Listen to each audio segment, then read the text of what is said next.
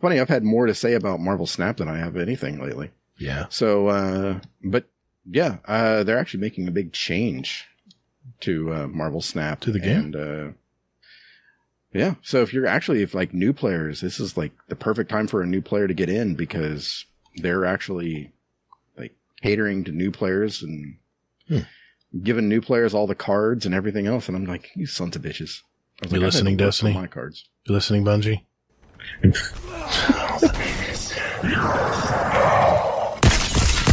Guardian down.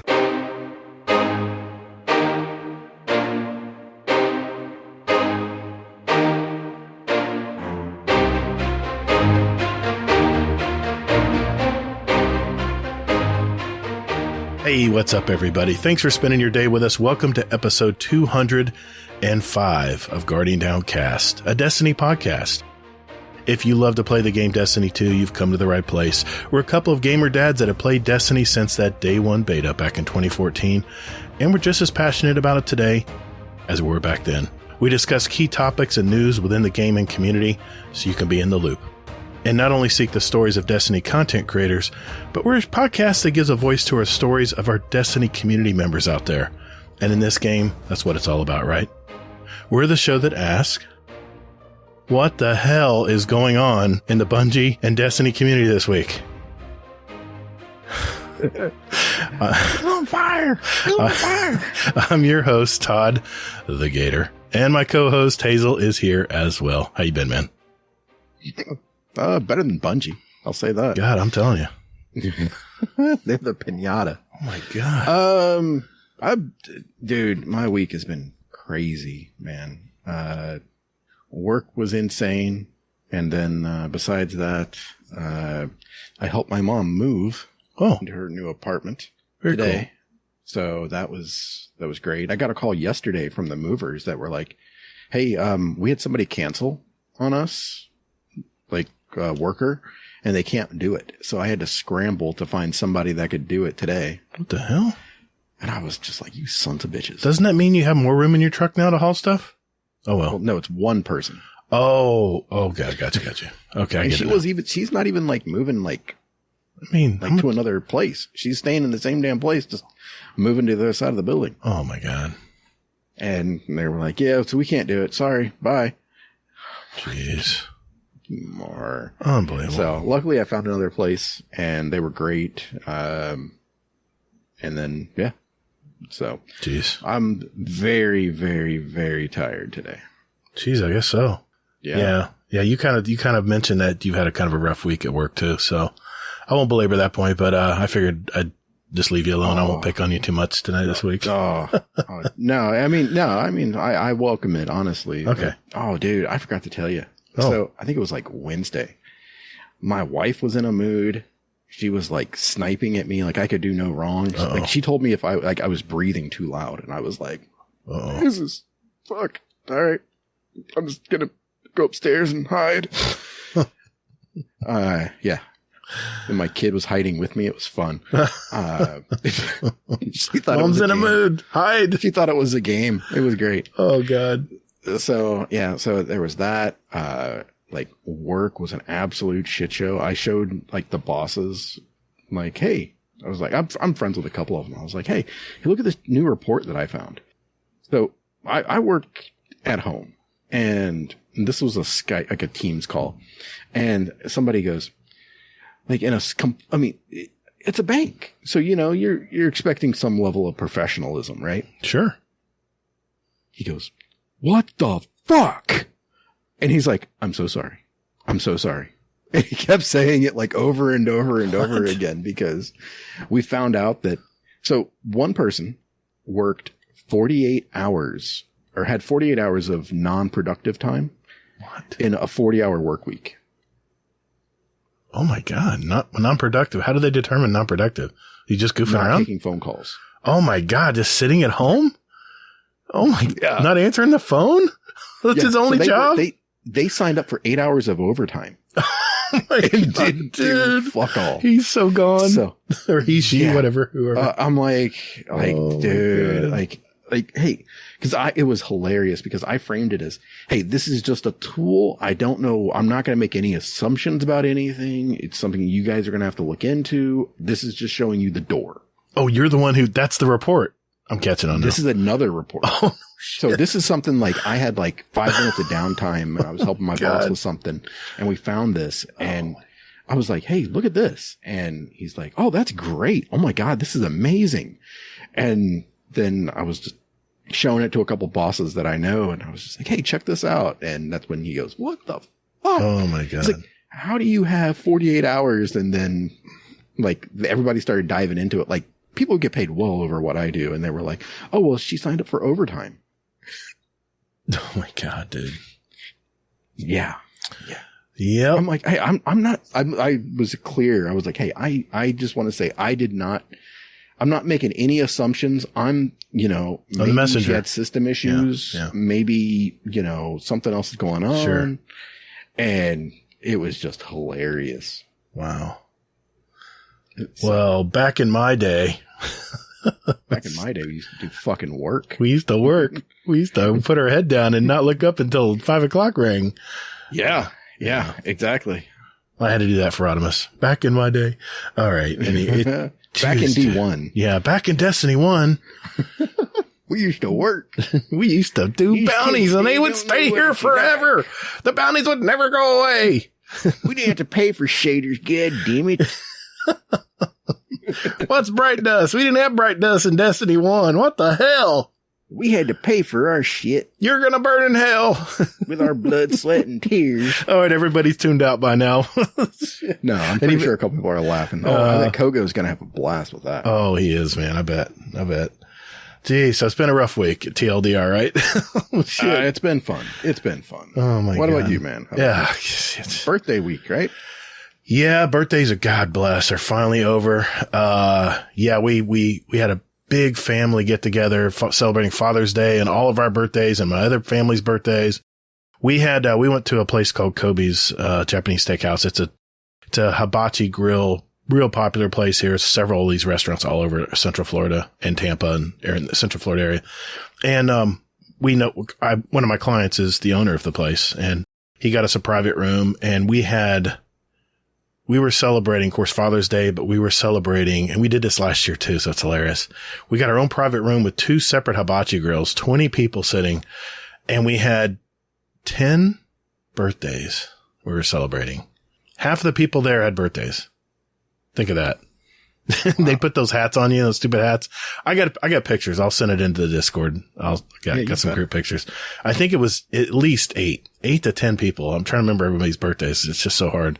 But my family, that's 4 of them right there. My whole family's birthdays were just this last month. So I'm just glad it's over, man. So it's June, right? Yep. It's June. So what the hell's going on in April? I don't know, man. I don't know. My mom's birthday. Is that right? No, it's 2 months later. So that's going to be August, like back to school. It's hot and sweaty, man. It's Florida. Oh, I'm not going any deeper than that. Sorry. That's as far as I'm going to go. That's something else. There's something in the air in August. I don't know what to tell you. Geez. Yeah. Yeah. And to boot, it rained every day this week in Florida. Every day. So I am way behind on schedule. None of my guys could really get any full days in. It was just a miserable week. But I got to play some Destiny. I did some stuff. We'll talk about that next, but I got some stuff in the office I needed to get done. But long story short, it just was not a productive week. So yeah, have fun, everybody. Hey, we'll see you next week. So here's what we got on the show tonight, everyone. First, we're going to catch up and talk about our week in Destiny, and that may not be a whole lot, may not be a lot. Who knows? Hazel's going to go over that massive TWAB or TWID or whatever the F it's called for the 5th week of Season of the Deep. And we're going to discuss our top picks of the week. And there are many. Then finally, we're going to answer your questions for the show via our questions for the show channel in our Discord and our voicemails. And we got some juicy ones tonight. And that is speakpipe.com/Guardian Downcast. Hey, if you've never put a voicemail into our show, I challenge you to try it. Just make sure you're in a quiet area. Your phone will work. Hell, ask Hades.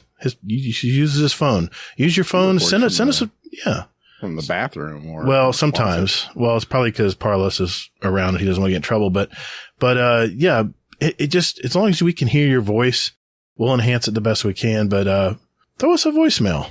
Don't be shy. I mean, we had a lot of new members in our Discord and we'd love to hear your beautiful voice. So if you have a question for the show or you just want to talk about something, a topic in Destiny, you got to keep it to 3 minutes. So sorry. So, send it to us and, we may actually play it on the show. Of course, we have another Scum Death's Corner to boot. So let's go.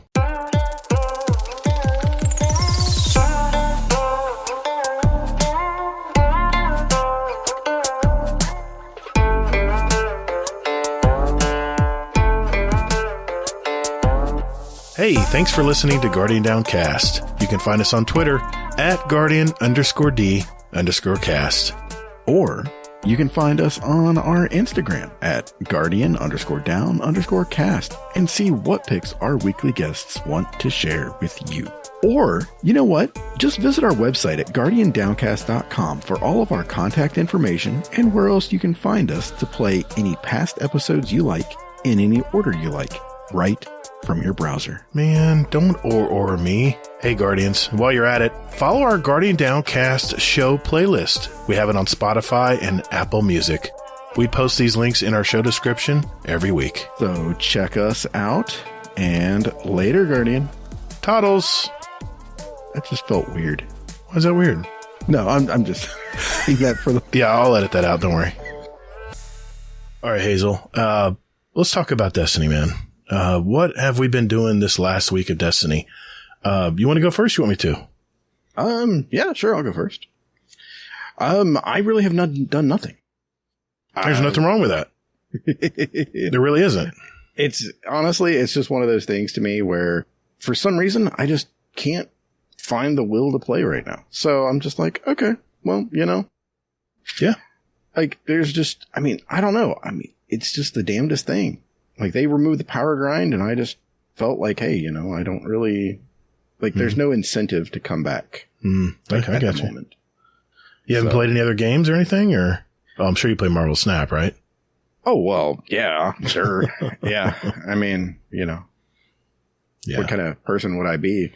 Funny, I've had more to say about Marvel Snap than I have anything lately. Yeah. So, but yeah, they're actually making a big change to Marvel Snap to the game. And yeah, so if like new players, this is like the perfect time for a new player to get in because they're actually like catering to new players and giving new players all the cards and everything else. And I'm like, you sons of bitches. I was you like, listening, Destiny? My cards. You listening, Bungie? I mean, I hate to pile on, but gotta help the new players, man. Gotta help the new players out there.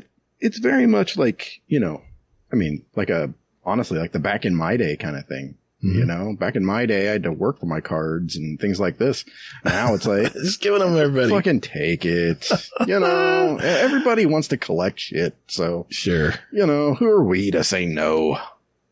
It's kind of like, first one's vanilla right? D2, how people are like, how they gave us all the exotics and things. Mm-hmm. So it's kind of like that, but I got you. Yeah. But so yeah, not too much at all. Sadly, I am actually going to be getting into a D1 raid with Mr. Monkey tomorrow. Oh, that's cool. Yeah. Yeah. We're going to be doing Crota and maybe something else too. Wow. So, that'll be interesting. Maybe you going to stream it? No. You ought to stream it, man. Because it's only going to be on, like PlayStation 1 or PlayStation 4. Yeah, that's fun. Oh, okay. I got you. I just don't know if it's really going to work and who knows? Oh, that's right. Yeah. So you'll be playing from what? Your Xbox? No, PlayStation. Oh, you're 4. Gotcha. Yeah. Okay. I got you. Where I've got all my stuff. I hear you. That'll be fun, man. He wanted me to play this weekend, but, my dad just got a new TV.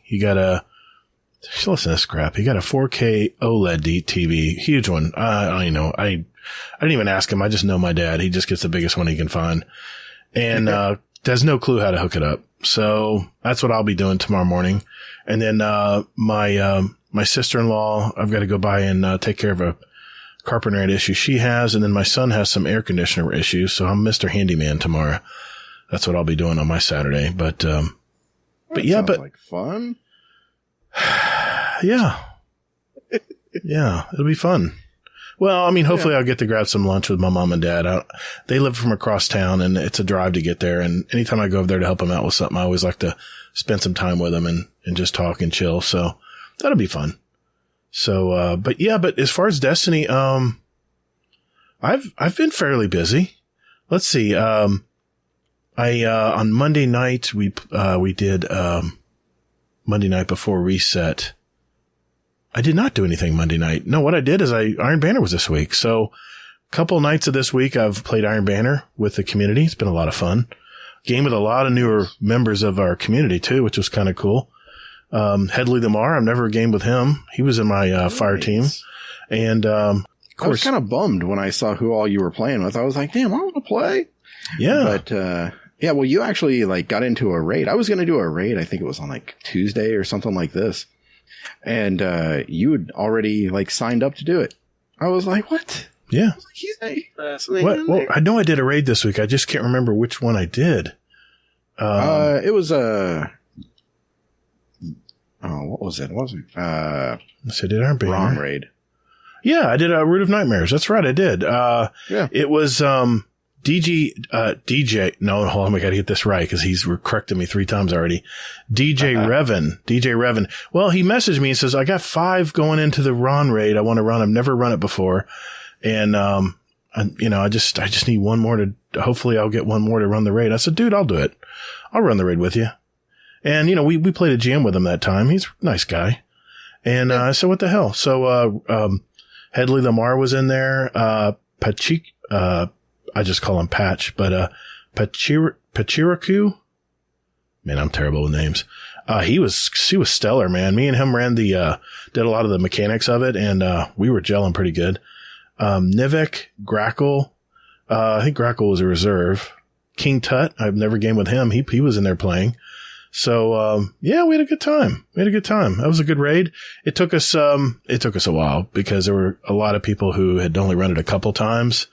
So I think it was, Headley Lamar and I that were doing a lot of the Sherping and just explaining all the different things to do in each of the encounters. And of course, I pulled a Hazel. I made DJ Revan run the mechanic, the first area. So, but then, let's see, Tuesday reset and Thursday, just last night, we played Iron Banner with the community.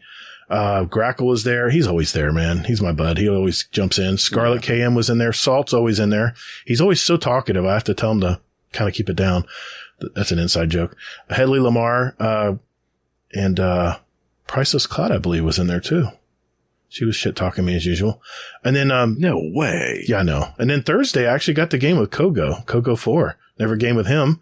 Headley Lamar was there. MC Squared was in there. Let's see, Zebrak, I think, jumped in. Hammer Crasher, I got the game with him too. I got these days backwards. This was Tuesday. And Thursday was with Headley Lamar and the other guys I mentioned earlier. But yeah, good nights, man. I streamed both nights. Thank you for everyone who stopped by and said hi, because I was lonely in there. I needed some people to jump in and say hi. And I always have a good chunk of people to jump in here and say hey.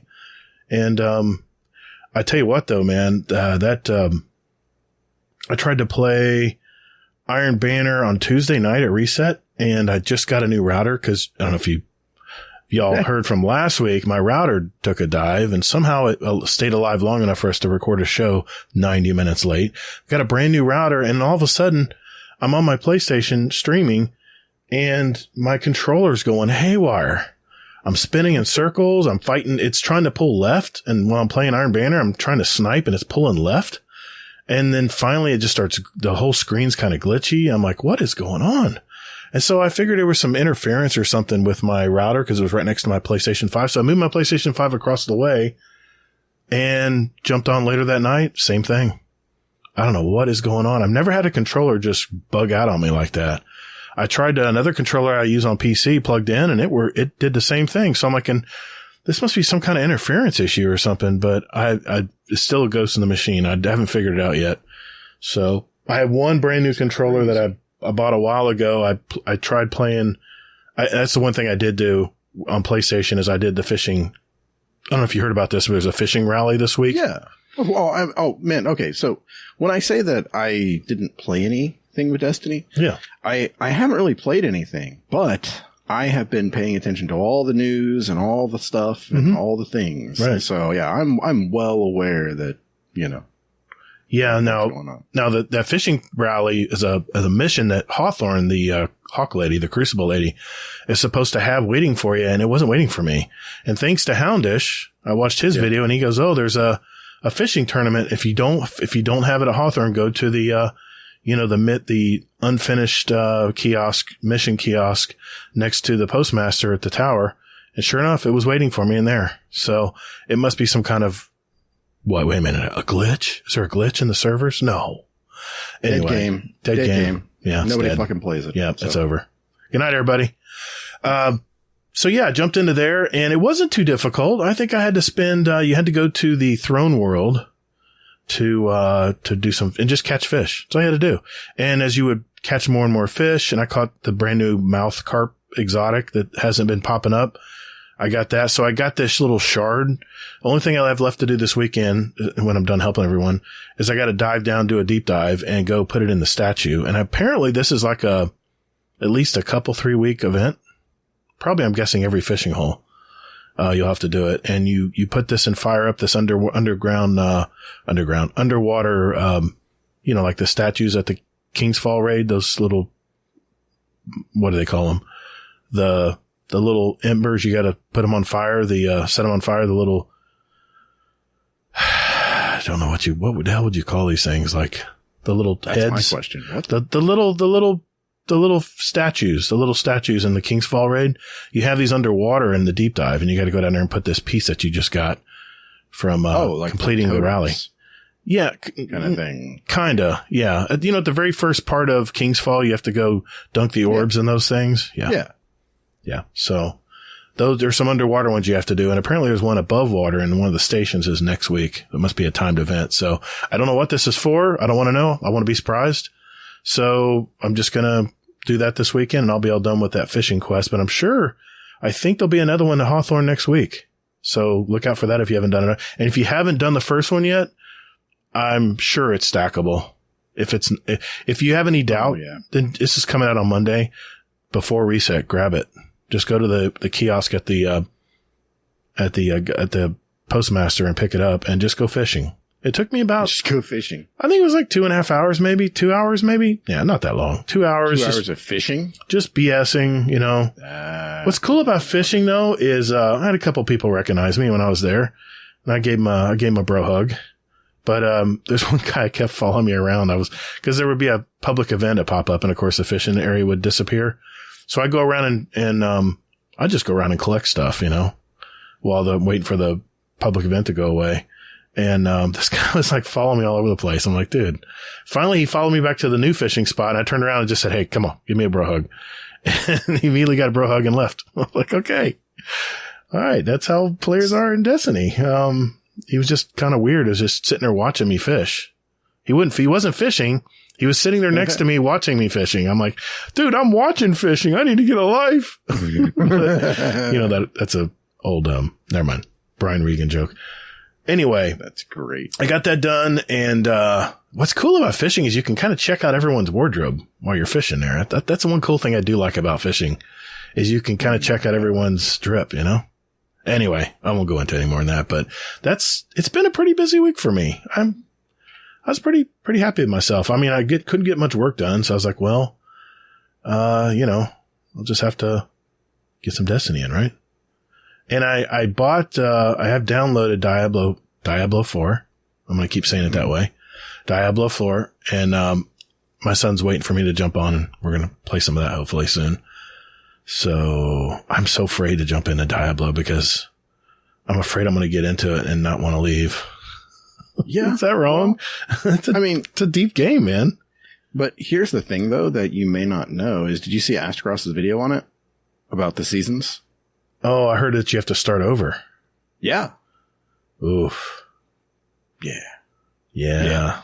That right there was enough to sell me on not doing it. Maybe not doing it. I'm like, yeah. Maybe not buying the season. Just jump in and play the campaign, right? Yeah. Might just do that. Yeah.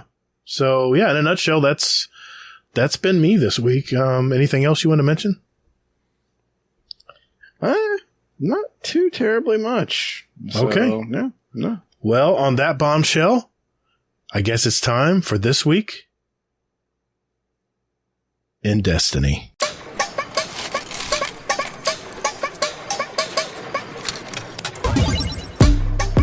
Hey guys, this is Marcus B814, and I'm guesting again over here on the Guardian Downcast, a Destiny podcast. Hazel is an elitist podcast, and Gator has way too many bounties stored up for the 4th season of Lightfall. So, keep listening and enjoy the show. Well, Hazel, since we got lots of time on our hands this week, I figure why not one topic of the week? Let's go with 4. We got 4 topics of the week this week. And, I'll just warn you guys right now. I don't know where this conversation is going to go tonight. And, one of our topics, there is a spoiler warning. So I'll mention that before that topic comes up. I'll give you fair warning so, we don't ruin anything for you. But, let's start with, our first topic, which it's ironic. Hastacross has given us 2 weeks of content now from his videos that he puts out in the community. And, I don't know if everyone has seen it yet, but Astercross put a video out on microtransactions. He's gotten 1 million+ views on this video, and Dado even responded to it, and several other people in the community have responded to it. Yeah, Dado had to reply. He had to because he was called out in it. Well, he wasn't called out in it. He was just like his video was referenced. Yeah. So yeah, you gotta chime in there. Well, I'm sure his during when he was streaming and stuff, I'm sure people are like, man, you got to respond. What are you going to say? Or what do you think, Dado? What do you think, man? And finally, I think he said, fine, I'll just go make a video. So that's what he did. But it was about, monetization, right? It's the old, and how, Bungie's monetization practices have gotten, well, let's just say they've gotten more and more confusing and more intrusive into the game. Wouldn't you agree? I would say questionable. Yeah. Questionable practice. Gotcha. So, I don't even know where to start here, but is there something you want to dive into first? Yeah. Where do you want to start with this, Hazel? So, what I would say would be, this is what I would call, Bungie's no good, very bad, horrible week. Boy, and that's saying it something. Yeah, it's based off of a children's book, actually. Yes. So, dads, you know what we're talking about. And moms. Yeah. And, I mean, because they, for real, have been, like, kicked in the junk and everything else, like all week. So. Every day, it seems we're hearing something new, and it's like, really? Yeah. I mean, even Bife got back on the, kicking Bungie while they're down kind of thing. Yep. So. Well, yeah. And on that note, I think one of the first things he mentioned was that the pay structure for a new player coming into Bungie, how it's so convoluted, man. I mean, if a new player enters in and decides to play this game, and we get those new players all the time jumping in our Discord community that just don't know where to start. What would you tell them, man? I mean, I was making fun of Call of Duty last week. We had this conversation last week, how it was $364 or something for all the content for the latest Call of Duty game. You know what it is for Bungie? It's over $400, dude. $400. Is it actually that much, or is that how much it is for like random BS? Well, there's some duplicate stuff in there. Yeah, what Steam likes to do is say, okay, this is all the stuff you can buy for Destiny as far as content.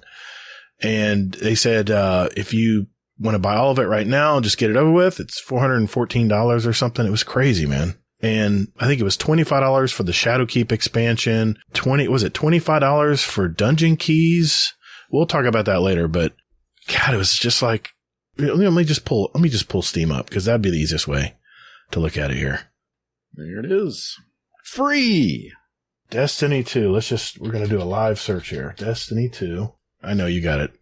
Yeah, free. Free. Destiny 2 base game, free to play. But if you want Lightfall, that's going to cost you $50. If you want the Witch Queen, that's another $30. This Forsaken pack, which, wait a minute, is $20. But hasn't that been sunset? The Forsaken campaigns and all that? Yeah, except what for are you buying? Oh, you're buying, this is the weapon pack. Yeah. Exotic weapons and stuff. Don't waste your money on this, folks. Don't waste your money on this. What? It's the raid, though, man. Wow. It's Leviathan raid, right? Not Leviathan, the one Last on Wish. The Last Wish, yeah, which I've run 2 times total, by the way. Yeah, there's some exotics. That's a you problem. I know it is. I know. Those weapons are now craftable. Yeah, that's right. They are. So what do you tell a new player, man? It comes in here and it's like if I went to play Diablo 3 right now and I saw all these different packs and I wouldn't even know where to start. 30th anniversary pack, still $25. God, you know how old that is? Came out in 2021. Deep Silver Bundle, $15. Just has silver. Well, hey, they have the Armory Collection, which is the 30th and the Forsaken pack for $30 together. But they don't. Then they have Lightfall plus annual pass, $100. Lightfall plus an annual pass upgrade. Oh, geez, man, I'm confused. What though is that they have the Armory Collection, and then they have the same shit above. So like, if some ignorant bastard went out and said, "Hey, here it's $414.88 is what I see," right? They're going to end up getting screwed because they're buying the same shit twice. Throne of Atheon emote bundle? What? Atheon. That's what I said, Atheon. Wow. This is, it's a cluster. It's a cluster F. It definitely is, man, because... Let's hop in a time machine real quick, okay? My God, man. Let's hop in a time machine. Okay.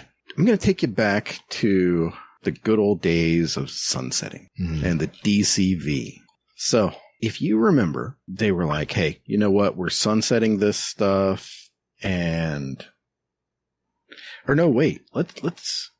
was before they did the DCV after they went free to play. Right. So, okay. So no, I'm sorry. Let's go back to free to play. Okay. Mm-hmm. And it was, let me see here. It's Forsaken. Shadowkeep is when it went free to play, I believe. Shadowkeep is the oldest expansion you can buy as of today to go far back as you can without getting sunset. Shadowkeep. Yeah. On the moon. Yep. So, I mean, correct me if I'm wrong though, but I believe that when they said they were going free to play, we were all like, hey, I mean, this is a good thing and everything else. Bring a lot of new players. Yeah, it's going to bring in a lot of new players. This is the way it should be and all this and that. And everyone basically said, hey, what Bungie's going to do or what they should do, they should go ahead and have the Forsaken DLC should be free. Mm-hmm. And everybody's like, oh yeah, that's a great idea. And it was just like expected, like this is what's going to happen. Mm-hmm. And then Shadowkeep came out. And we found out Beyond Light came out, and we found out that, hey, they're just sunsetting this shit. They're not, they're doing away with it. They're not doing anything else with it. Yeah. Anything from Forsaken back is gone. Yeah. And everybody's like, well, okay, then what's free? Yeah. That question came up. And it was around Beyond Light is when everybody started really questioning this whole thing. And then Witch Queen came out, and still nothing was free. I mean, free to play got Prophecy Dungeon.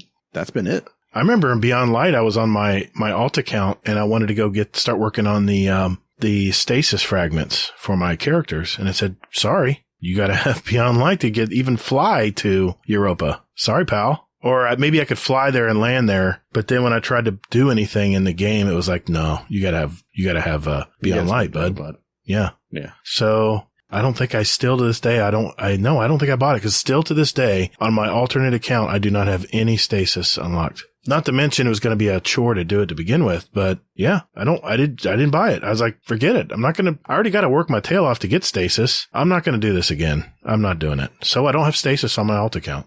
So yeah, I mean, this is what I was running into. I mean, I can't, this is not a new player's perspective, but this is someone that has an alt account that has to buy all the content again and on every platform. That adds up, dude. I play on PC and PlayStation. That's the reason why people don't have alts. That's the reason why people play other games. I play crossplay. I play on PC and I play on PS5. I had to buy everything all over again for each, and I understand why I had to do that, because Steam has to get their money and PlayStation's got to get their money. They got to get their commish. I think that's out of Bungie's hands as far as that, but that adds up, dude. That's $200 for the whole year. So, well, yeah, for just one account on 2 platforms. We're hardcore veteran Destiny 1 beta gamers, and we can't make light of what to buy here on Steam. It's so, it's just so confusing. I can't imagine a new player coming in here going, okay, where do I start here? Well, I mean, I think part of it is Steam. Well, Steam doesn't. They do itemize everything, don't they? But they don't tell you that you're buying something duplicate, though. That's kind of unsavory, in my opinion. They should say, listen, not required. Is that a Steam issue or is that a Bungie issue? I don't know.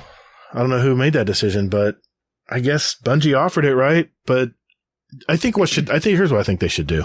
They need to just get all the old material that's been from the past all the way up to, I would even say Beyond Light. No, I would even say Witch Queen.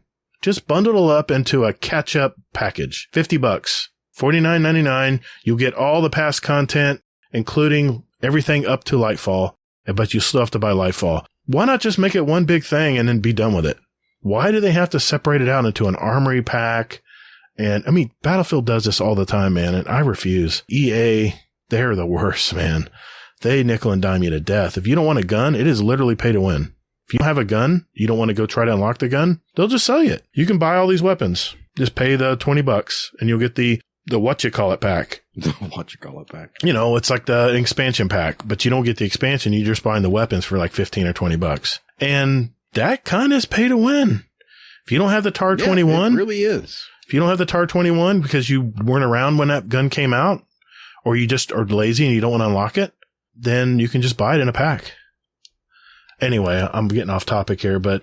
Yeah, because, I mean, but ultimately, I mean, the talk is about, I mean, the monetization, period, as well as that, I mean, like, I watched the Astrocross video a couple times just because I wanted to take notes. I was picking it apart. Because, I mean, honestly, if you think about it, it's like, I mean, he was saying, like, it was pay to win, that Destiny was pay to win, right, because you get... the harmonizers. Yeah, and I'm like, that's not pay to win. I'm sorry to break it to you, but yeah, that's not pay to win, in my eyes anyway. But I don't know. I mean, it's like a catch up mechanic. That's what I think the harmonizers are. Like I've been using my harmonizers because I got a pulse rifle back in the season of the one with the Warmind. Just recently, where the Warmind sacrificed itself. Spoiler alert. That was at season of that was the last 2 seasons. Yeah, 2 seasons ago, where they had the oh hell, I'm just gonna look it up. Jesus Christ. The disparity. And for some reason, I goofed around and I ran out of time in the season. And I couldn't get the red bars anymore because the season had expired. So the harmonizers I've been using to get this rifle upgraded so I can craft it. But I still have to wait for it to drop now from either the gunsmith or Zur. It's not. I don't believe this drops in game. It still could. It's in the pool. It's a huge pool, man. I mean, but yeah, it is. It's massive. So. I can use it one time, and I have on the one I have a decent roll on. It's got Headseeker on it, but I want to craft it with enhanced Headseeker and all that good stuff. So I have to, I've been using it for that because for some reason I didn't play enough content that season where I got enough red bars to craft it. I did some of the other weapons, but I didn't have enough time. And I don't know if that's pay to win. I think it's more of a catch up mechanic for people who maybe weren't around that season, or were freaking asleep at the wheel like I was. But you were, before I interrupted you were talking about how you don't think it was pay to win. Is there anything that's really pay to win in this game? I mean, it's mainly been cosmetics, right? That's what most of the the pave stuff is a beautiful ornament or a cool gun ornament, or what would you saying is pay to win? I think what could be considered pay to win is if you spend the $100 to get the stuff to upgrade your battle pass, and buying the levels, and you buy the levels. Somebody did that one time. I can't remember who. Yeah, some ignorant bastard.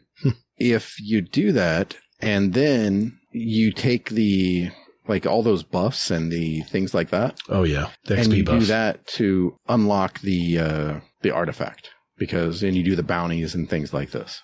It's not quite pay to win, but it's going to be something that is basically it could be considered pay to win because the artifact is overpowered. Yeah, I see that, but that artifact is available to everyone who wants to put the time in. I still think that's a catch-up mechanic. But it's not, but you can do it from day one. Yeah, so that's different. That's something new they've done. They used to wait till halfway through the season. But does it matter? In the grand scheme of things, does it really? I mean, you still have to put the time in. Even though you got an XP buff, you still got to do something in the game to get that XP. And let's face facts. You get the XP buff pretty quick in the season.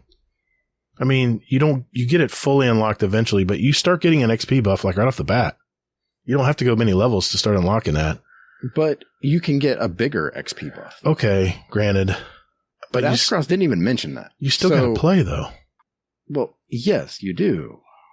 So, I mean, I'm not saying that it is pay to win. I'm just bringing it to light that, hey, this could be a shady practice and things like this. I mean, even the seasonal exotic you get for people who pay for the season pass, they get it right off the bat as soon as you unlock, as soon as you can get it right away. But they still offer it 25 or 30 ranks down the road for the people who don't buy the season pass. So it's not like you're buying a gun that's pay to win. It's still available. You got to put the time in. There's different versions of pay to win, though. That's the thing. It's a gray area. But overall, I mean, overall, if let's just say I just dropped $100 and said I'm just going to unlock it right away and just enjoy the fruits of it, what am I really gaining? Am I really gaining an advantage over anybody?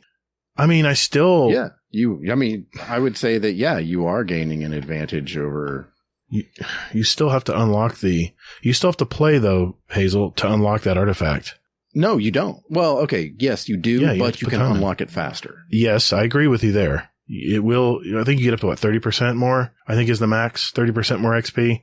I'm not looking at it right now. I can't tell you, but I don't even pay attention to that, man. I just play. Well, exactly, Gator. But again, that's what you do. You just play. Yeah. You know what I mean? Yeah. I just don't know who would drop $100 to do content that they're eventually going to unlock anyway, unless they just don't play a lot of it and they're playing a lot of different games. It gets people to the artifact faster. I mean, so imagine this. Yeah, you're right. It does, because 30% is 30%. I mean, so imagine this. Okay, you hoard bounties like a bastard. Okay. Mm-hmm. Now let me give you an extra 30% on top of that. Okay. If I was stacking bounties and I decided to drop $100 to unlock all the levels and get the 30% boost and then drop all my bounties. I still have to play to unlock the artifact. I still have to play to unlock the artifact, though. But yeah, you're right. You don't. You're right. No, you don't. No, you still have to play the opening mission to acquire the artifact. All right. I'm just saying that's a technicality. Don't stress yourself out that much. All right, fine, asshole. Oh boy. I know. Break a nail. Yes, it'll take them less than an hour to get it. Yes, it will. It'll take them less than 5 minutes to do it. I think you have to play that I think it took me about 30 minutes. Okay, with this season, maybe 30 minutes. Yeah, to unlock it. But yeah, you're right. If I had a bunch of bounties, gosh, gave everybody an idea now. Stack the bounties. Yeah, there you go. For $100, you can do something that's only good right now. But still, let's just say you had max 62, 64 bounties ready to rock. On all three characters. And then you buy it and get the 30% bonus for XP. You're still got a long way to go to unlock that artifact, dude. That's a lot of XP you got to play. It's going to give you a great start, no doubt. But it's not going to unlock the entire artifact. I guarantee you that would probably complete your artifact. Test that. We need to test that theory. I don't have $100 to spare, though. Patrons. How about a little helping hand here? No, just kidding. No, I'm not doing it. I'm not doing it. But I mean, what we could do is, test that Well, out. I'm not gonna. Oh, I know how we can test it. Here's what we do. I'll stack bounties for next season on all 3 characters. And then what I'll do is I'll just multiply that by 30% more. I'll find out what the modifier is. If I think it's 30% once you max it out. You get a little piece of it at a time. It's like 2%, 5%, 8%, 10%, 20%, 30%. I think that's how it works as you get further and further along in the season pass. And what I would do is just get the base number of XP from dumping all the bounties. And you got to remember, though, that you're going to be gaining value. You'll be gaining boost as you dump the bounties, too. But if you're going to do it all at once, okay, just multiply by 30 and then look at the artifact and see what I would need XP-wise, because it tells you right there what you need to unlock the next level. It's hundreds of thousands, by the way. Yeah. So, that'd be a good test. But seriously, though, I don't know. I think it's just absolutely, to me would be the pay to win piece. That would be the closest thing I can think of, the pay to win. And even then, I don't think it's that much of a stretch, but. Oh, I think it definitely. You think it is? Yeah. Just the fact that you're not getting the TAR 21 in your hand, you still got to go and earn it. You still got to go unlock the XP. You still got to play the game. I don't know. You can even say the armory pack, it gives you a bunch of exotics, right? Is that pay to win? If I don't have the Truth rocket launcher from the Forsaken pack? That definitely could be considered pay to win. If we're talking instant weapons, right? I've never done that pack, so I don't know if it unlocks it immediately or gives you the bounty to go do the mission to go unlock it, or probably just gives it to you. Anyway. Yeah. So, that was a rabbit hole there. It was major. I'm glad that we proved Astacross right. That it is pay to win. Mm-hmm. But ultimately, I do believe that it's not pay to win because it's just Destiny. The people if a new person were to play it, they're only going to have the advantage over another new person. They're not going to have the advantage over somebody else who's been playing the game for years. Yeah. I think anybody's going to have an advantage over a new player. Just about. Yeah. Because they're new players. They have to, if I play Diablo tomorrow, I guarantee I'm not going to have the sword of Akava that's going to kill everything. In one swipe. I'm going to have to go get it to drop, right? It's a looter shooter. So, yeah. I think when you start doing any game, you're going to be starting from scratch. So, what were your final thoughts about the... See, on the monetization end, stuff. I have to defend Bungie a little bit here. And I know, just call me the shield. That's my part, right? Well, the problem is I think what's happened here is, one, they're not an independent studio anymore. You can tell me that they have all these rights and they can do whatever they want, but and it comes down to it. Sony's going to make the call on what they do because they own them. $3 to $4 billion. They own. Bungie cannot just make their own game and say, no, we're not going to put it on Bungie. We're not going to put it on Sony. No, dude, Sony owns you now. They have the backing of Sony, which means that, like it or not, Sony's going to have some say. You don't think they haven't had meetings over this?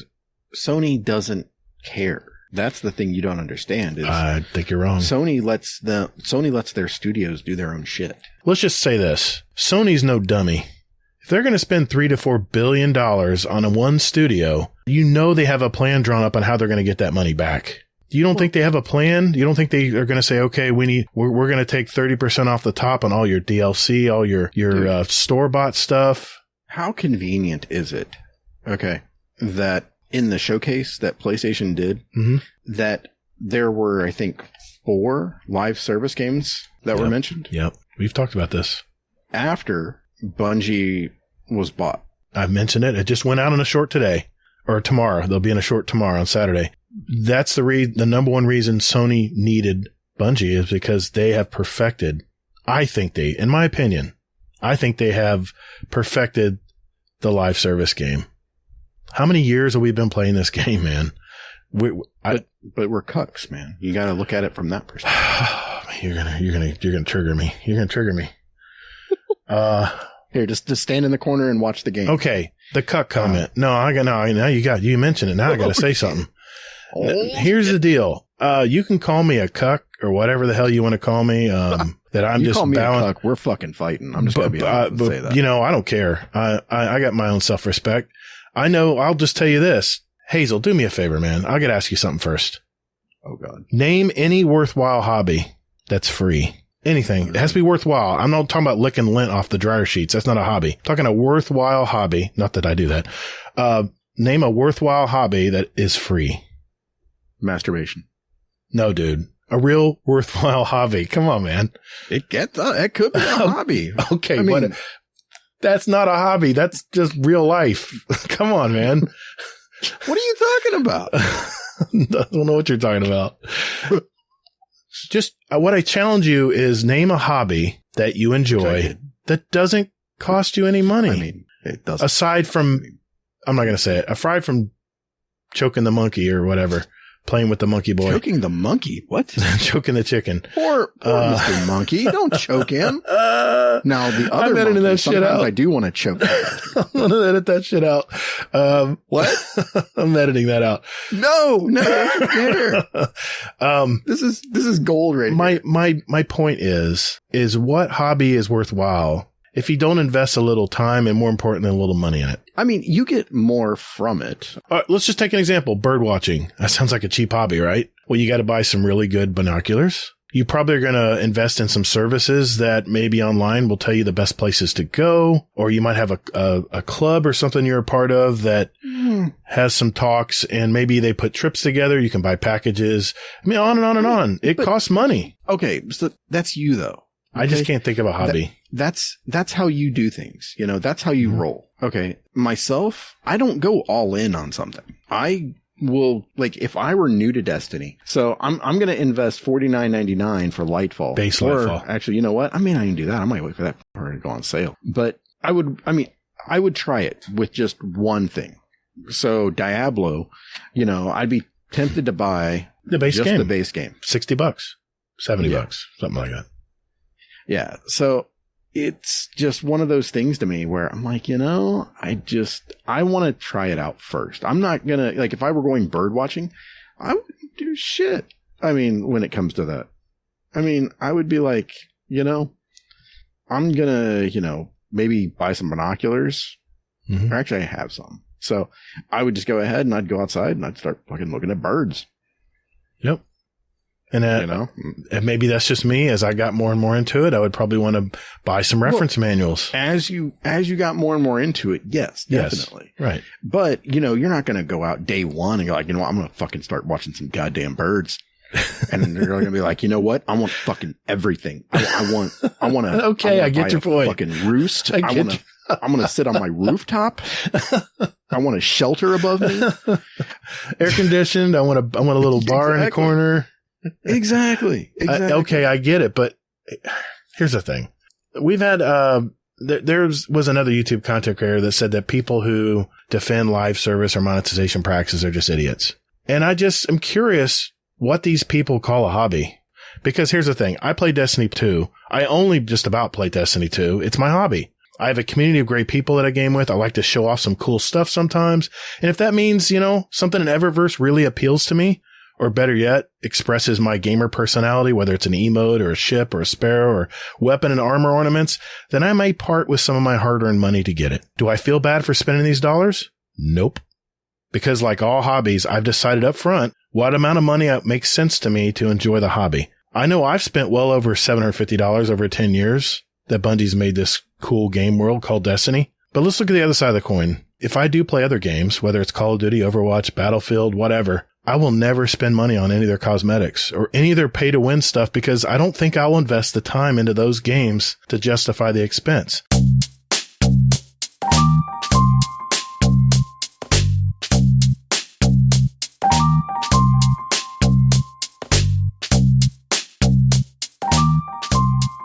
This is Frostway, and you're listening to Guardians Downcast. I'm sorry, what? What? No, Guardians. No. You know what? Out of the seat. You lost your privilege. Hey, everybody. You are listening to Guardian. You hear that? No S. Guardian Downcast.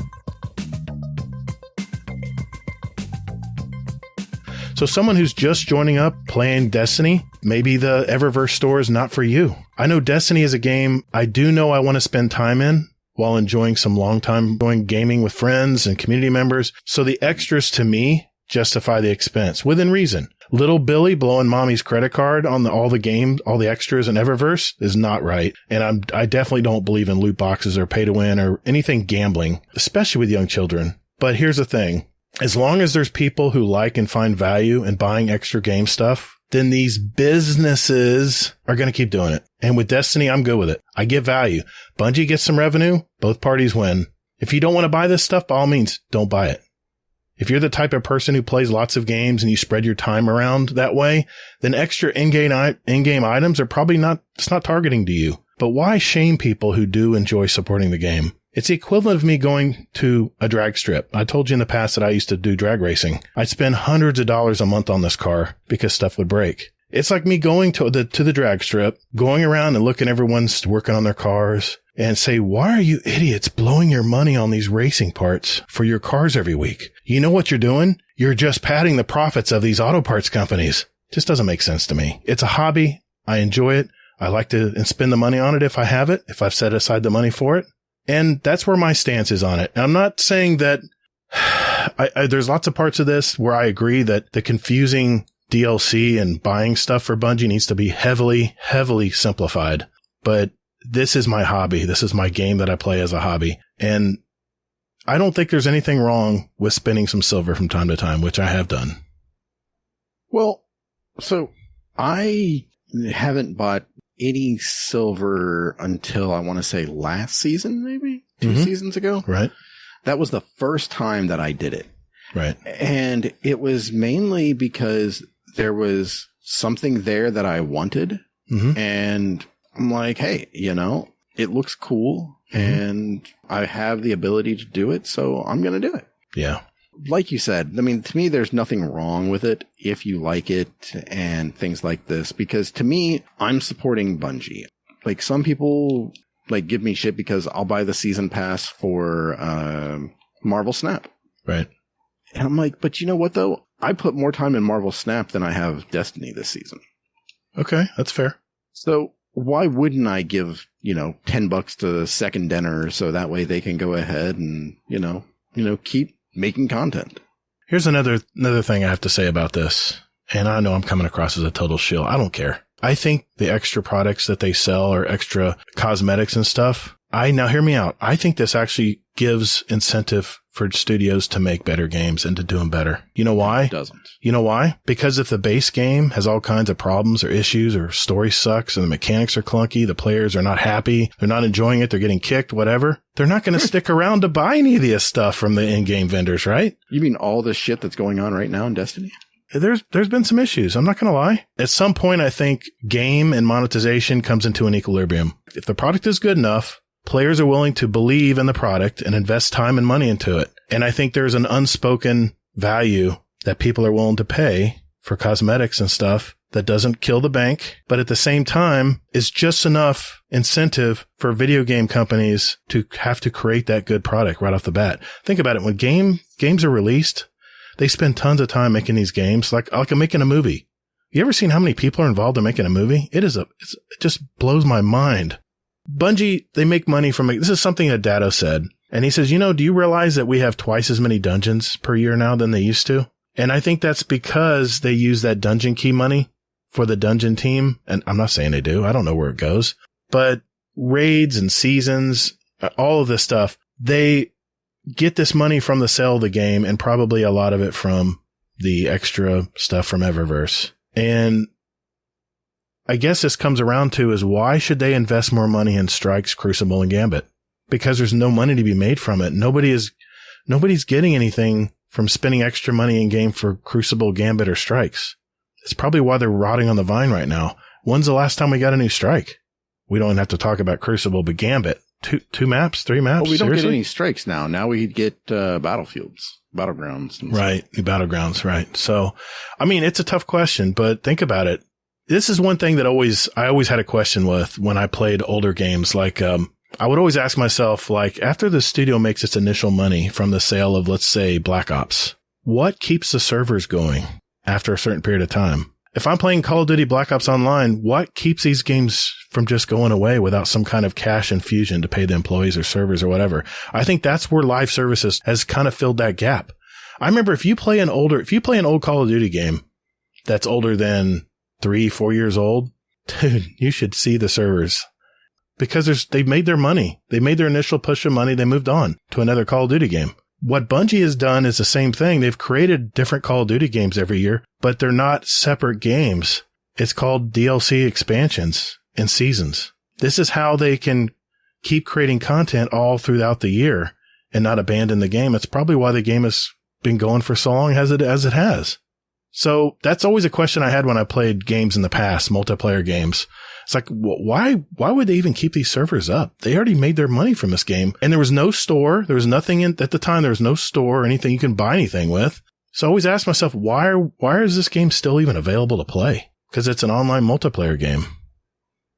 So I think that's why live service has come into what most games are surrounded now. Just like you said with Sony.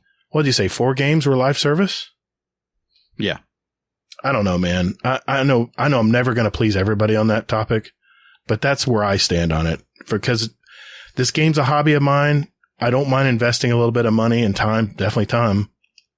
I think I've gotten my money out of it from the thousands of hours I've played this game.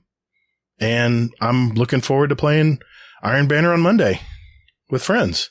So, I mean, I just think that, I don't see anything wrong with it, about microtransactions, and the pricing scheme is either I see what Bungie's trying to do. They're trying to be, hey, you know what? You took a season or a year off. That's fine. Join up and play and, just join up from wherever you are. Right. Bungie's just trying to, do the good guy thing.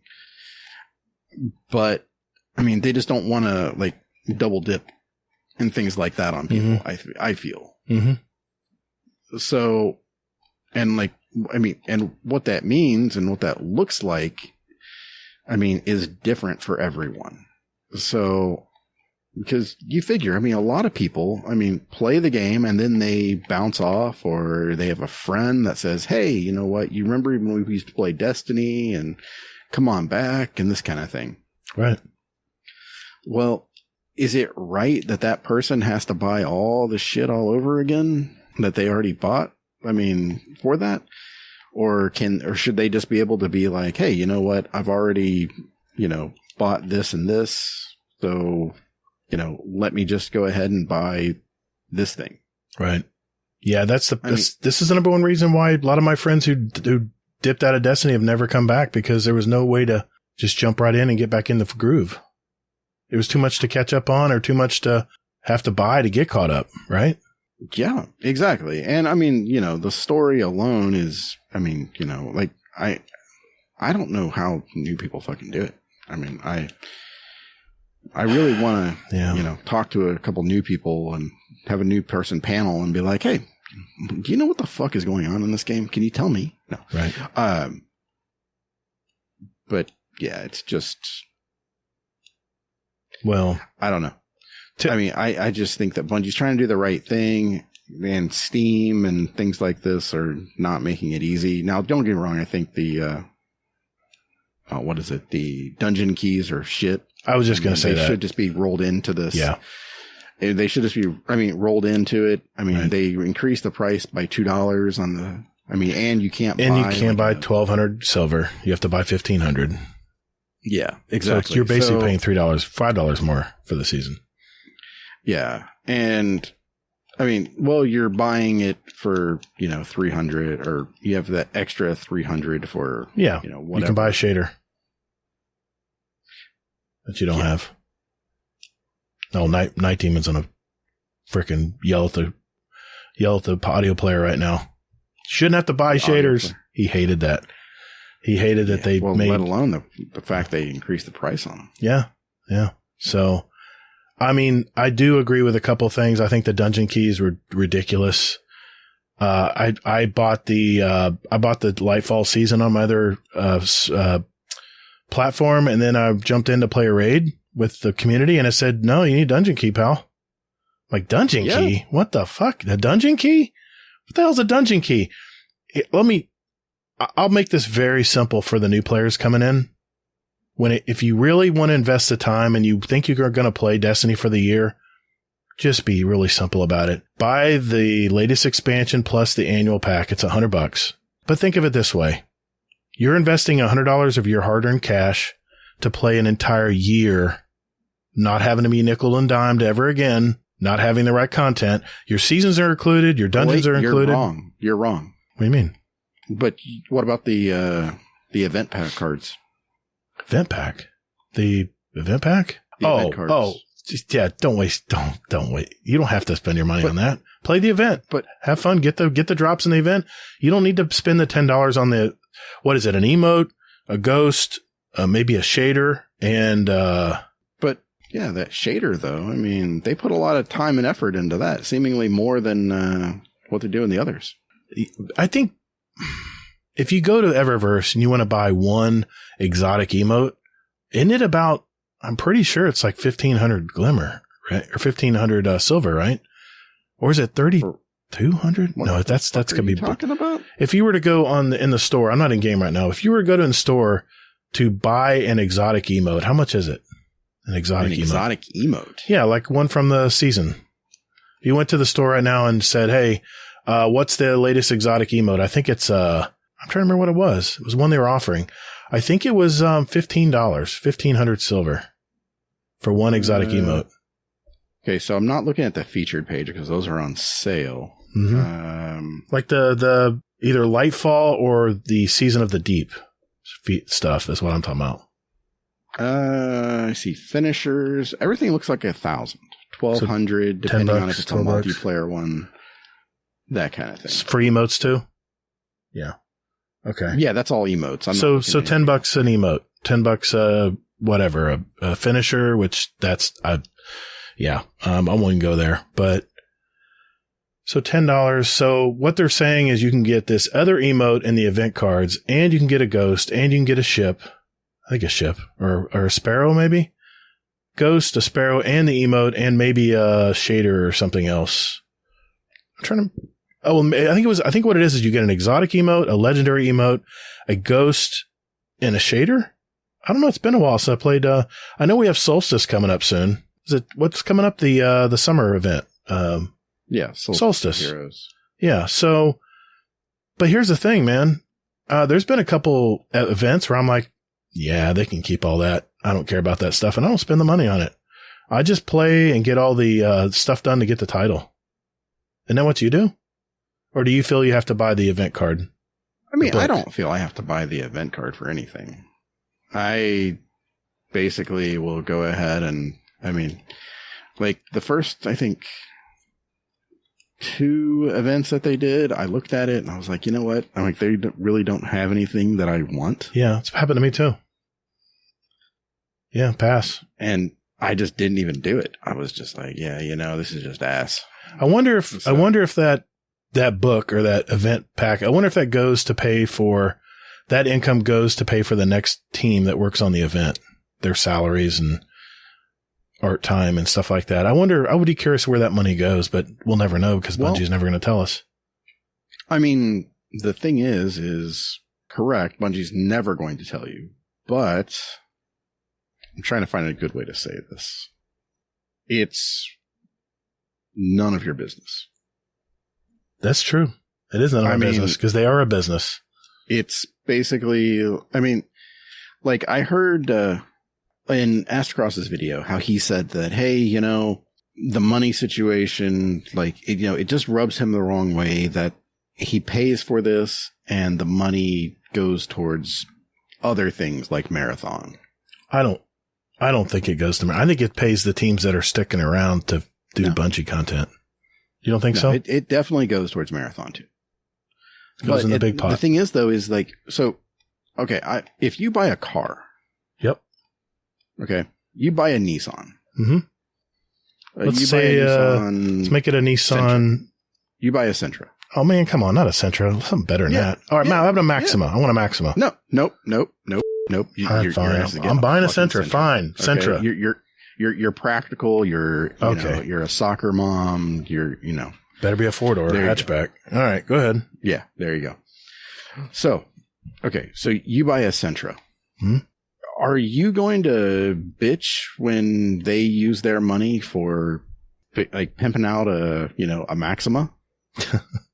We're never gonna know. Where it goes. I mean, exactly. So what the is the difference? That's what I've been talking about. It's a business. Bungie is a business. They're not. Last time I checked, it was Bungie.net, right? It wasn't Bungie.org, like a nonprofit where they just want to help people play games online. They're a business, dude. They got to make money. And I know people are going to be saying, dude, you're such a cuck. Making money. Seriously.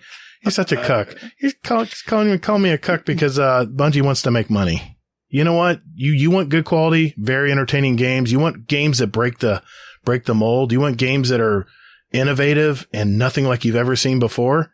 You think free to play games are and not ganking anything from free to play games? You think they're ever going to make anything better? What's the incentive? They're a business, man. What's the incentive to roll the dice and let's face it, Marathon, they're rolling the dice, man. They don't know how people are going to react to it. But what's the incentive if they're not making any money in the company? It's the hope of making money. Like, I'll give you an example. The Flash. They probably invested $200 million in making that movie. Hell, I can see it. You see all the people they hired to make that movie. And they're losing money right now because they're not getting the sales that they thought they would get from. But guess what? Yeah. That is sunk cost, baby. They're going to take that loss. They're going to take that L because they rolled the dice and nobody watched it. Yeah, but it's part of the thing, though, is like, I mean, that's the reason why I went into that with you about, about them saying like, hey, this universe is not going to be renewed, basically. Yeah. Because, I mean, if I tell you that, hey, you know what, even if you like this movie, they're still not going to do shit with it. Yeah. I mean, what's the incentive in you even wanting to go see it? I mean, you going to see that basically, made you a cuck. I mean, because you wasted your money because, unless you really liked it. What? I'm really getting tired of that name. It's really going to trigger me. I'm trying to think of a pun that we could do. Like, maybe a safe word besides that C word. I don't know. Oh, God. I guess our point is there's some unsavory things that Bungie probably needs to clean up. They need to create a catch-up pack.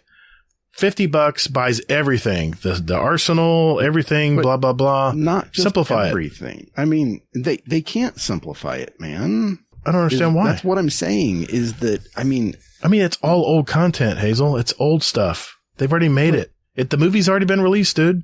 They're trying to make money on what's already been released. They've already invested the money in this stuff. But man, so have people.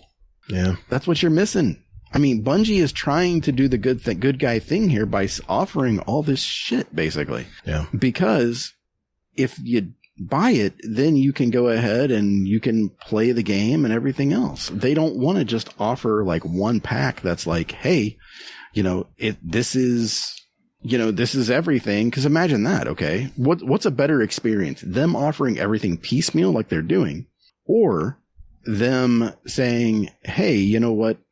We appreciate you buying Shadowkeep and Beyond Light and things like this before, but you're going to have to rebuy it because you quit playing the game.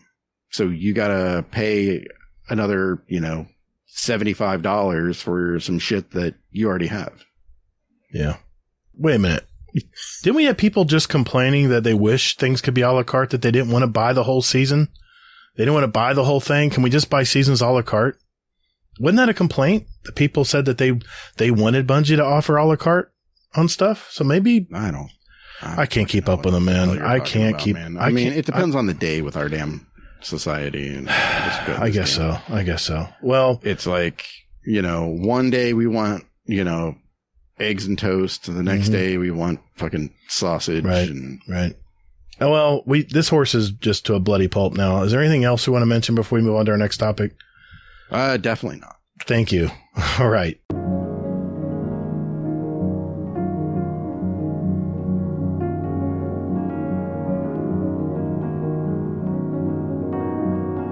Hey, it's Kato here. You're listening to Guardian Downcast. All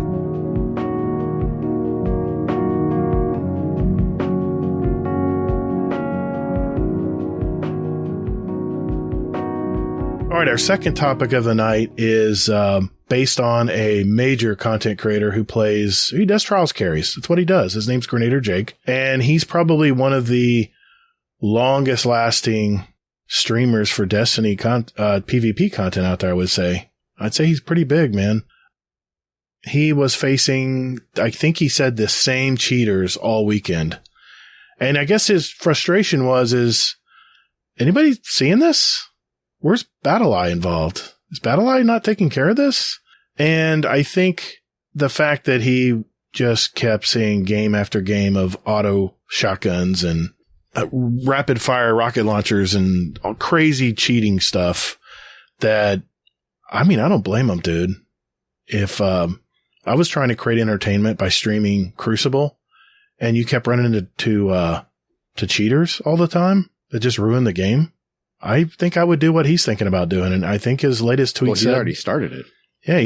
Did he start today? He's doing, he's not streaming just Destiny anymore. Yep. He's a variety streamer. He's a variety streamer, which a lot of people have become in this community. A lot of people have branched out and are playing other games. I mean, MTash used to be all Destiny. Now he's Genshin Impact. That's his thing. Yeah. He latched on to another game. Lost there. But, well, whatever. But people I just have issues with MTash from other things. So. Okay. Well, I was just using an example, but I used to love his Crucible School stuff. I used to listen to all this stuff back then. But what do you think, man? What's your take on this? The PvP. I mean, are we beating a dead horse again here, or is there something to be said that one of our longest lasting champions of Crucible has finally had enough? I think that it's not unexpected. Mm-hmm. I mean, how much shit can you eat before you actually get sick of it, kind of thing? Mm-hmm. Because, I mean, I have probably watched maybe 4 to 6 hours of reaction videos to Jake and everything, and then doing homework into this too, where I'm looking into it saying hey, okay, so how bad is PvP? And for fun, because I have a sick definition of fun, I looked up basically just in the past 90 days. Okay. And I just went to 3 channels. I went to, let me pull out my handy dandiness here. So, Grenader Jake, True Vanguard, and Astacross. Okay. In the past 90 days, mm-hmm. How many videos do you think they've done about the state of Crucible? Each or aggregate? Aggregate. And so is TV. Grenader Jake, he's big on Twitch. He does a little bit in YouTube. I would say, I'm just throwing a number out there. I would say in the last 90 days, 3 months, a ton, man. A ton. I would say 25 to 40 videos in 90 days. Off 25 to 40 videos. Between three streamers over 3 months. And again, this is just 3 streamers. That is it. Yeah. So imagine, I didn't look up Panda. I didn't look up Frostbolt. Frostbolt. I mean, I know Frostbolt has been fucking, lighting shit up, apparently, about it, too. Mm-hmm. Streams mainly Destiny. What's your number? You were pretty close. 26. Because you figure they probably put out 4 videos a week on average, if you were to average the videos each of them put out. So, yeah, it's a lot of videos, man. A lot of content. But that's just the past 90 days, though. Mm-hmm. That's not counting. That's not going back to the start of this. Right. Okay. Jeez, how far back you want to go about the start of Destiny being Crucible being neglected? Exactly, right? So, okay, now, here's maybe a hard truth that people aren't going to want to hear. Would you stay with somebody who isn't giving you what you want? No, you'd probably step back and rethink things. Well, yeah, exactly. And it's one of those things where Destiny PvP, the people that play it need a reality check. Explain that. To me, the hardcore Destiny PvP players need a reality check because they want something from this game that Bungie doesn't. They want this game to be balanced and fair and all manner of stuff. You know, if Bungie wanted that too, it would be. Interesting. I mean, I'm sorry, you know, it sucks to hear that, you know, it's like, I feel like I'm calling somebody's baby ugly, but Bungie doesn't want that for PvP. They want what it is, you know, like the people that bitch the most, they were bitching about, hey, you know, we want, what was it? Like comp to be something awesome and everything else. Like a true comp. Yeah, exactly. We want true a ladder true comp boards. and True ladder, we want ladder, this and yeah. we want that and everything else. And you know what? Bungie's like, hey, you know what? We're going to do you a solid. You know, we're going to give you what you want. A competitive playlist. Yeah, exactly. And Bungie's like, you know, we'll put some time into it just for you guys. And it wasn't enough. So, I mean, go ahead. So if I hear you correctly, the Crucible community out there is looking for something that doesn't exist. No, they're looking for something that Bungie doesn't want to do. Why would you say they wouldn't want to do it, though? Why would Bungie not want to invest time in Crucible? Why do they have to? You're following my point. Is there's no money to be made in Crucible. But it's not even that. It's not about, I don't think it's about the money. Really? I don't think so. I think that Bungie set out to make this game be a PvE game with some fun, half-assed PvP. Man, I don't know. I remember in Destiny 1, PvP was the bomb on Twitch. Everyone was doing trials weekends, and it was huge for Bungie. It blew them up, man. People played Crucible because they saw True Vanguard doing carries or rolling through trials and getting flawless challenges and finishes. It was very entertaining to me, at least. I mean, I can only speak for myself, but I used to play Destiny or PvP while I was watching streams of trials. I was learning where people were going. I was learning how to play the map better. It was kind of like a little tutorial on how the good players were doing it. That's part of the reason. That's one of the ways I got better in PvP was watching them play because they were the top of the game. And I want to do what True Vanguard was doing. And the others too. I mean, all these people have been around a long time that still stream Destiny on occasion. So I see your point. I know where you're going. I feel like I just called your kid ugly. I can hear it in your voice. I really love playing PvP. In fact, when there was nothing to do in PvE, it's the only place I could turn to have fun with friends or actually get serious about playing Crucible. So it was the ultimate. So let me ask you this. Mm-hmm. Okay. Because I'm going to say something that might piss you off, but that's par for the course. Okay? At this point, I'm beyond it, be honest. Okay. After our conversations tonight. Yeah. So, okay. Now, trying to find a nice way to say this part too. So, what do you think about the state of PvP? I think the sandbox has never been so balanced. I think the sandbox is the most balanced it's ever been. I can use a sidearm, a pulse rifle, a hand cannon. I used everything last night. I was using the... Okay, oh, God. So I'm just looking for a quick answer. Quick answer. I like the state of I think the sandbox is in the best state it's ever been. I think that's because of a few people who used to play Destiny that now design the sandbox changes. No. That's not what it is. That's not the answer you're looking for? Well, it doesn't matter if that's the answer I'm looking for. I'm simply saying that it's rough right now. It is rough. Talk about. You just said it was great. The sandbox is level, but there's so many other things that are rough in the game that just take away from that part. I mean, being honest, to answer your question. Okay, but your mind went right to the sandbox, though. Because, yeah, I know where you're going now.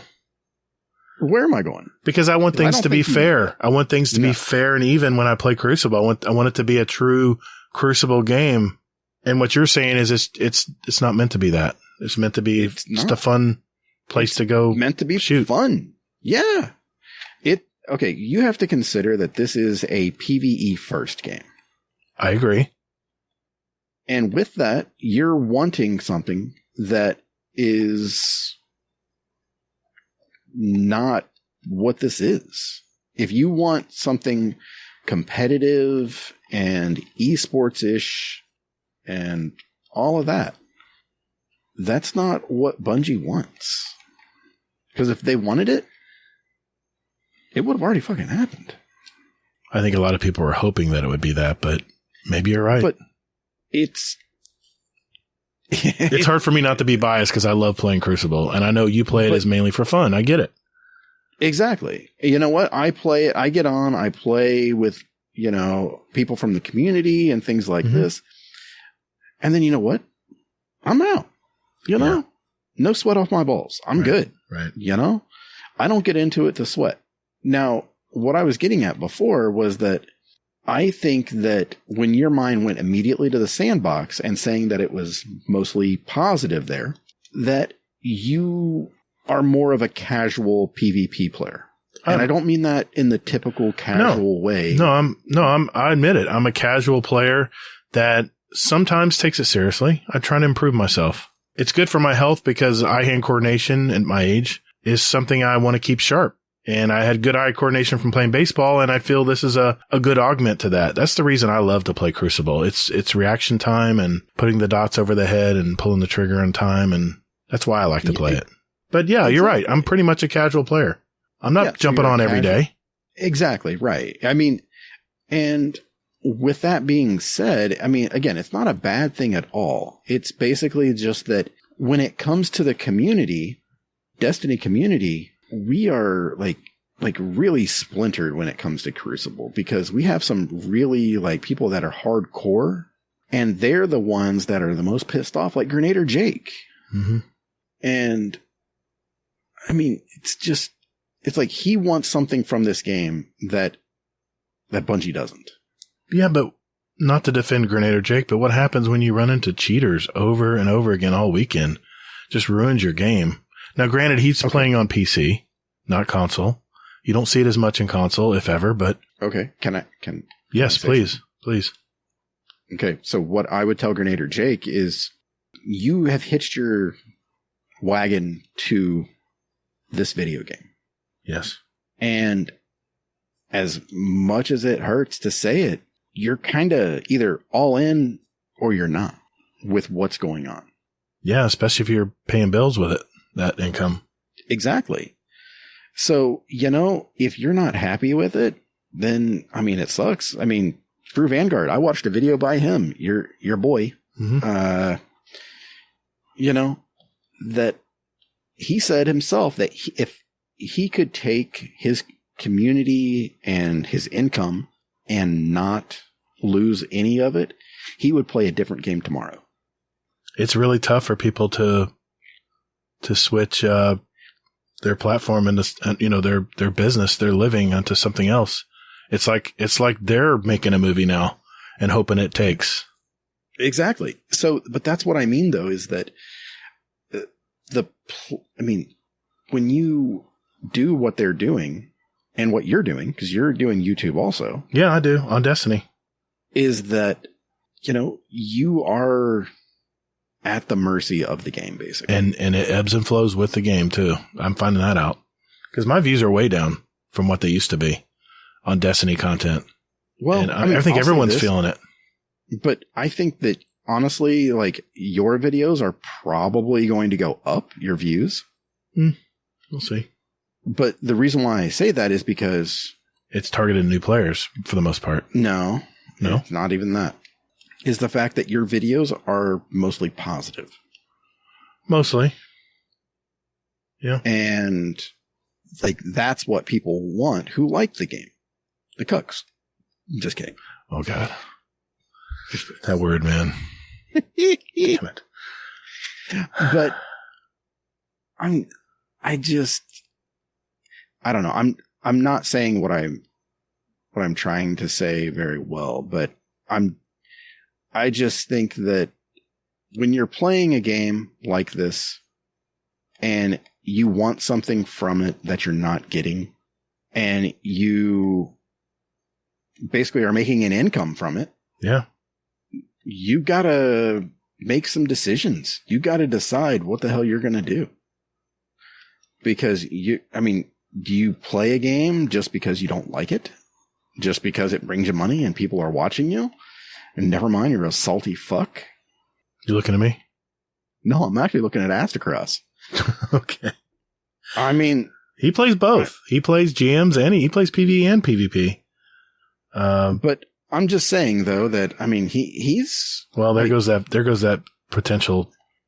No, that's not, shouldn't. I mean, no, I mean, if anything, I would love to see him come on and, I mean, defend his you know, what he wants and that kind of thing. Because, I mean, there's nothing wrong with being critical of the game. Not at all. I mean, shit, I'm fucking critical as shit about it. Mm-hmm. But if that's all that you're doing is just being critical of it to be critical, then maybe you should try something else. Yeah. Here's my worry. I think Bungie needs to come forward. They need to have either a state of the game or just some transparency of what's going on right now. Because I think if anything, the content creators are just furious or just don't understand what's going on with the server issues, with the way there's been so many bugs in the game lately, the cheaters, all of this stuff. I thought Battle Vibe was working good. And then now I'm hearing Grenader Jake gets the same people all weekend. Does that mean that the person because remember they said with BattleEye that a physical person would check the box if they were banned from the game or not? Well, are those people somewhere else now? What is going on? I think, in my opinion, that Bungie needs to come forward and just create a little more goodwill with the community. You don't think so? No, not at all. See, my problem is with the fact that today people can get organized and the cancel culture is real, is that by the time Bungie releases this new marathon game, that people will have boycotted it, or at the very least, majorly hurts their initial sales on this game because of the way that the Crucible has gone. No, that's not possible. Really? No. Do you know why I feel that way? Yeah, I want to hear. Because it's fucking Bungie. I know. It's Bungie doing a PvP game. If you think about it, man, think about the number of people that came to us that said, hey, you know what? My clan died and I want to join your clan. I want to join an active clan. Mm-hmm. Okay. Yeah. Say roughly, we'll say 15 people. Okay. Okay. Are in that clan. That's 15 people that basically came to the game because of the shooting mechanics. I can't beat it. And because it's Bungie. Yeah. I agree. And we hear that probably at least 200 times. Out of our 300 people clan that we have. Mm-hmm. So, yeah. I mean, that's, what is that? So 3,000 people in those clans, roughly. If that are all going to come back because it's Bungie and Destiny. Or, well, it's Bungie, I mean. And it's something new. Yeah. It's a shooter. It's all PvP. Yeah. Okay. That game is going to fucking blow up. And the only people that are going to be salty about it are going to create an alt account and still come back. Right? Well, no. The people that are going to be salty about it are going to be the people that are like the Destiny PvP truists. Oh, okay. Like the, you could probably say that would be comparable to the Halo purist, the Halo PvP purist. Oh, no. No? I mean, I think the Halo purists are all on board with anything Bungie's doing. Yeah. Well, yeah. They'll definitely be back. Well, I just wonder if it would hurt sales at least. Because, no.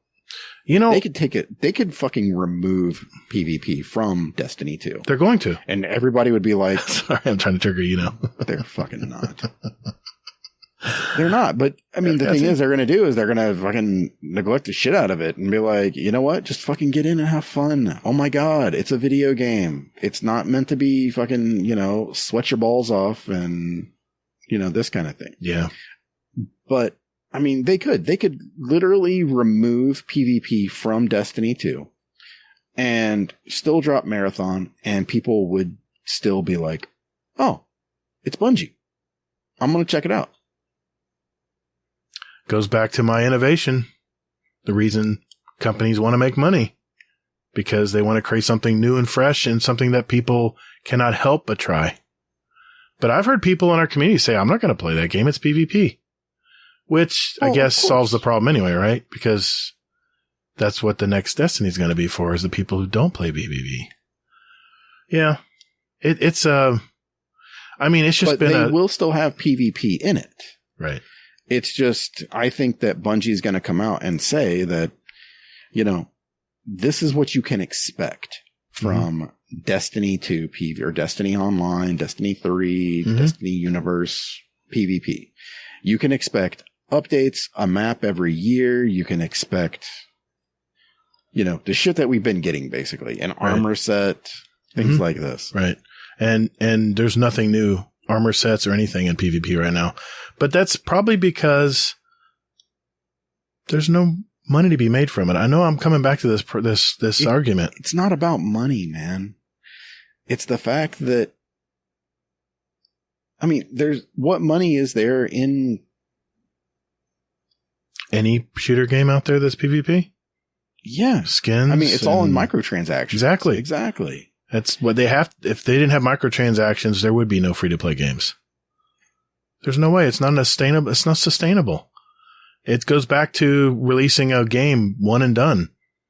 After the game is out and people play it, there's no reason to invest any more time or money in it.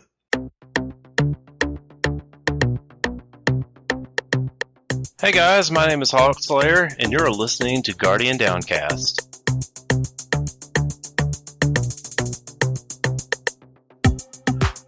Now, here's what I was thinking about, because I got thinking about this. I always go back to my Call of Duty days. And the one thing that Call of Duty would always do every, about every quarter of the year, I think, they would have these map packs that would come out. You would get 4 new PvP maps and maybe a couple zombie maps. And it was like, $30, I think. What if Bungie offered something similar for the PvP players out there?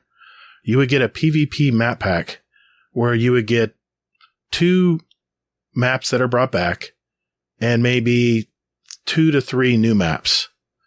You would have an income stream to devote to the PvP, whoever is left at the PvP Crucible part of Bungie for Destiny 2. It would give them a means to make more maps. And were you here for the previous conversation that we were talking about? I know people are going to feel with that. And now your ass is wanting them to fucking, I'm just do maps separately. This is like 2012. So people would be hypocrites then and say they're doing nothing for the PvP community. And then as soon as they offer a map pack, people would be burning the damn game because they're asking for money for PvP. How's that any different? What do you guys want? What side of the argument are you on right now? I'm just throwing that idea out there because this is what Call of Duty used to do. And I'd buy them every time because there were Call of Duty doesn't do that anymore, man. That's an outdated model. Now they do the season pass and usually just whole new games, which they're doing every 2 years, I think now. But they've fixed that problem with the Battle Royale now. That's how they fixed that problem. It's all Battle Royale. And yeah, you do have regular PvP multiplayer maps too, but I think a lot of people just play the Battle Royale game. I don't know. Well, yeah. It's been a while since I played Call of Duty, but I remember those map packs were so cool to have. But they weren't live service back then. So shit. I don't know, man. Maybe, like you said, maybe there's just nothing to fix. We just need to come to grips that Crucible is just going to be a fun game, and it is what it is until the serious PvP game comes out, right? Gasp. Oh my God. I don't know. I'm just throwing stuff out there. I'm just trying to. Well, no, I'm just simply saying. I'm not saying I believe in that idea. I'm just going back to what a past developer used to do for PvP. But you're right. It wasn't a live service model back then. That's how they made their money. But now they don't need that anymore. They have a live service model. I don't know, man. There's no easy answer for it. Well, I mean, there is. I mean, it's just Bungie has to fucking come out and say it. Yeah, I just think they need to be transparent. And if they need to have that talk and say, listen, y'all, Crucible will maintain it. We'll update the sandbox.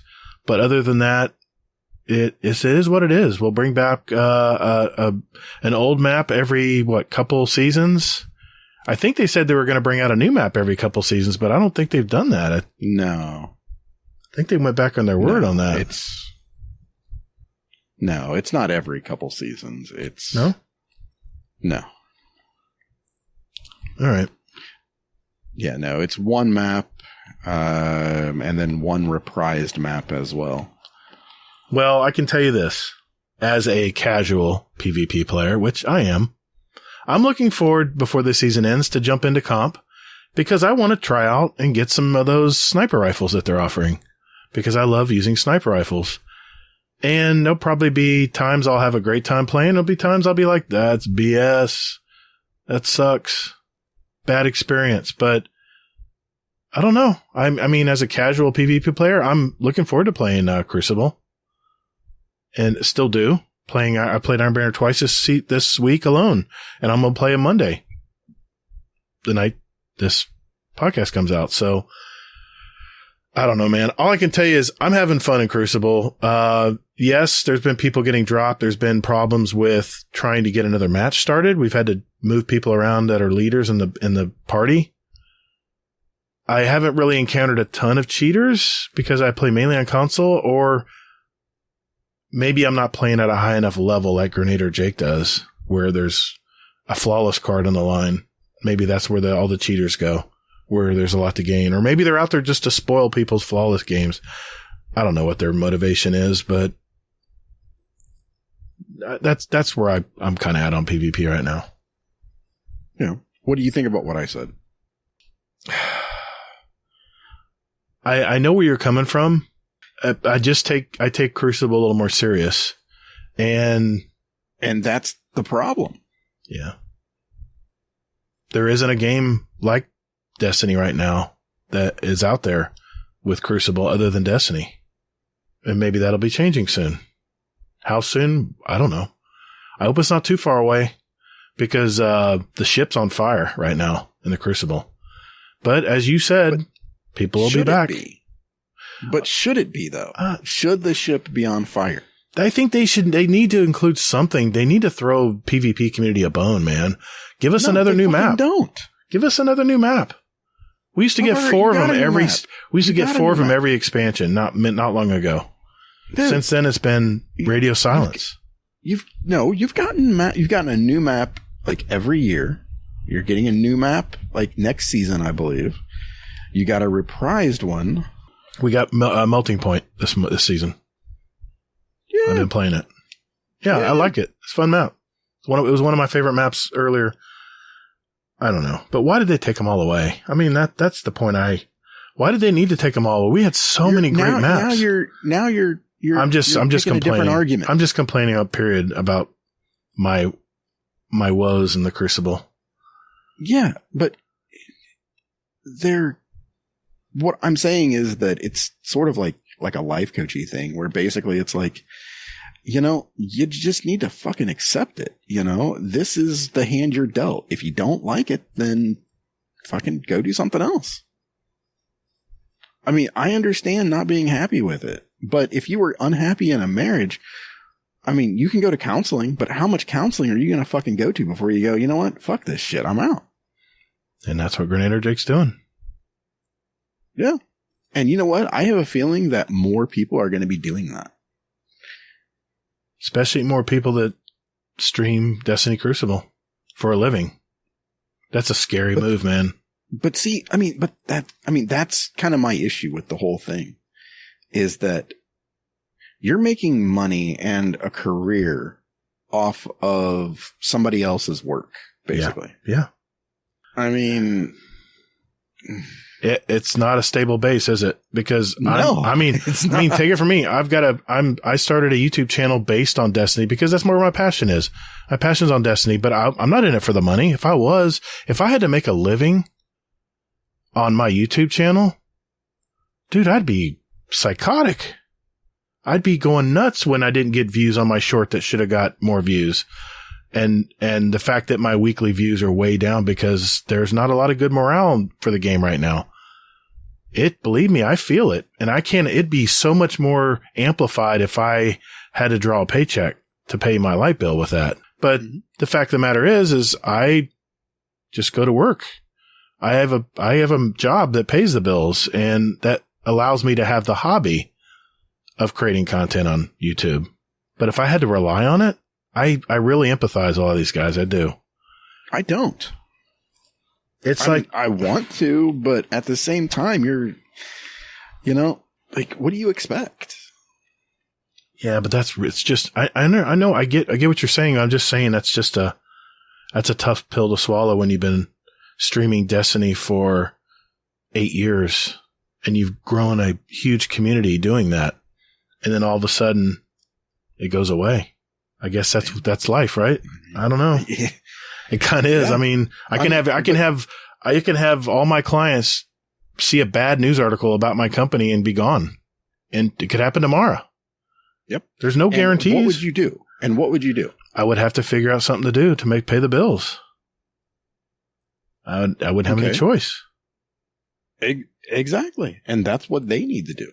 If they're unhappy with it, then they need to do something about it. But when it's all you know. But bitching to Bungie. Like, I watched a video by Glad, and Glad said that he got sick of complaining to Bungie because Bungie wasn't listening. I was like, that's not the direction Bungie wants to go then. I'll go back to my original statement. I think they should have a state of the game. It's time. They need to come out and say at least what's going on with the servers. What is going on with the servers? Why are we having so many problems all of a sudden? They have it now where they take longer times to prep for patches now. And we're all like, fine. If it takes an hour and a half to prep for a patch, then so be it. But it hasn't improved anything. In fact, I think it's gotten worse. I just would like to know what's going on there. And what are you going to do about cheaters in the game? But you don't experience cheaters, though. I don't play every day like Grenader Jake does, so the odds of me finding a cheater are a lot less. But you're on console as well. I played against cheaters on PC. I've had people teleporting and going 1,000,000 miles an hour and meleeing me, and I'm dead. I've been in games where that happens. I don't know. I think teleporting is more of another issue, not really. It's not a connection issue. This was a blatant cheat. It was obvious. And that's the thing about cheats is they're obvious. When you're having a bad connection or you're playing someone a lot better than you, then it's a little harder to diagnose. That sniper that jumped in the air 360'd and killed me with a headshot. What's the likelihood of that happening? It's not very likely. But when it happens and you're like, was that aim assist or was that something more?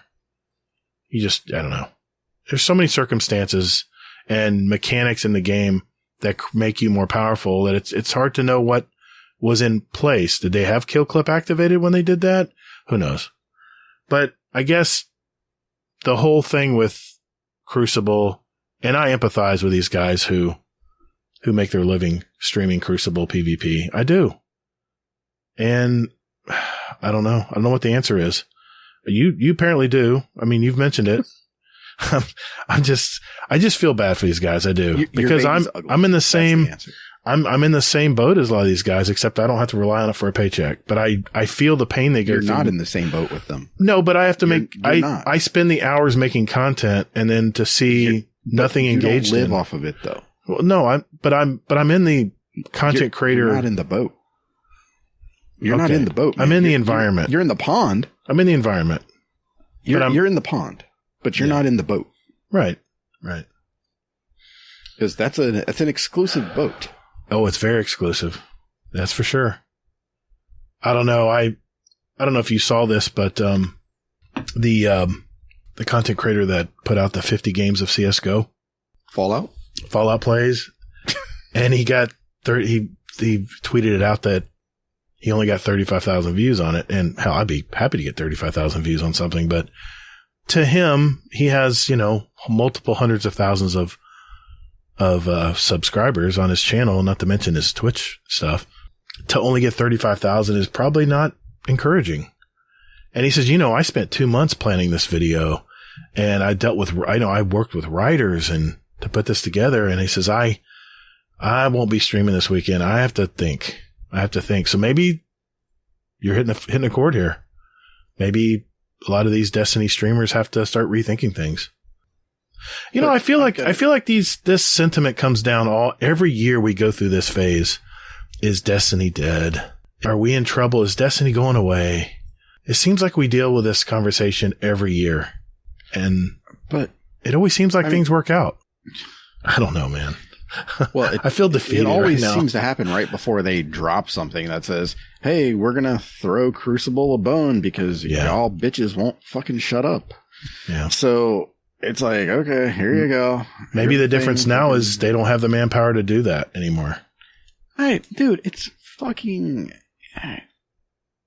Come on, man. They've got the people to do it. They've got.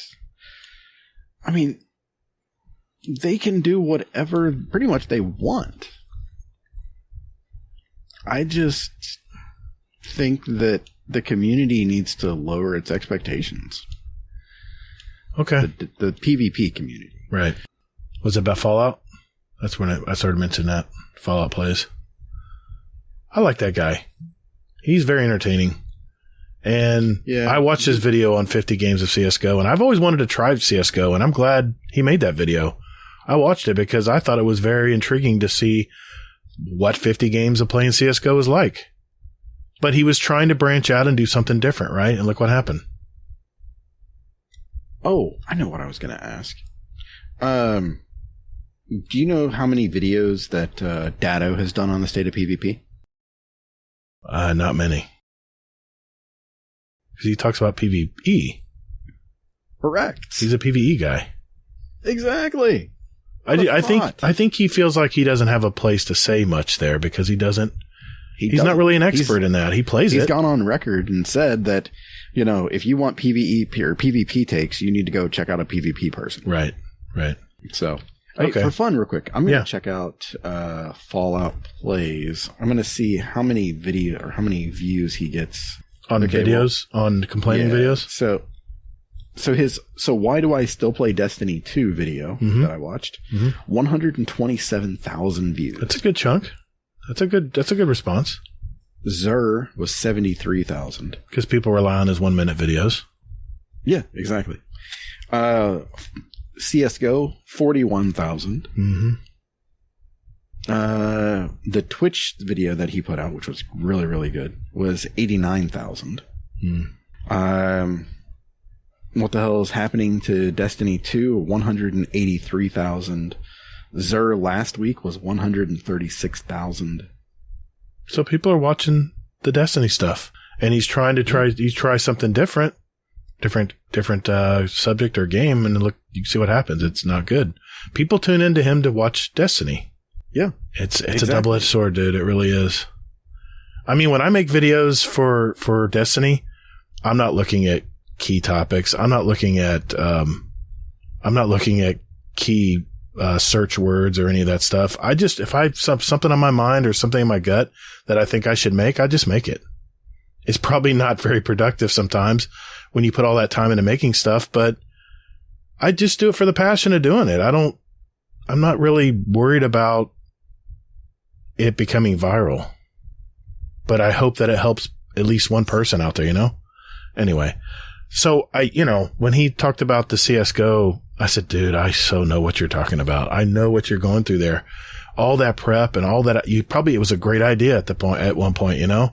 He's probably got a lot of buzz around it. He probably had some other writers that helped him write out some comeback. You're not talking about his CSGO video. You're talking about the Twitch video that he did. Well, no, he talked about the CSGO videos where he worked on it for 2 months prepping for that video. Right, but he talked about that in the Twitch video. It was Twitch versus Kick. Oh, I think I saw that one too. But, yeah, I feel their pain. I'm just glad I don't have to rely on it for a paycheck because people are fickle, man. You're in the entertainment business and what's hot one week may be non-existent the next. And I can see why, that's why I empathize about content streamers who stream Crucible is because when you're known as the person to go watch in Crucible, it's really hard you get kind of typecast. It's kind of hard to change things up. However tenuous that is, because Destiny could fold up at any time. You never know. There's no guarantees with whatever you're doing for a living. I mean, Destiny's not going anywhere. I know it isn't between me and you, but yeah.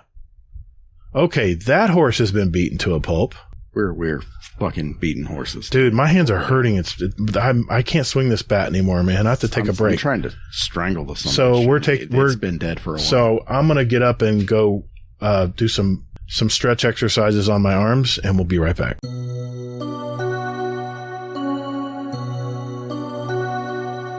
Hi, this is Mr. Monkey. You're listening to Guardian Downcast.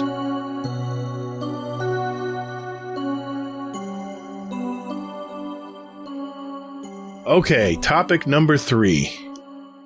And we're gonna cool things down here a little bit and get a little more tame on topics. And the topic, your baby's not that ugly. It's okay. All right. Whatever you say. The next topic I want to talk about is what do we do with downtime in Destiny 2? We're talking burnout here, right? We're talking about you've played a ton of Destiny 2 for years and years and you hit that wall, right? Hit that wall where you're looking at your console and you're like, nah, I just don't want to play tonight. And that's perfectly fine. There's nothing wrong with that. In fact, mental health, I think, is important. I don't think you should play something because you feel you have to. But I just figured we would kind of tell everyone what we do when we have downtime in Destiny 2 or gaming, period. What do you tend to do, Hazel? So myself, full disclosure, I really haven't done much in Destiny. For probably the past 2 or 3 weeks, just work life, family, shit like that. It's just been insane. And I've just been keeping up on stories and things like that. So, I mean, to a degree, I guess this is sort of a downtime for me with the game. So, really, it's like what I do during downtimes is I watch shows. I mean, The Bear season 2 came out. Yes. My wife and I watched that. We watched The Night Agent on Netflix. That was fantastic. I'll have to look at that. I mean, we finished the last season of Manifest. It was really good. We were like, I mean, that's what I'm doing. And do I feel bad that I'm not playing Destiny? No, because honestly, another dead horse topic is, there's no reason for me to play right now. I mean, I can play to make my Guardian rank bigger. I can do seasonal challenges. I can focus on those things. I can work on triumphs. I can do any of that. But what I miss is actually the leveling. The leveling for me was my reason to play. And I was on potato thumbs. And when I said this, Fluffy had the best response ever. He goes, oh, he's like, do you like playing Gambit? And doing 3 strikes? And it's like, well, no, I don't. But at least I have the option to do them. It gives me a reason to do the raids. It gives me a reason to do the dungeon. Mm-hmm. Now, I have zero incentive to do any of it because I'm already 1810 power. Yeah. Yeah. I mean, this is a fun experiment for Bungie. It really is. I mean, but I just hope that this doesn't last. You want power to come back. I do. Because we've argued that in the past weeks. Why should we have power anymore, you know? Well, exactly. I mean, it is arbitrary. It's just make number go up. Right. I mean, it doesn't make you more powerful, things like this. But it's just something to do. It's my carrot. Okay. And without that, I just, I mean, it's like my only incentive to play is the community, which isn't a bad incentive. Mm-hmm. It's just like, I mean, tonight I've been playing with Jealous and Frostbite. I saw him Frostbite. out there. Yeah, I saw him out there. Yeah. So, I mean, that's what I've been up to tonight is just doing that. And I mean, I have no idea what in the fuck I've been doing. I've just been running around, stranding the shit out of everything. Mm-hmm. But I mean, and this is fun, but that's all it is like, I'm not progressing my character at all. Right. And that's the thing for me where it's like, See, I remember when I played Call of Duty for a decade with my same pals every night. Hold on a sec. No, I had a dry spot. I got fans blowing on me, so the dry air is getting to me. Then that brings me back to the 10 years I played every night with my pals in Call of Duty. And there's two things that kept me playing that game for as long as we did. The first was obviously bullshitting with my buds, bullshitting with my friends. And, because we're all from different parts of the world, and we'd all catch up like old friends sitting down grabbing a beer, The community part of it, the friend part of it, it kept me coming back. And I'd look forward, working all day, I'd look forward to jumping on and gaming. It's like, you want to be one of the first ones in there so you didn't lose a spot, right? And because the fire teams are only so big. And if you didn't you didn't get in there in time, you would have to play just by yourself until there was a spot that opened up. That kept me playing for years and years. And yes, I remember maps. I remember a lot of memories playing Call of Duty multiplayer. But the one other thing that kept me playing was the prestige system they had. You could, when you got through a full prestige, let's compare that to a season pass, because it was about the same amount of time, I would think. When you got through a season pass and you got to level 100, which is the equivalent of a prestige in Call of Duty, you had the option to fully reset and reacquire all your weapons all over again from just playing, getting XP or kills or whatever. But you would get a new emblem next to your name, a new symbol next to your name, showing everyone how much time you've put into the game and how much you've played. And that was motivating back then, showing off how much time you had in the game. And I think I really liked that when they put your season pass number over the people in game when you're walking around the tower. You could say, oh my God, that guy's a 400 level season pass. Dude, he's been killing it. I thought that was kind of similar to that, but I really think that, and maybe this is something they fix once the final shape is done and the new Destiny comes out. Maybe they improve the season pass bar where you get not only extra benefits after you hit 100, but the fact that you can reset. Like, remember, what they've already been doing it a little bit. When you reset playing Iron Banner, what happens? You get a whole new track that opens up again, and it includes a shader at the end. That's why I'm still playing it. For all of them, except for the shader part. I mean, right. You can get the ornaments with the Zavala. Right. Ornaments with the vendors, the 3 vendors.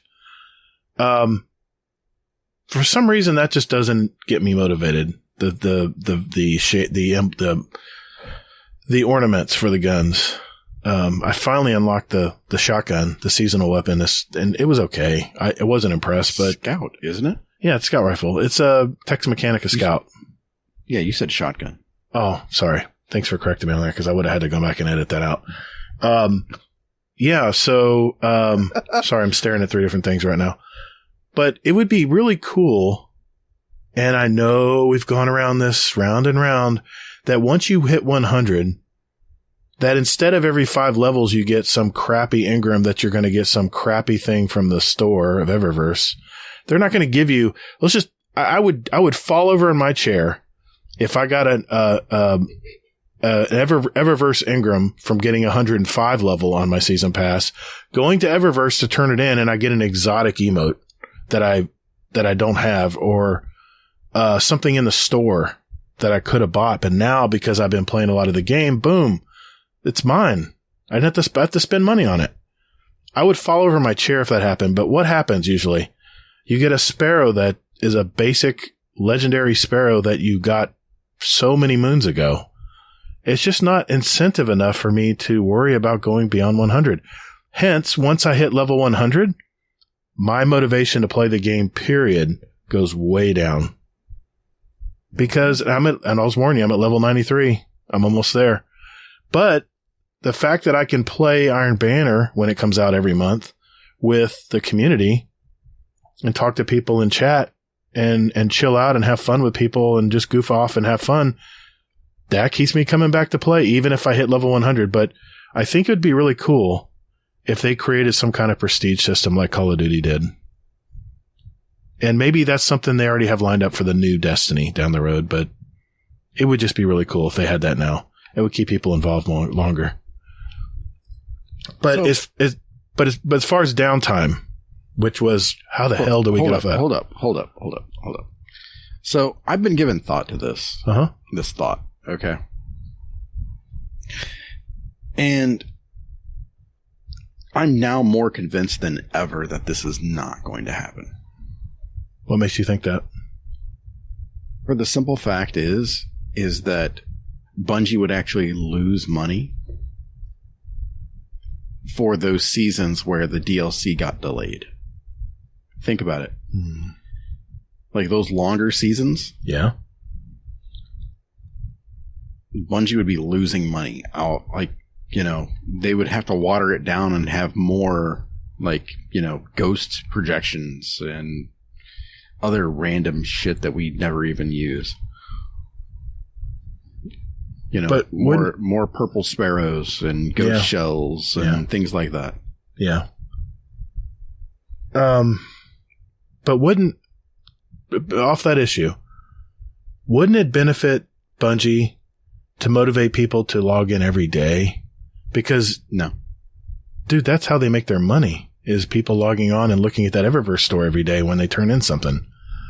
But see, if they're being rewarded and it's a longer season, they have less incentive to go to the Eververse. All they have to do is play the game and things like that and do bounties. And they can get the stuff from the Eververse that way. Well, partly, yes. That is a possibility if they started doing things that way. But you're telling me that when you go to Eververse to turn an engram or something, that you're not going to see some cool ship that you've never seen before, or a ship that you really thought would be badass and they finally made it? You tell me you wouldn't have the urge to spend money on that or some silver on that? No. But the fact of the matter is that people show off this stuff all the time in game, and whether you're in orbit, that's where I see it. Yeah, but I'm like, but if you're not playing the game, Destiny's never going to have the option to sell that. They want you logging in every day. They want you logging in there. They don't want you to think about another game. They want you logging into their game every day. That's bull. Really? Why would you say that? It's a live service game. Bungie loses money if people go play Diablo 4. How are they losing money? Because that's a day. Think about it. People have taken weeks off right now to play Diablo 4 that they're not playing Destiny. They're not looking at the weekly stuff that comes out on Eververse. They're not. But you're they're not assuming that people are buying stuff on a weekly basis from Eververse. Well, if you average it out, people are buying stuff all the time at Eververse. If you average it out among all the players that log in, they're sitting in orbit waiting to do a Crucible match, and they see a really cool ship. They message the guy and say, where'd you get that ship, man? Dude, can I be honest with you? What? Bungie knows probably better than any other company what the player base does and what they don't do. Well, and I'm going to talk about it later. Okay. But I just think that they, like Season of Plunder, okay? Mm-hmm. Probably the most hated season that Bungie has ever put out. Agreed. Okay. For me, at least. And I think that you played like your least amount there. I did. I did what I had to do. Yeah. Yep, exactly. So are you going to tell me that Bungie knew that, or Bungie didn't know that that they were going to be like, you know, not bringing in as much money that season? A filler season, in other words? Yeah. That Bungie like was like, hey, we're going to have to, you know, batten down the hatches and this kind of thing because I don't think that's Bungie's intent at all. I think Bungie wants to maybe shook it up with the pirate theme that season to maybe get those people who fantasize about having a pirate hat. How many of those dungeon runs did you make to get that hat? Because everyone wanted the hat, right? It was kind of a status symbol having the hat. No, I still don't have that. That's different. Duality. That's Spire. No, Spire mission, yeah. So yeah, But you get my point, though. I mean, whether it's that season or the other season, but I think Destiny does everything they can to keep people involved every day. And I think another thing that one of the content creators was mentioning is that it feels like a job now. Like I have to clock in and play whatever I have to get what I need to get because of FOMO. And I know they've approached it where they're trying to limit FOMO, which is total bullshit. If that was the case, I'd be able to go back and buy all the last season's weapons and have them all crafted, right? There's definitely FOMO in this game. But that FOMO, unfortunately, is what keeps people coming back. They don't want to miss out on this season's weapons or awesome ornaments on that season pass bar, right? Or whatever they're selling in Eververse. I think Destiny does everything they can. Bungie does everything they can to make sure everyone logs in every day. And I don't think they like it when new games come out that take away from that time. I don't think they're saying, hey, go play Diablo. Take a break from us. Go play a Diablo. I don't think that's a business, dude. I don't think they're ever thinking that way.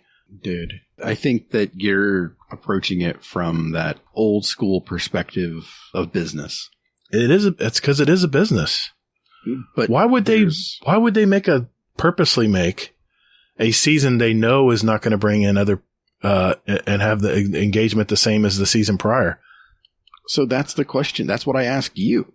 Why would they create a shitter of a season like Season of Plunder? I don't think keeping that was in mind that people were going to leave and things like this and not come back and play. I don't think that was their intent at all. I think they tried their best to make Plunder something different to keep people enthused in the game, that it wasn't the same old season. I don't think they were successful. No, I think what was the Season of Plunder? It wasn't that that one dungeon where you're shooting the cannonballs at the ship? Is that No. That was before that. Okay. That was part of the 30th, yeah. 30th anniversary, right? That's the dungeon. Okay. Did they have a dungeon that season? I'm trying to remember what it was. Season of the Plunder. What did they have in Season of Plunder? My point is I don't think they ever... Maybe, the Kingsfall raid? They brought back the Kingsfall raid. Yeah, that makes sense. I don't think their intent is ever to keep people from logging out. But I'm just saying that you just shot yourself in the foot by my argument there. That how Bungie doesn't care. I mean, well, they do. Care, I mean, dude. they want care. people to log in. Sure. But what I'm saying though is that Bungie is aware that gamers play other games. Yes. And they want people to play other games because they've even said that. Okay. Yeah, it was a Kingsfall raid is what they got there. Okay. I think some community managers said that at one point, but I don't think I have a hard time believing Gator, that you're still thinking with that old school mentality. You made a statement. I want to respond to one statement you made that Bungie knows every damn thing that's going on in their game, right? Yeah. Here's the thing, they know though. their player base better than any other game out there. I 100% agree with you, and you can put that down as a soundbite. I agree. They know everything that we do in this game, but here's the problem. What if they're not logging in to get that information? Bungie has no clue what's going on if they're not logged in to play Destiny. They're playing Diablo. They can't track that information. It's not theirs.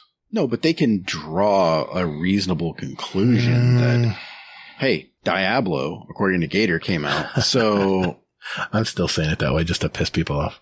You douche nozzle. But so Diablo came out. So that means that, and we see a dip here. Mm-hmm. I mean, to me, statistically speaking, the problem with that mentality is that, does that mean that Season of the Deep is bad and that people left it for Diablo? Or does that mean that Diablo is good and it just took people away at that? That's a good point. I think the Season of the Deep has been awesome. This is one of my favorite seasons so far because I love the underwater scenes and stuff. But to answer your question, I know I tend to swim around that question, no pun intended. I don't think that they make or shape a season based on what they think is coming out at the time. I think they go for it every time. And if there's a dip in the population, they can speculate all they want, but no one really knows because they're not in the game to track it. It was my point. And that's the reason why they want you logging in every day. Sure. Any game. Call of Duty. I'm sure they'd love if I logged in every day so they can at least see what I'm doing. Am I spending 5 minutes to look at the season pass and then logging out? Or am I jumping into a multiplayer game and then logging out? Am I playing for half the day? They want to know all that stuff, but I'm not there, so they'll never know. That's kind of my point. But then, I mean, couldn't they easily assume that it's just not for you and they have millions of other players that log in that they can get their data from? They may have that luxury now, but who knows how long that millions of players will stand up. But the fact of the matter is they're not logged in, they don't have the data. And even if people logged in just to see what's at Eververse for the week and then logged out, they at least know that. That's concrete data. So they'll shape their seasons based on that data, right? They'll try to make it where people see something in the Eververse store that makes them maybe stay. Like, what are they doing now? They're doing suggested, or they're basing it on what stuff you bought in the past, which that's a first. They actually show stuff that they think you might like based on data. Does it lag the game out when you try to do that? Sure as shit does. I guess it has to think an extra second, but I don't know. They're a business, man. They're a live service business, and they don't make any money when people aren't playing their game. I just think it's funny that you assume that people buy something like every day or every week and things like this. Somebody's buying something. But it doesn't mean that. But I guarantee you nobody's buying anything when they're not playing. When you're playing Diablo, are you thinking about that ship that's at Eververse right now? I doubt it. No, I don't pay attention to that shit anyway. I know, but you know what I'm saying. But the question was, holy shit, what do we do with downtime in Destiny when we get burnt out? Oh, yeah, that's it. Yeah, Wow. My answer was, I don't know how we went down that fucking hole. Shit. My answer was, I do pretty much the same thing you do. I tend to watch movies with my wife. When the first part of the season comes out, my attention is on Destiny. And then when it slows down in the middle of the season and things slow down, or, there's no progression, there's no power grind or anything like that, I plan times to do stuff with my wife. I go to movies, I go to dinner. Lord knows this last week has been crazy with birthdays, but I have a ton of shows that have added up that I have not been watching because I've been playing Destiny. Like you mentioned, The Bear Season 2. I've been watching America's Got Talent. MasterChef, my wife and I watch religiously when it comes out in the summers. Strange New Worlds has a new season out. Secret Invasion, that just came out on Disney Plus with Samuel L. Jackson. I don't know if you listen to Smartless. It's a podcast. No. They have a documentary on HBO. I watched that. Black Mirror's got a new season out.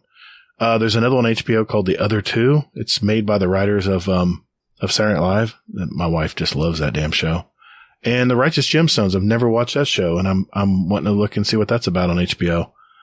But I kind of, if I don't feel like playing, I just don't log in. And I have to admit, the last couple seasons, I haven't religiously logged in. I've taken days and days off sometimes.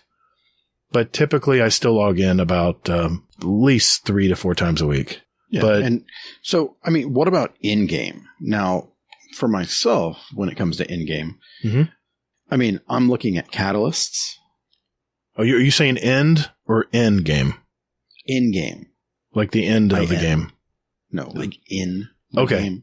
When you're logged in. Like, gotcha. Yeah, when you're taking a break and that kind of thing, like there's like downtime in the game. Like, right. What do you do? And, right. I mean, besides like, that kind of thing, which I think a lot of people will just, they watch movies anyway and that kind of thing. Sure. They don't feel guilty if they're not playing Destiny, basically. Yeah, but I would argue that you shouldn't feel guilty playing a video game in general or not playing it. Sure. Because, dear God, if you don't log in, then you can't buy something from Eververse every time you log in. At least you can tell Destiny you're not buying something from Eververse. Yeah, well, I've been logged in like this whole podcast, and sure. You want me to tell you how many things I bought from Eververse? It doesn't matter. They know what you're doing. Same thing I bought yesterday. It's your data. The same thing I bought before that. Right. Yeah. I'm not buying stuff every day of Eververse. I'm just saying, okay, go ahead. So, in-game, I'm working on catalysts. Doing Guardian ranks. Not really doing like the seasonal triumphs, just because it's not really my thing. I mean, I'm sure the Bright Dust is nice and all, but son of a bitch. What'd you do? This is what I get. I just popped a Bright Engram. Guess what I got? Sparrow? A Ghost Projection. Those are so valuable in game. Yeah. How many? I got a question. How many Ghost Projections do you use? I think the better question is do you have a Ghost Projection on your Ghost right now? I do, but for not the reason you're thinking. It's a labeling system for me. That's the only reason I use them. Not for the cool projection. I tried that. I really did. And the answer is no, I do not have a Ghost Projection on my Ghost right now. Okay. Fair enough. But you got one from Eververse. Congrats. Yeah. Yeah. I'll put that next to my legendary sparrows that I get.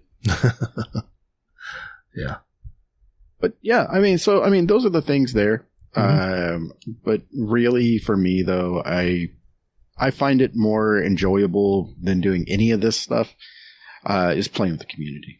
That's just, building that is to me more fun than anything.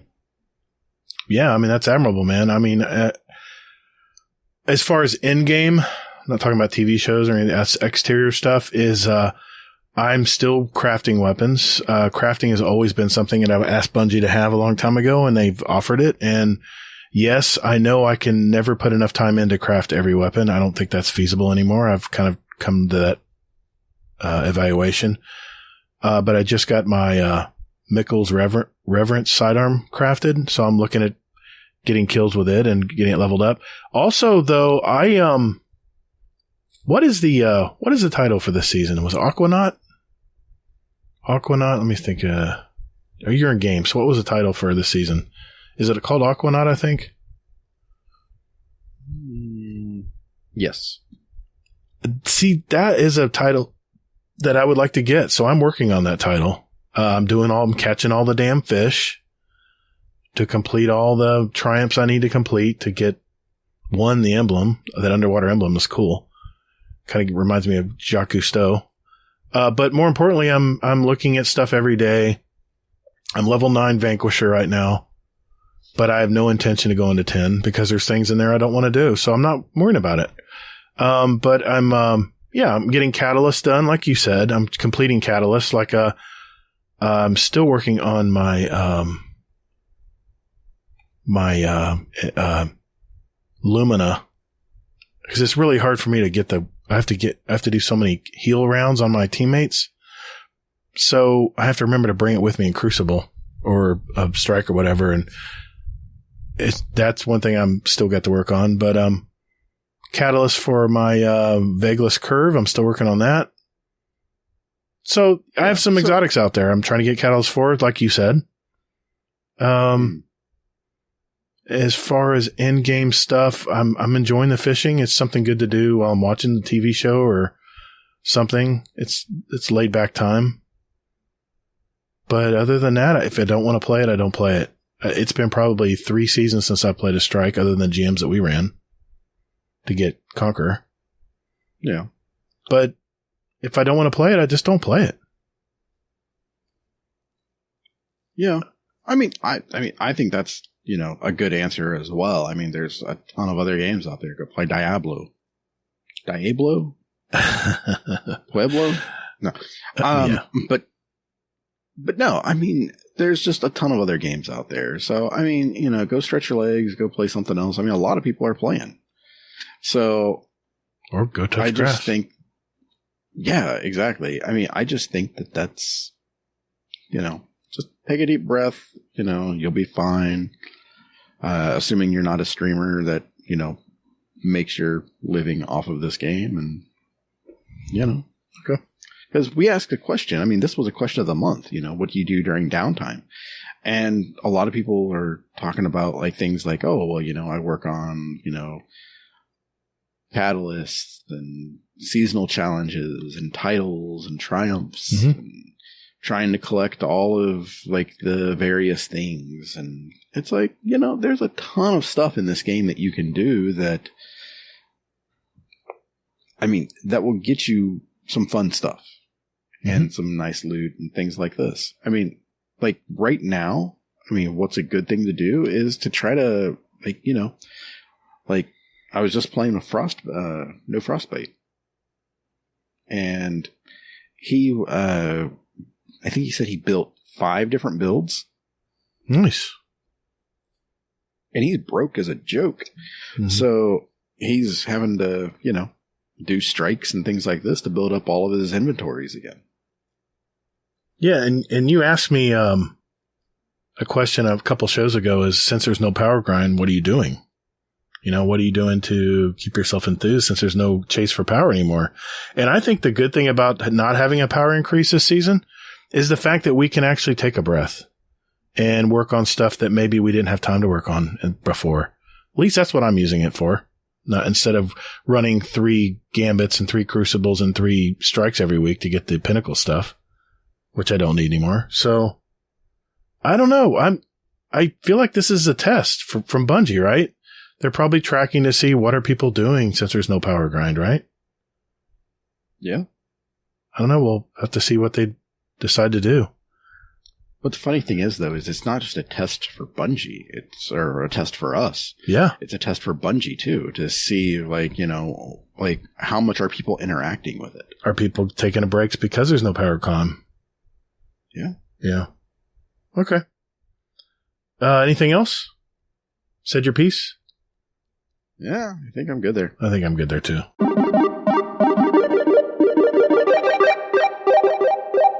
Yo, what up, what up, what up? Native Raider here, and you're listening to Guardian Downcast. Let's get it.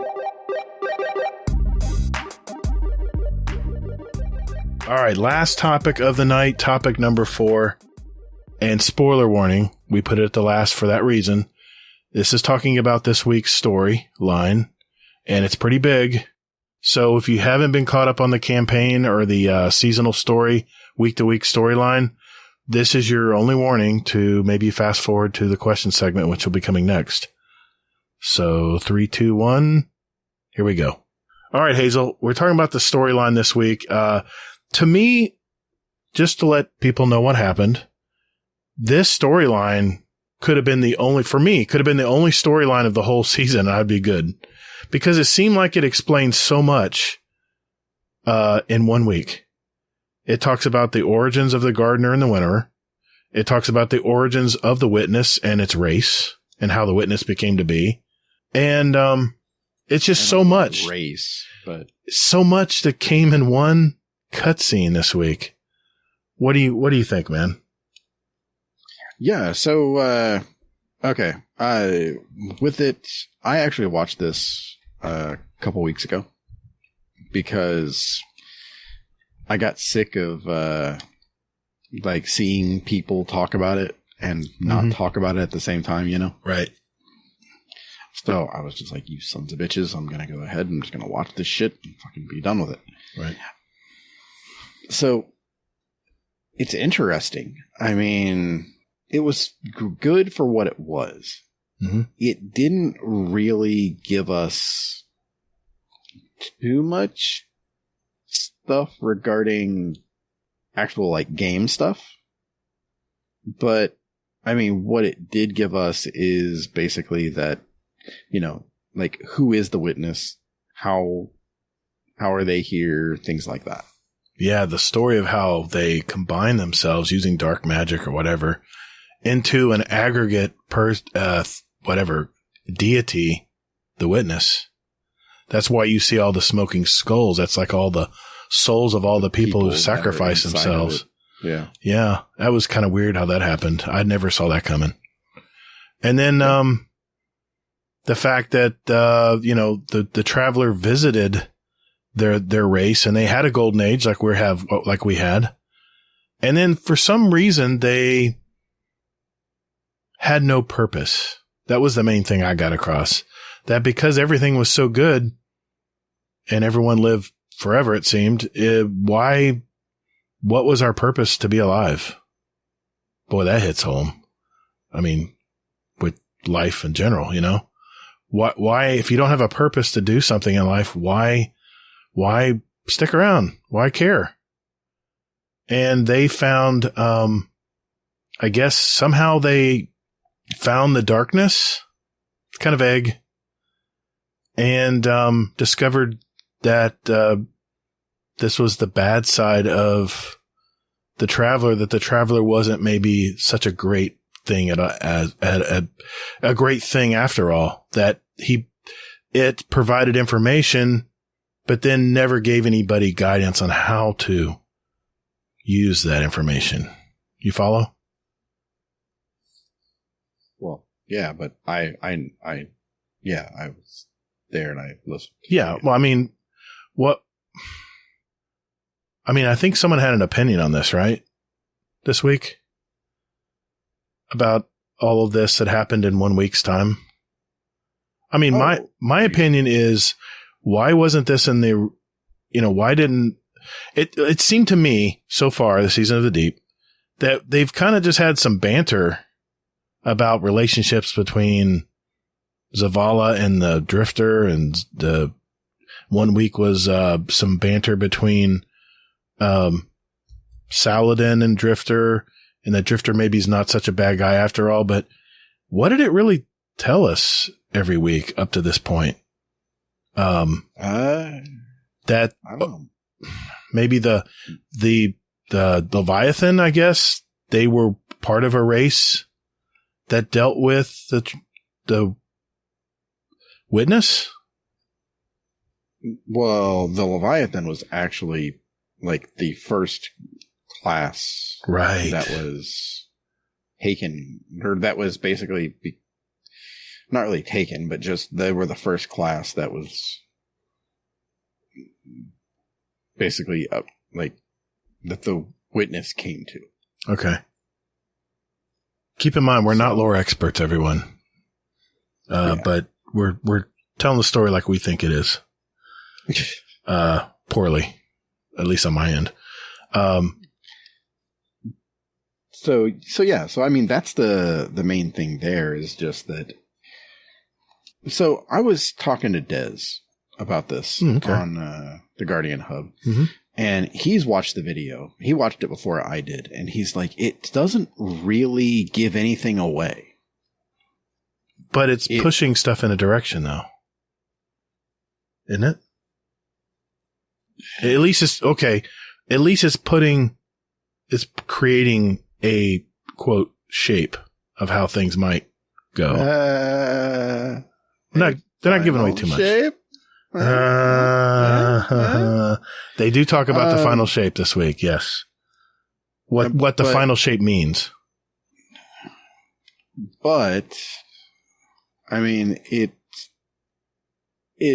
I don't know. It just, to me, it is what it is. Yeah. I mean, sure, we get to find out some stuff about the witness, and that's all cool and all, and everything else. Mm-hmm. But, I mean, it was nice. It's nice to see that stuff. It's nice to know that this person has a background. And one person had some thoughts about this. Our good old buddy Bife basically lost his shit mid-video that this should have been something in Lightfall. What do you think about this? I think that would have been a great cutscene to have, instead of just killing Callus and moving on. It would have been nice to, I agree with him. I think it should have been included in Lightfall in the campaign. It's pretty crucial information. And it also explains what the final shape is. It kind of, it kind of explains why the witness is there seeking the traveler, right? Mm-hmm. So I think this is pretty crucial information that maybe someone who, looking at it from someone who did not buy the season pass and just played the campaign and was out, wouldn't you think this information would have been pretty crucial? Or let me rephrase it. If they had this information, would it maybe enthused or motivated them to stick around to see what happens next? I could see that if it were in the campaign, that yes, it could do that. Now, can I tell you my thoughts? Please. What would you do if I said that this was in Lightfall? I'd ask you, how do you mean that? Where was it? Well, it's in the season of Lightfall content. Like when you first log into the game, it doesn't say Destiny 2 Season of the Deep. No. What does it say? It says Lightfall. Holy shit. But who's losing their light? Where's the light falling? There's a lot of questions there. That's a very broad statement. Lightfall. Well, so's, the Witch Queen. So is Shadowkeep. So is... The only difference, though, is... Beyond light. What's beyond light? Darkness? Yeah, they were introducing darkness to us, and that's where we got the fragments and the pyramid ships explained a little bit more. But with Witch Queen, we had a closure to Savathun, right? We finally... Did we, though? She got away, right? I'm thinking of that cutscene at the end where the worms lied to her. That was crucial information, man. And that was in the campaign. That's not... I mean... But you said closure. Well, okay. We got zero fucking closure. Okay, no closure, but at least... Maru is like, deuces, bitches. I'm going to bring this bitch back and, like when she's supposed to come back, plot armor. So, yeah, your point. I mean, I'm still waiting for that closure you're talking about. Okay, maybe closure is not the best word. Maybe just that the fact that it left us wanting more when the light the traveler actually saved Savathun from passing. That was a mind-blowing event. And we had more questions, right? Like, oh wow. Okay, so what happens next? We were kind of on the edge of our seat on that DLC, that expansion. But I didn't feel that with Lightfall. Lightfall, I felt more confused, if anything. After we killed Callus at the end, we got rid of the Witness's champion. So what? We still know nothing about the Veil. We still know nothing about why the witness is there. We don't know any of that. And it wasn't really laid out why it was there. I don't know. So this is why we don't do a lore podcast. But thank God. So my thought on it is this. Okay. Going back to the fact that Bungie knows their player base better than anyone, right? Yes. You know this and I know this. Yes. You already agreed to this. I did. You can't back out now. I'm not. Okay. So that being said, Bungie knows how many people bought the season pass. Okay. And I'm willing to bet you a dozen donuts that more people bought the season pass for Lightfall than they did for Witch Queen. We have no way of saying. I was going to say, that's tough to determine. It is. But you're speculating that you think that there was more. Okay. I'll ride along. And? Okay. Take my hand. Let's go. Okay. So. Where are we going, Jumbo? I want to push you over a cliff here in a second. And that Bungie basically said, hey, you know what? We are going to spread the story out over all 4 seasons because a majority of our player base has the season pass and they are going to go ahead and be able to partake in this.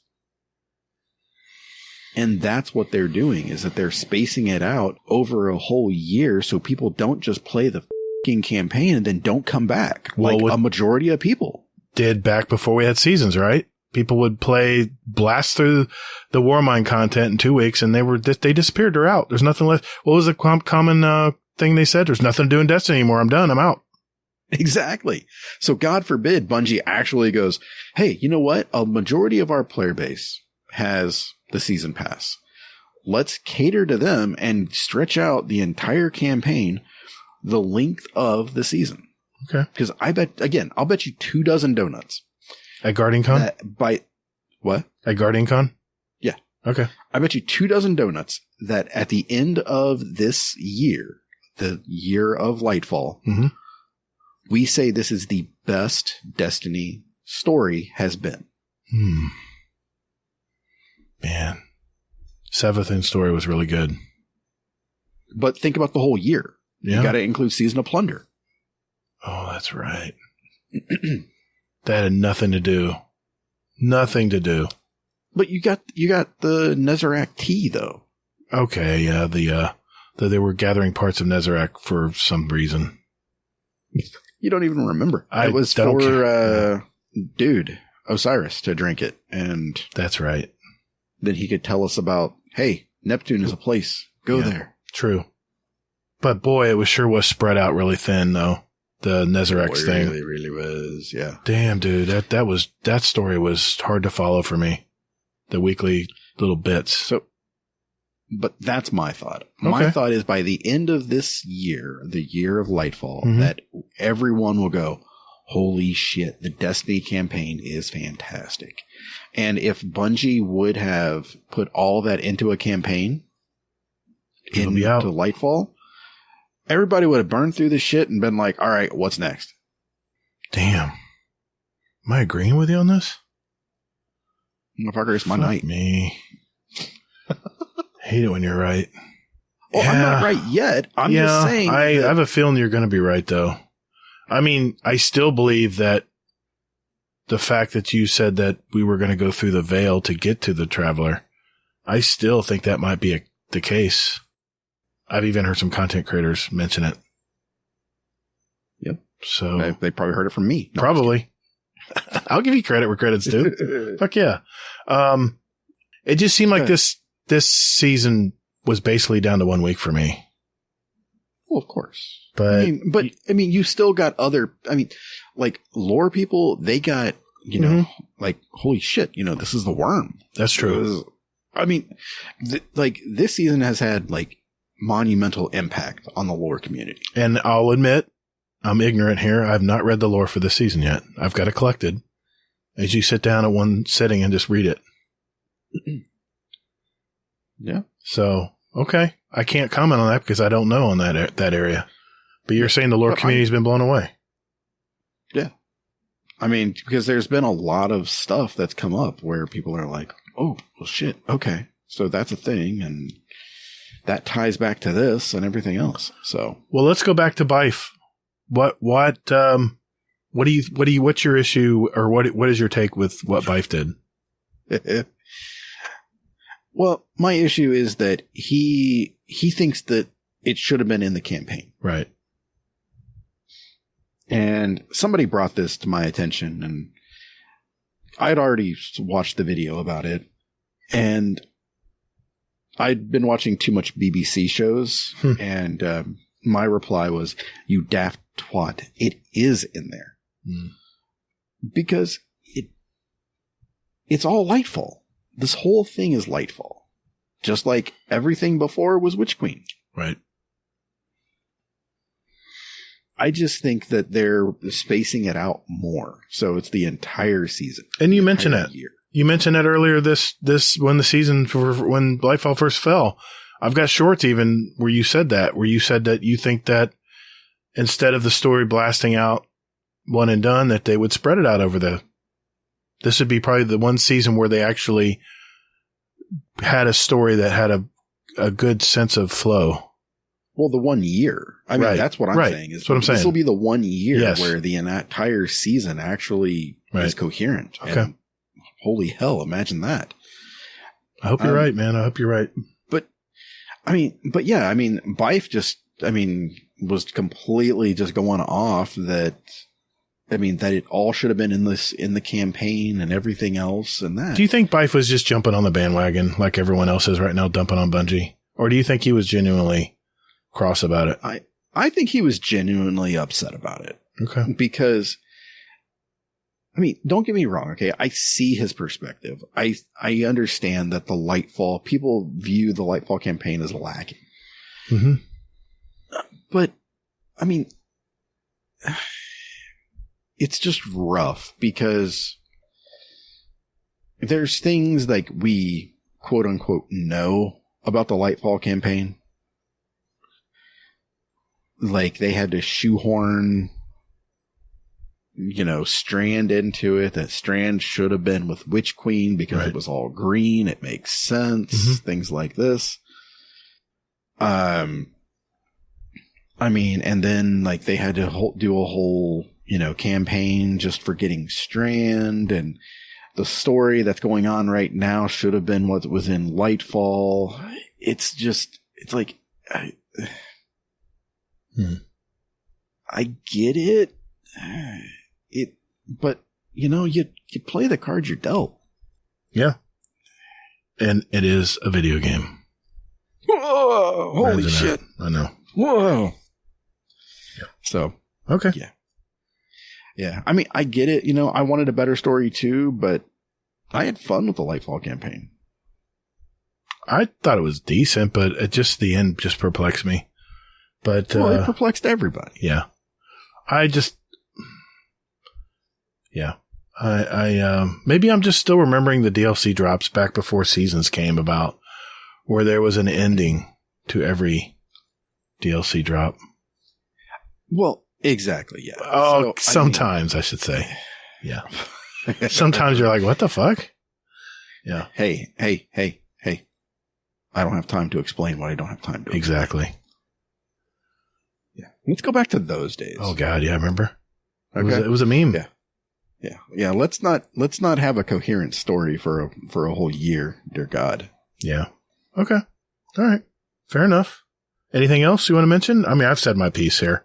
I think the only thing I have to say is I have to pee. Yeah. Discord questions and speak pipes we're doing next. Hang in there, guys. We'll be right back.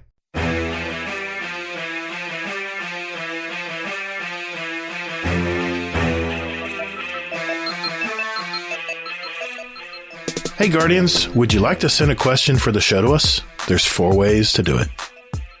Join our Discord server. There's a link in our show notes. We have all kinds of Guardians here, from new lights to the dedicated hardcore gamers, and you can just lurk and hang out or jump right in and talk with us. It's up to you. There's also a channel labeled Podcast Questions where you can type in your question for the show. You can email us at guardiandowncast@gmail.com, or we also occasionally tweet about our upcoming show and guest, and you can respond there with your question at Guardian_D_cast is our Twitter handle.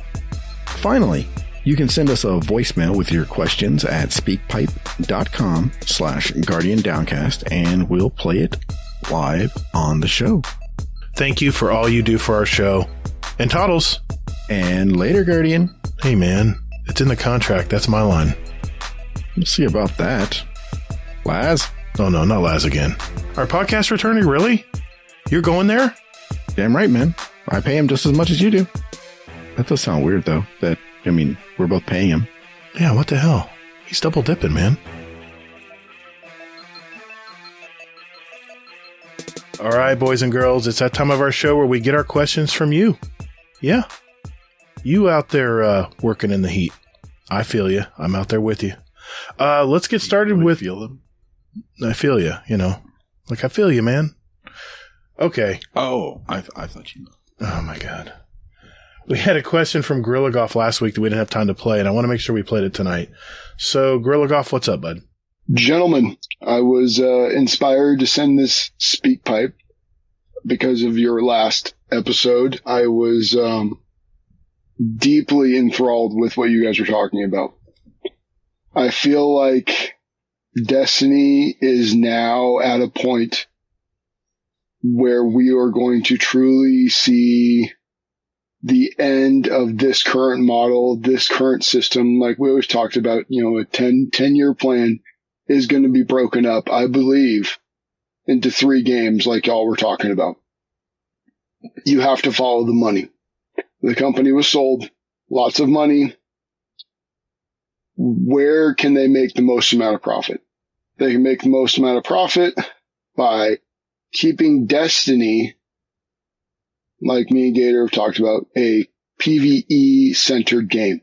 Yes, they may leave a small portion of PvP in it. It may be gone, but they may leave something small just to say they have it. Then they have Marathon, and then they have the third game that y'all were talking about. You have one that's a extraction shooter, one that's an arena shooter, and then you have your big online PvE game. The game itself, I think you'd have 3 separate streams of income, because that's what Sony's going to care about. They're going to care about making the money back that they paid for the company. Like, let's not get it twisted and think that they're trying to lose money on this, or they're trying to make fan service, or they're trying to do anything other than that. I truly believe that Destiny, I could see it going to a thing where with PvP gone, they release everything. And by everything, I mean everything, including D1 stuff. I could see bringing back all of the planets. So because it's so much easier to balance, like y'all were talking about. I just truly believe that this game is done from what we know it is. And I don't think it's going to be bad. I think it's just going to segment the player base, but really, how many players, besides myself and Gator, I don't know too many players who are just playing specifically only PvP and dabbling only when we have to into the PvE. So, they make their money off of PvE, and then they can find aesthetics and other stuff in the other games to make money, especially if it's free to play. I don't know how to feel about this. Like I said, I just think it's inevitable. And I know in my life, if you follow the money, you'll find the problem. You guys have a great day. Thank you for everything. Thanks, Gorilla Golf. It's always good to hear from you, dude. Yeah, we had this talk the other, we were playing some Crucible together, and we had this talk for a while. It was late at night. What do you think? I think no. They aren't going to release everything. What on God's green earth makes him think they're going to release everything? And I mean, who would pay for D1 again?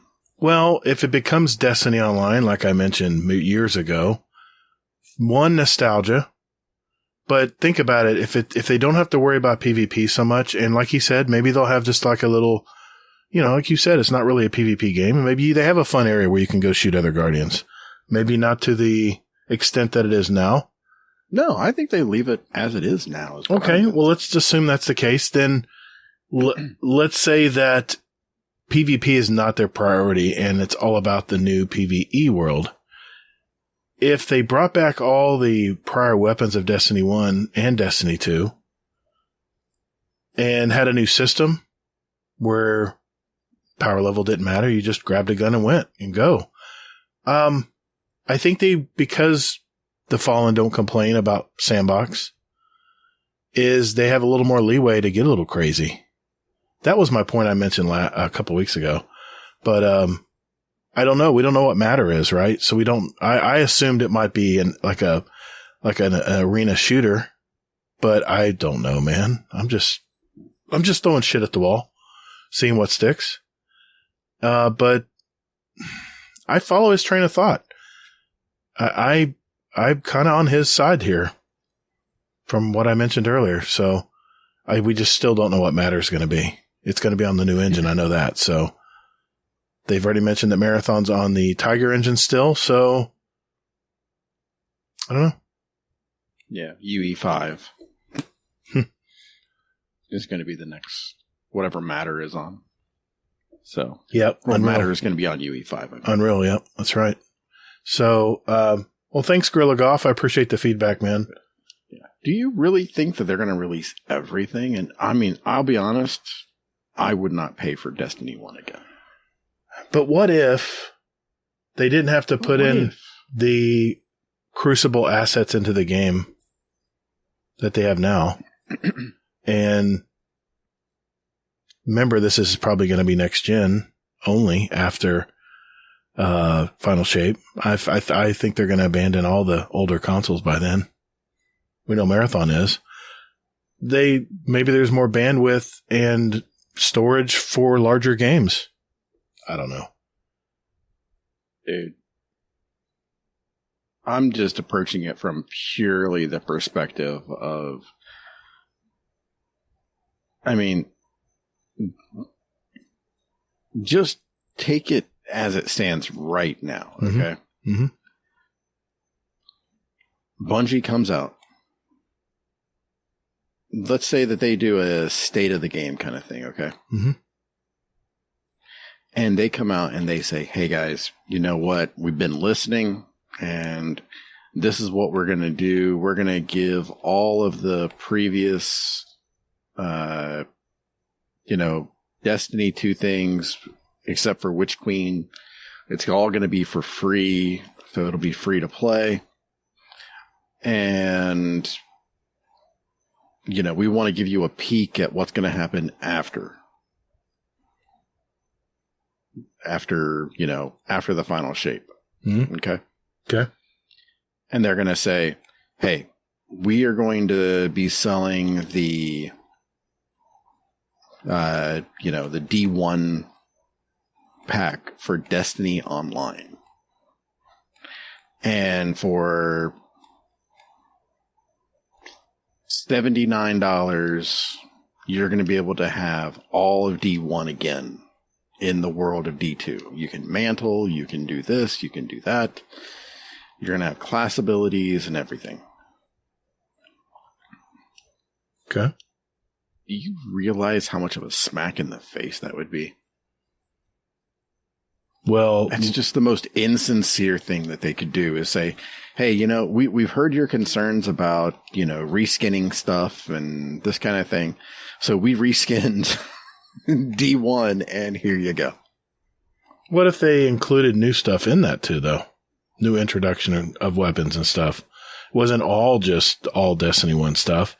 But I don't know if I remember correctly playing Destiny 1, Rodimus, cover your ears. I'm talking about Destiny 1. We had to reacquire all the exotics. Remember that? Remember those days? We got all the exotics and now we had to reacquire them to get the new power levels. Well, I don't think you had to reacquire. Was it? Yeah. I think it was the exotics. I think it was the legendaries that were. No. Remember there was, you had to go into the middle tower where Zavala and all them hung out. And there was an exotic board where you could, I can't remember what you had. Maybe the listeners can tell us. It's been such a long time, but you had to get some kind of material, rare material, and re-roll the weapon. Reacquire the weapon from the checklist UI. No, that was to infuse it. It was to the newer version. Remember, you had to reacquire the Galahorn. You had to reacquire the exotics from Destiny 1. I remember that very well because people were not happy about that, but we did it because we love to play the game. But gave us something to do.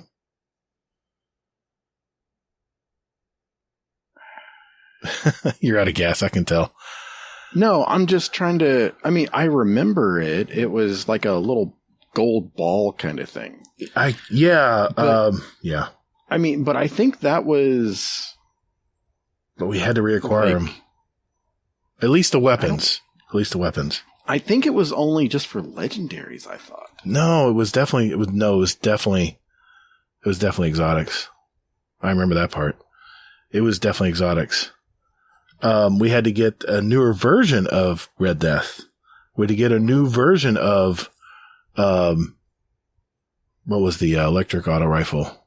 Zalo Supercell. Zalo That came out Supercell at the end. Well, maybe that came after. That came after, but the year one Destiny stuff, we had to reacquire it. I remember that because I don't know. I can't remember the exact mechanic on how we had to get it, but we had to get a newer version of it. And for a minute there, it crossed my mind, am I getting punked? Why do we have to reacquire this? And they gave us some reason. We bought it. So that leads me to think that they would definitely do it again. They would definitely bring all the Destiny 1 stuff back in a Destiny Online environment. But they said Destiny 2 wasn't going away, so I don't know if it's going to be called Destiny Online, but I don't know. Yeah, something to think about. Hey, it's feedback. I'm just playing both sides of it here. I'm just saying, I mean, I just think it would be the most insincere thing and tone deaf thing that they could and I get that. do to say, hey, I get that. We're going to charge you for D1 again. Yeah. I would give them the fingers so bad. All I know is I would play Destiny 1 if they updated it to play at 60 frames or 120 frames in 1440. I'd play Destiny 1 again. I tried going back and playing it at 30. It was hard on my eyes. I was getting headaches. This is exactly what Dado was talking about in his video about microtransactions. As long as people keep buying the stuff, Bungie will keep selling it. That's just inevitable, man. Call me a cuck. Whereas I just said, no. It'd be a slap in the face. I follow exactly. You. And you're like, slap me again, daddy. Hurt me, daddy. Yep. Exactly. You're like, take my money. Just dude, I'm a fan. Something. I'm a Destiny shill. I'm a fan of the game, and why not? Why if now let me reiterate. If that's all it was, I would be not happy. But if we had the option to reacquire all those weapons and armor, sure. Bring it. Hell yeah. In a new setting?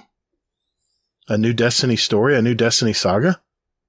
No, dude. They're not going to do a new Destiny saga and with the old D1 stuff. Dude, it would be all D1.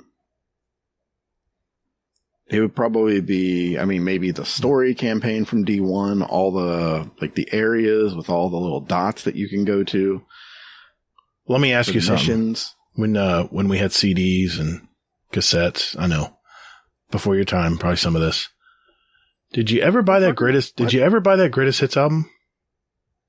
No. Because it was all included in one CD. Yeah, no, I didn't buy those because I already had the other fucking 4 or 5 CDs. I don't think I'm alone here. I bought the greatest hits albums. You fucking shill. Yeah, I am. See, that's the thing right there. You nailed it right there. It's just, hey, it's a free country, and if they sell it and no one buys it, then it won't happen, or they'll take it away, or it'll fall away, or whatever. But if there's a market for it, why not? Oh man, we got so many more voicemails here, so I'm gonna move them to Okatsu. Here we go. Hey, Guardian Downcast, it's Okatsu right now. I just lost all my lives in competitive because I'm very good, but question, is it better to get DLCs right off the bat, or like get them later in the year, or say even time after, while they cost less, but there's more to do in the game besides that? That's a good question. Did you hear that? Not at all. No, it was super low for me. Yeah, Akatsu was what his question was asking is, should everyone wait and not play the new content and wait for all the content to come out and maybe have it bundled or on sale, buy it all at once, and then there's so much to do in the game and just play it all at once? Kind of, I think he's going after the, should we subscribe to Disney Plus right now, or should we wait till all the episodes of the Mandalorian are out and then get the subscription and then watch it all in 1 week? I think that's kind of what he's going to. No, there's two very different things, two very different situations. Well, he's talking about, should we get the DLC and play along as we go, or should we wait until all the DLC's been released and just play it all at once? Because there'll be a lot more to do in the game. That's what he was asking. That was his question, almost verbatim. Okay. All right. I'm going to withhold my answer until you answer yours first. I don't think there's anything wrong with that. It's FOMO, right? All I can tell you is if you wait and you don't want the seasonal stuff, like I slept on, like I said, crafting that pulse rifle from one season, a couple seasons ago. If you're okay with missing out on that, then sure, go for it. But I like the seasonal stuff. So the fact that there is FOMO in the game and the seasons, when they go away, after that year, you don't have access to those weapons or seasonal stuff anymore. That's something you got to think about. And probably the reason why I won't do that. That's my answer. Yeah, kind of going off of that. I mean, it'd give you 90 days to do roughly, 4 seasons of content. I mean, yeah, if you're talking about waiting until the last season of the year, DLC, and doing it all at once, yeah. That's what you're saying, 90 days to get it all. Yeah, 90 days. I mean, it just, to me, that's just way too little time to do something, because, I mean, pretty much in 90 days, all you're going to be able to get done is just the campaign stuff, hopefully. Because a lot of it is going to be, I mean, hey, go to this place and do the seasonal event. Hey, do this seasonal event again. Mm-hmm. And then, hey, here's some story, that kind of thing. And I mean, I don't know. I could almost see that being too tedious instead of the weekly thing that we have right now, where you have the ability to go, all right, I really don't want to do this, but I'm going to go ahead and knock it out real quick anyway. With that, you're under the gun, I feel. And then it will feel like a job. Yeah. Yeah, I'm not a fan of that, but if that floats your boat, I guess, then do it. I mean, I guess it's an option, right? You can do that. Yeah, everything's an option. Let's do one more speak pipe and then we'll dive into Discord, Hazel. This one is from your pal Sweaty Spooks. It's directed at you. Here we go. Oh, okay. Ladies and gentlemen, Sweaty Spooks. Less of a question for the show and more of a challenge for the show. Oh. Challenge for the show. Hazel NT, sir. What I would like for you to do is build a Gator-approved Warlock PvP build. No. If I had to assume, I'm going to assume that would involve the Astrocyte verse, perhaps a sidearm. Mr. Gator. Uh-oh. I would like for you to build a hunter that is approved by Senor Hazel that he would use in PvP. So basically what you guys are going to be doing for this challenge is building each other's PvP builds and going against each other using each other's PvP builds. 1v1. Love to see it. Love you guys. Peace. Hazel said no.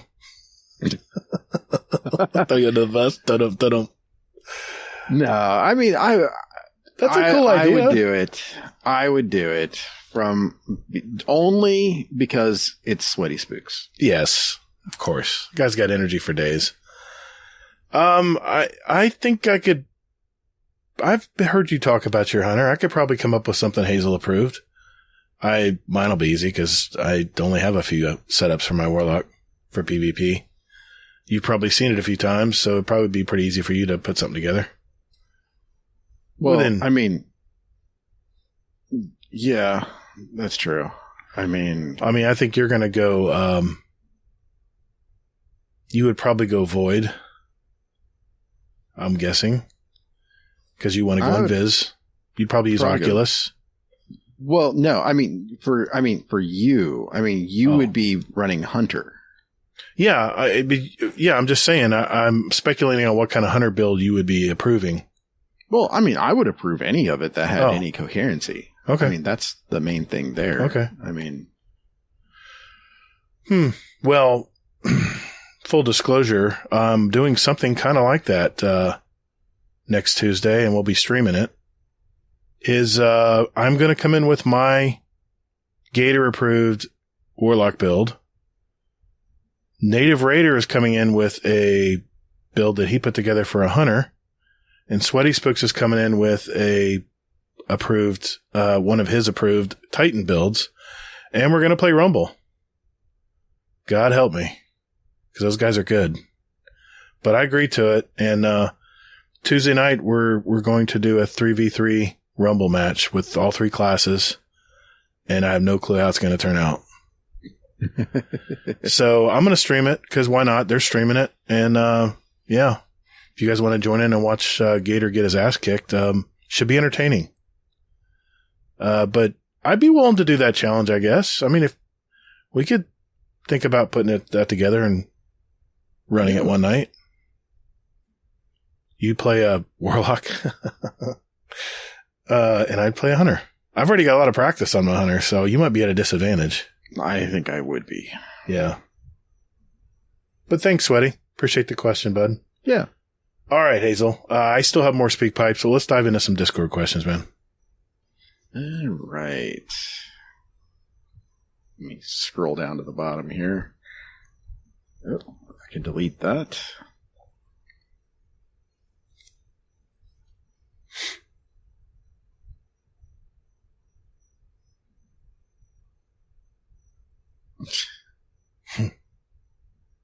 Okay. Here we are. Okay.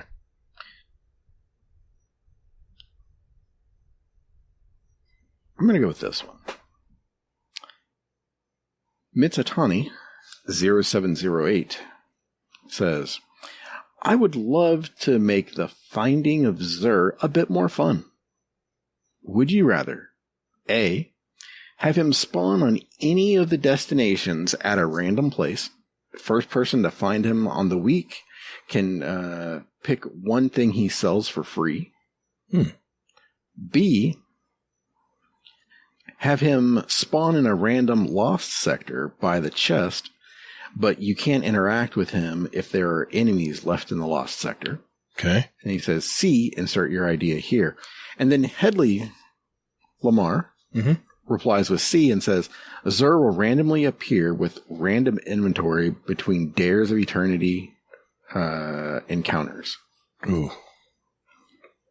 That was his idea. That's just evil. I don't like playing Dares. I probably wouldn't buy into that one. Yeah. Sorry, Headley. Yeah, no. God, just dealing with the blueberries alone. Yeah. It's a kind of a neat concept if you think about it. That's actually a great concept. That would make it fun, yeah. But that would mean having to do dares, though. I kind of like the Lost Sector one because I'm partial to Lost Sectors. I love doing them. I think it's a great thing Bungie added to the game. But what would be the reward though?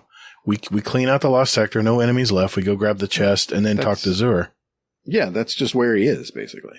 But you would just get whatever he's selling for the week? No special inventory? Yeah. No, okay. You were. No, I'm just, that was mentioned as one of the options was Yeah, you can. The first person to find him for the week can pick one thing he sells for free. So that means that like if you're not going to be there, then all you're doing is you're left watching a dado video on where the hell he is. Yeah, I'm not in love with the first one because that only helps one person.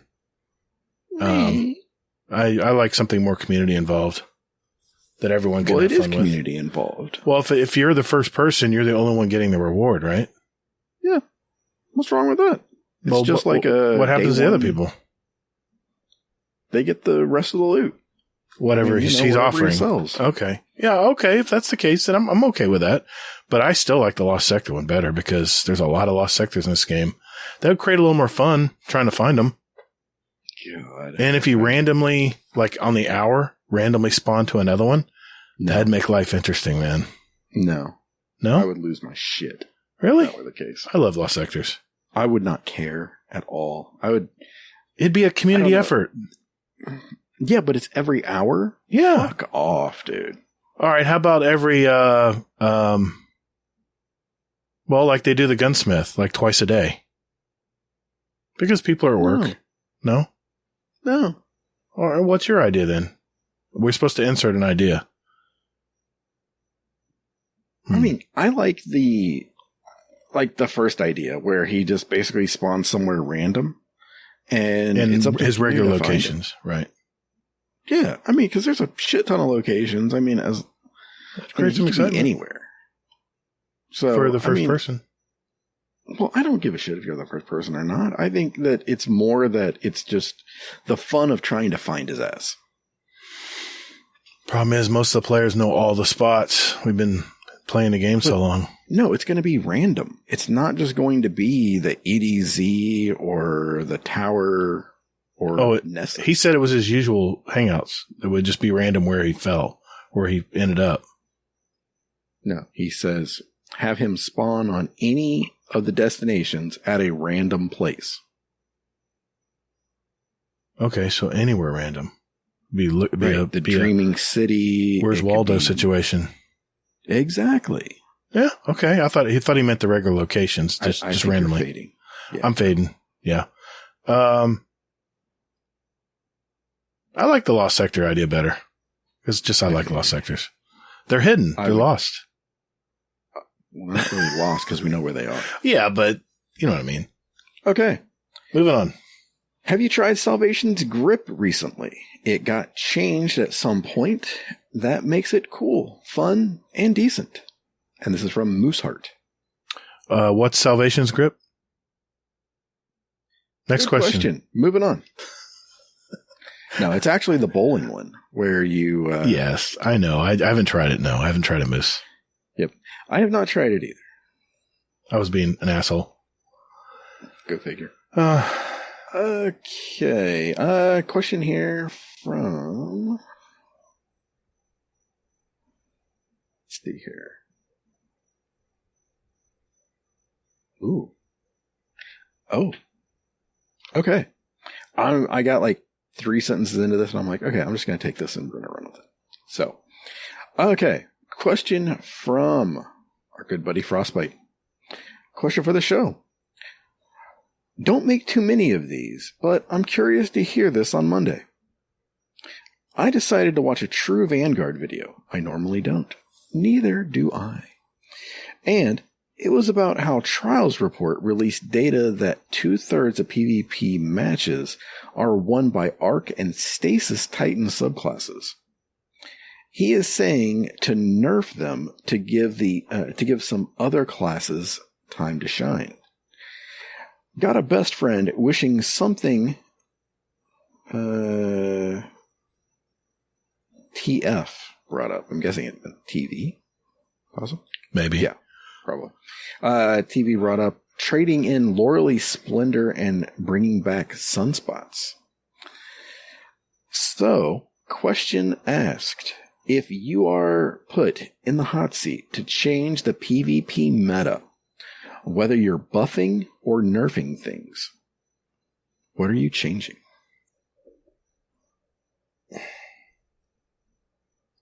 Yeah. For just those classes? See, I don't play Titan much. Just anything. Just, you crafting the meta. Oh. What do I need to bring back? Or what I think should be brought back? What the fuck are you all right, talking meta. Fine, whatever. The entire meta. Good Lord, man.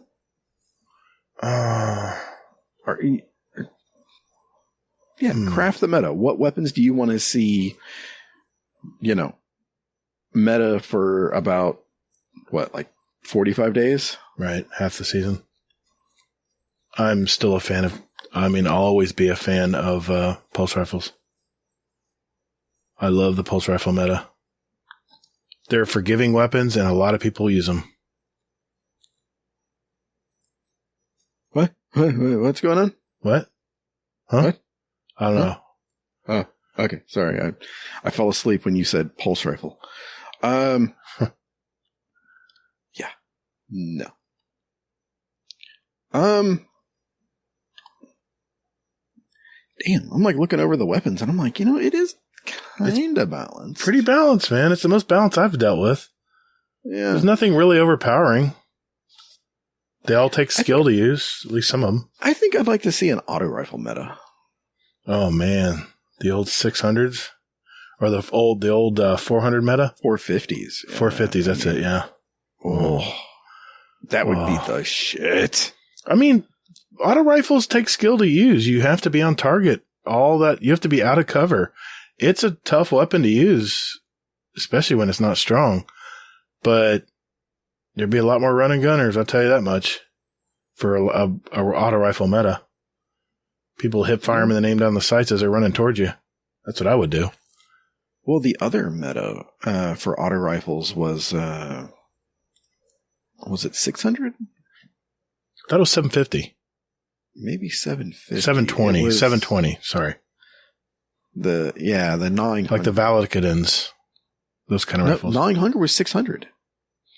Yep, it was a 600. 600 meta. Yeah. Yeah. Yeah, Valakadin never really took off.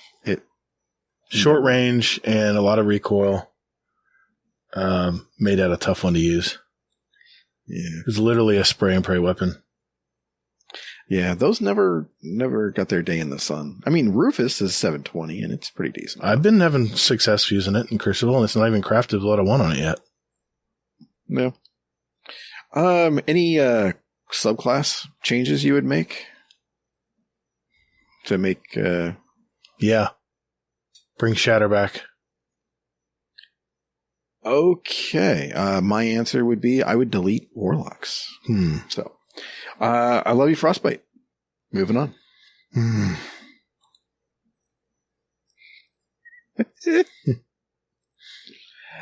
Okay. All right. I'm going to save that question for later. Okay. This is a good one. Native Raider. I asked this same question on my show and want to hear your guys' take on it as well. Question for the show.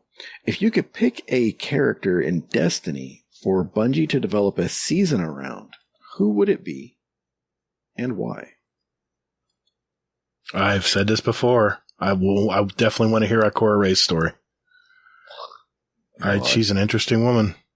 And she's tough as nails, man. This fucking guy. That invective shotgun she always used. Can it be any more vanilla? No, dude, that's not vanilla. She has an interesting storyline.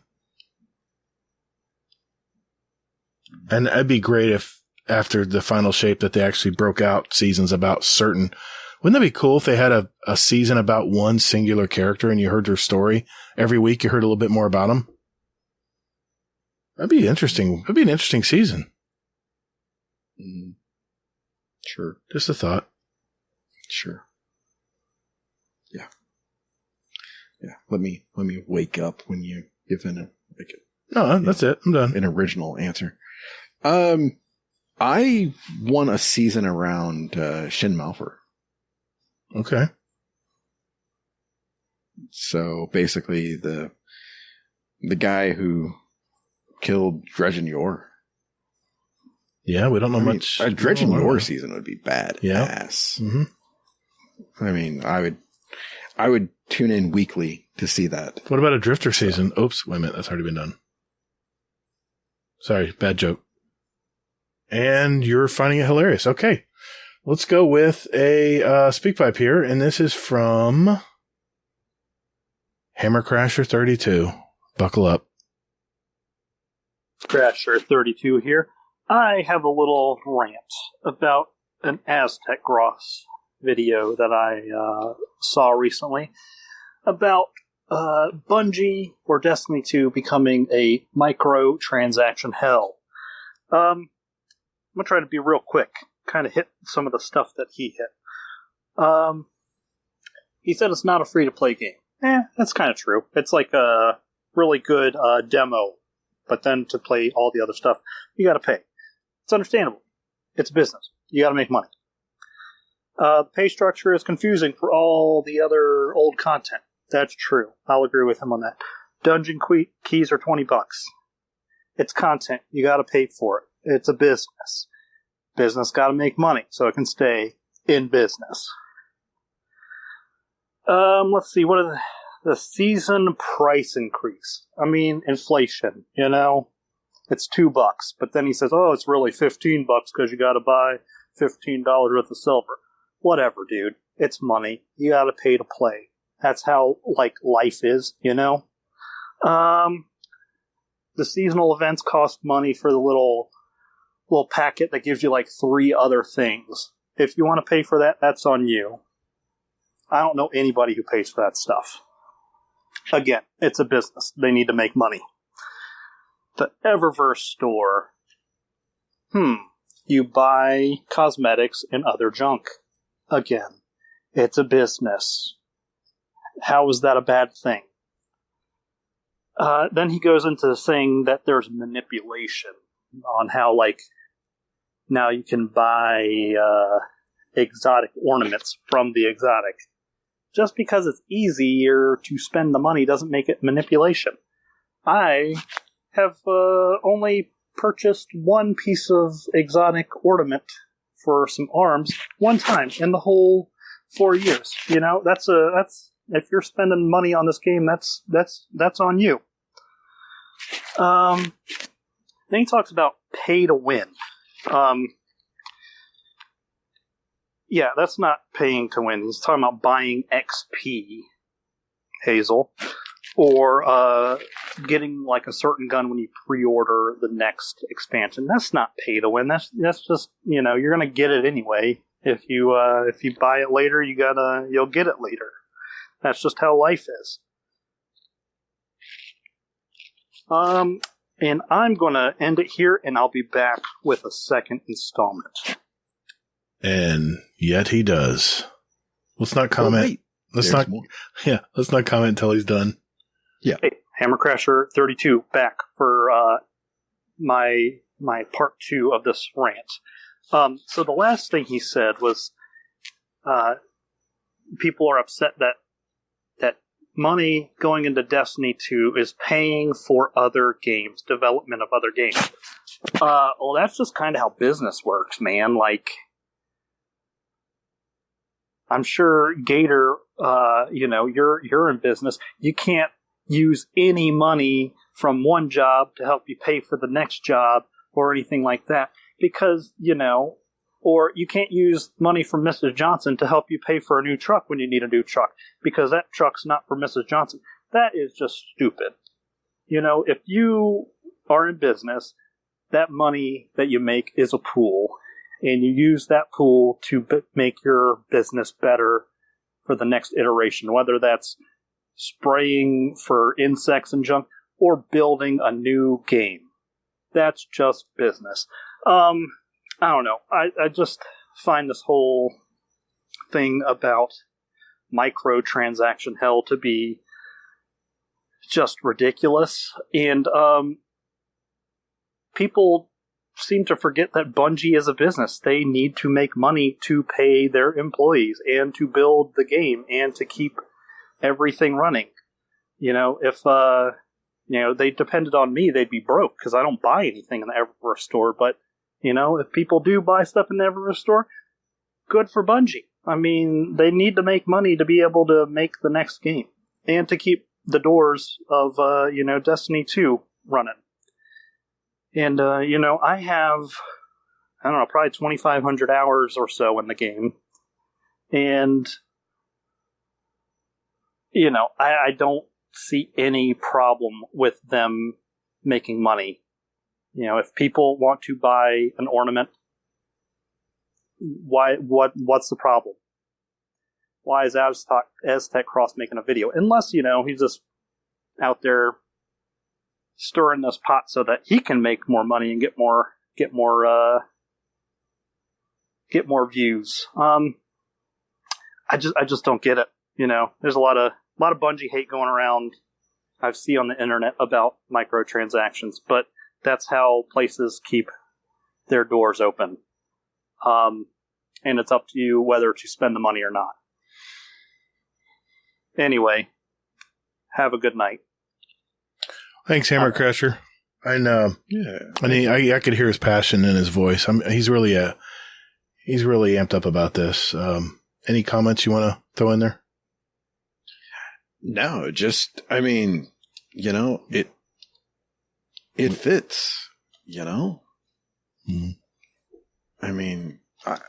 I do kind of wonder, what is the age of the people making these comments of things like, oh, well, Bungie needs to, only use the money for Destiny. It's not how business works. A lot of the people that have made that statement on Twitter or wherever usually are venting because of Crucible and server issues that maybe they feel like the game's getting left behind and getting ignored. I don't know, man. My son has a whole different view of things than I do because I played when games were much simpler. He grew up with games that have been online, and his viewpoints are just going to be different. And all we can do is respect them, right? Hammer has his opinion. I have my opinion. You have your opinion. That's why we have podcasts, right? To express our opinions. And people don't have to agree with them. That's, we've kind of beat the horse on this one. But, I know it was passionate to put that in, Hammer. So, just thanks for giving some feedback, dude. Hey, there's a couple good ones here that I want to hit. Like Smiter, Nico. Let's get them out. Let's do it. Smiter, question for the show. How would you describe the game of Destiny to someone who knows absolutely nothing about video games? Video games, period? Oof. How do you explain any game to someone who never plays video games? I guess for me, I would try to give an analogy to real life or to a game they played not online or like a board game or, I try to put it in the terms that they would understand. That would be probably the best way for me to explain it. Oh man. It's not easy, is it? It's not an easy process for someone who never plays video games. I think you're overthinking this, Gator. Yeah, I probably am. What would you say, man? I would say that it's basically a game where you are a guardian of the light, and you are going around and shooting bad guys, and along the way you become basically like a space wizard, and you can go ahead and you can use magic and just kind of dumb it down like that. Like, you can throw grenades, you can put up shields, you can dodge and go invisible, you can play Spider-Man, you can drop pea puddles. Yeah, you can do all kinds of magic. Yeah. Rely on that. I think that would be a good selling point. That's pretty good. And the graphics kick ass. Well, yeah. That goes without saying, but they haven't played a video game before. So, that's kind of loaded, man. But okay. Yeah. Question from I Just Kill Things, Nico. Question for the show. How would you feel about a PvP planet? A lot of MMOs and other online games have specified PvP zones. Division has a dark zone. Yeah, I was just thinking Diablo 4 has their zone. WoW has PvP areas as well. Instead of just Crucible, you just roll out to some planet and it's every Guardian for themselves or fire team. They could be put in specified PvP weapons, gear for those that want to be competitive and focus on just PvP. Yeah, I remember Dark Zones, man. I avoided those because you could lose your shit, man. There was real cost. Yeah, the world would burn. I'd come out of the Dark Zone with nothing. Yeah, real cost. So it didn't add enjoyment to my game playing Division back in the day. But I, of course, it was a casual pleb playing it. I wasn't really that good playing it. I didn't play enough of it to get enough confidence to jump in that. But I kind of like that idea, though. Have a planet on the map that is just Crucible. And maybe like, you know how there's staves in the ground for like legendary lost sectors? Maybe you stumble upon a stave and this is what the game is today. And if you go further over there on the other side of the planet, there's another game type going on. It'd be kind of cool. I could see something like that. Yeah. You kind of activate it and you join you jump back to orbit or maybe you wait there and six people just spawn on you and let's go. Yeah. Yeah. Maybe it's like matchmaking is pre-done. Yeah. I like this idea a lot, actually. I think that'd be really fun.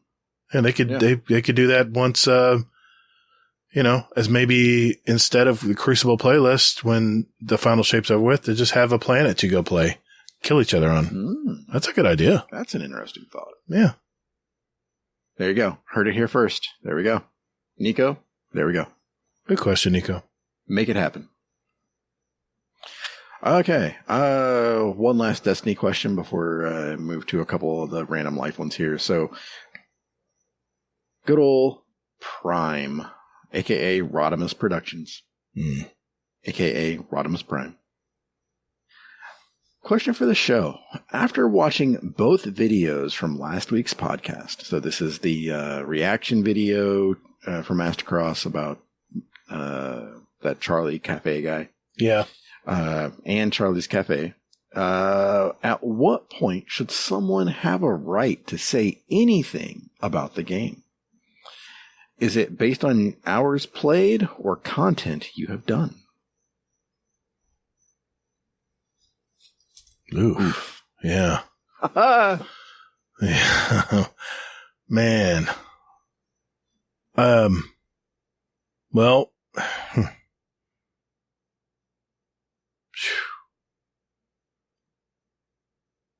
I think everyone has a voice, right? You're invested in the game. I think everyone has their opinion. Everyone has what they think is the right way to play the game. And that's a great thing, is it's not on rails. You can play it however way you want, right? The guy in the video last week, unfortunately, played solo most of his Destiny life. And I think he missed out. I think you hit it on the nail. He played it wrong.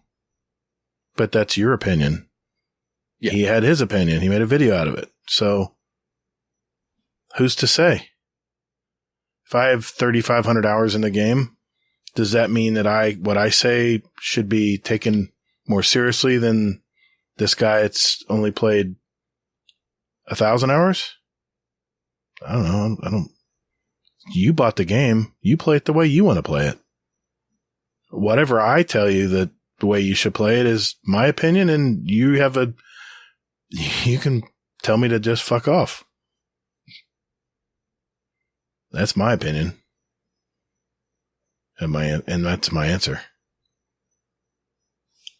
Okay.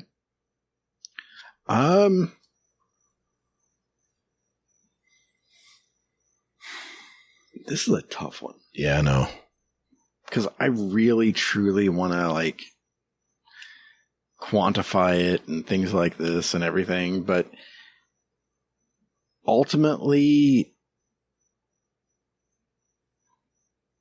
no one can tell you that you can't say something. It's basically, you know, you can play the game for 5 minutes and go like, it sucks ass. I mean, that's your opinion. You can do that. You know, it's just, you're going to get a lot of people that say like, hey, well, you know, I've been playing it for years and you're just wrong. That's just the nature of the internet. Welcome to Twitter. Welcome to Reddit. I don't know what that is. I haven't been back since. Sorry. Oh, you haven't? Nope. I need to go back and take a look and make sure. You gonna downvote my thing anymore? And you have to already? You have alt accounts you can downvote it more? My little post? No, I my name's not Gator. Oh, okay. All right. Good. There we go. Made some progress. We Thanks. were down to 90 there. Oh, boy. By the way. Good questions. Shit. Can you edit that out? Yeah, I'll edit that out. Okay, thank you much. Promise, I will. I really don't believe you. Fingers are crossed. Yeah, probably.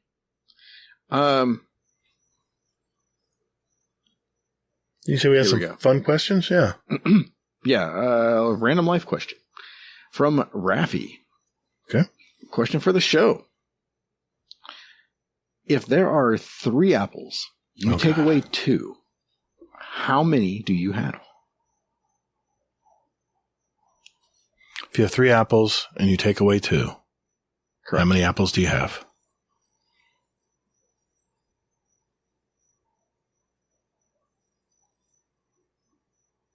I mean, convention says to just do the math. It's 3 minus 2 equals 1, right? But something tells me that's not going to be the answer. I'll be the gullible one. 1. Okay. Gator is high. You heard it here first. Okay. The answer is actually 2. What? Moving on. Wait a minute. What? What'd I miss? Nothing. Okay. No. Never mind. Nothing to see. 3 apples and take away 2. Is that? Okay. All right. Well, never mind. Yeah. We'll have Raffy explain it. Okay.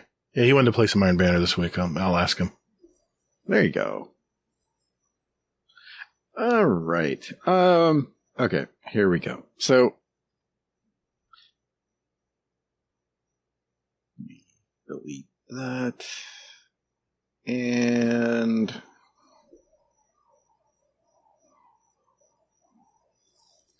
were the apples cut in half? Gator.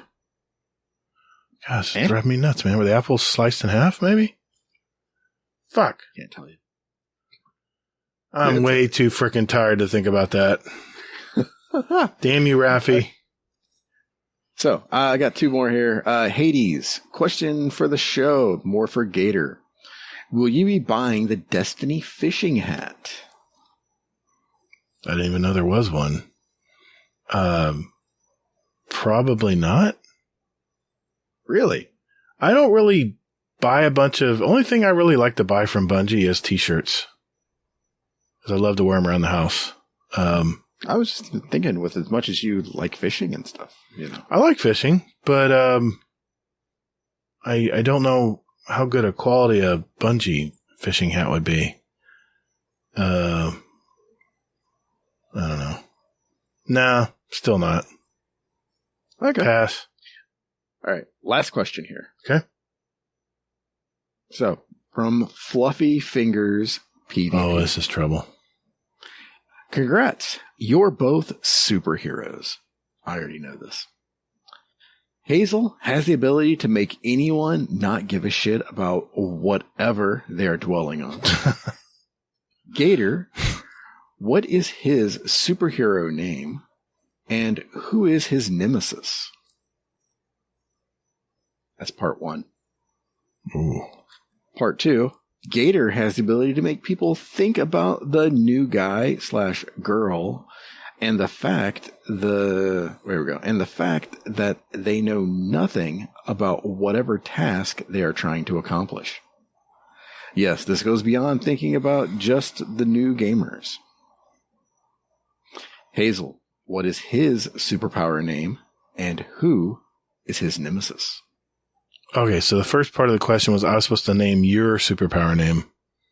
You said Gators. Name, my superhero name, and my nemesis. And I have the ability to make anyone not give a shit about what they're doing. Right.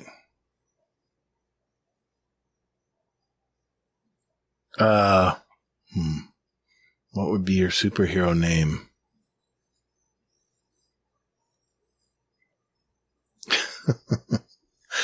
Oh, man, I gotta think about this. I'll edit for time. Shit. Well, I know what my superhero name should be, but that's for you to decide. Oh man.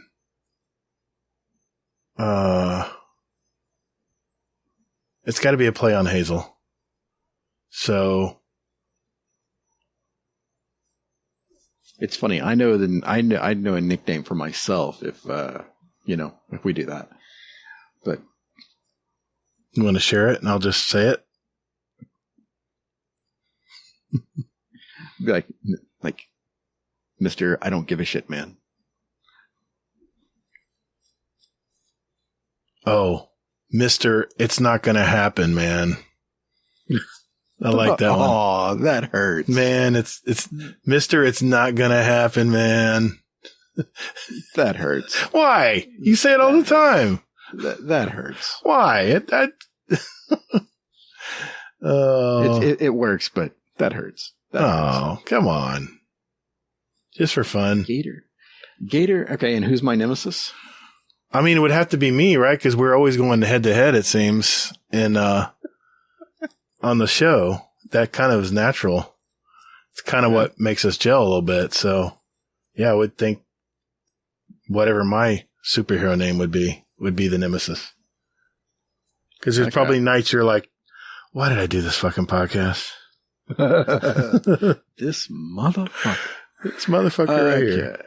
So, all right, what's my superhero name? Gator has the ability to make people think about the new guy/girl and the fact that they know nothing about whatever task they are trying to accomplish.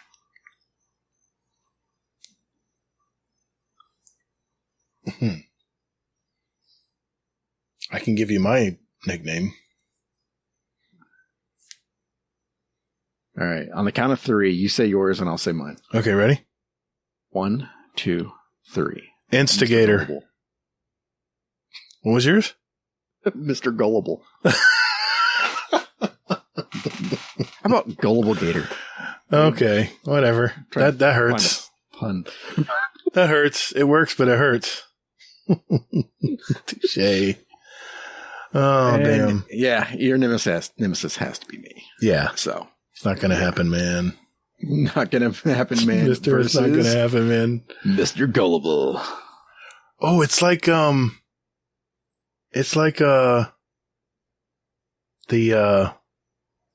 you know what it reminds me of? It reminds me of M. Night's movie. I was going to say Unbroken. Was it Broken? Yeah. Unbroken. Unbreakable. Unbreakable. Now, who's Mr. Glass of us two? It had to be you, man. It's not going to happen, man. Glass? What? Yeah, you're Mr. Glass. So I'm the villain? Yeah, because it's not going to happen, man. You're kind of the antithesis of my shillness. Remember, I'm for good. I'm for helping the new player.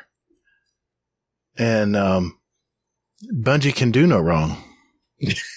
And you're like, it's not going to happen, man. I can see that. Stop dwelling on it, man. Yeah. Yeah. Oh, shit. That was a good question, Fluffy. That's great. That took a lot of thought, man. Especially on our part. Yeah, God, man, my head hurts. Okay. It's getting late, so let's go out with a speak pipe. Oh, boy, so many to choose from. Well, we missed Mo last week, so we got to go out with a Mo. Okay, I'm going to go with this one.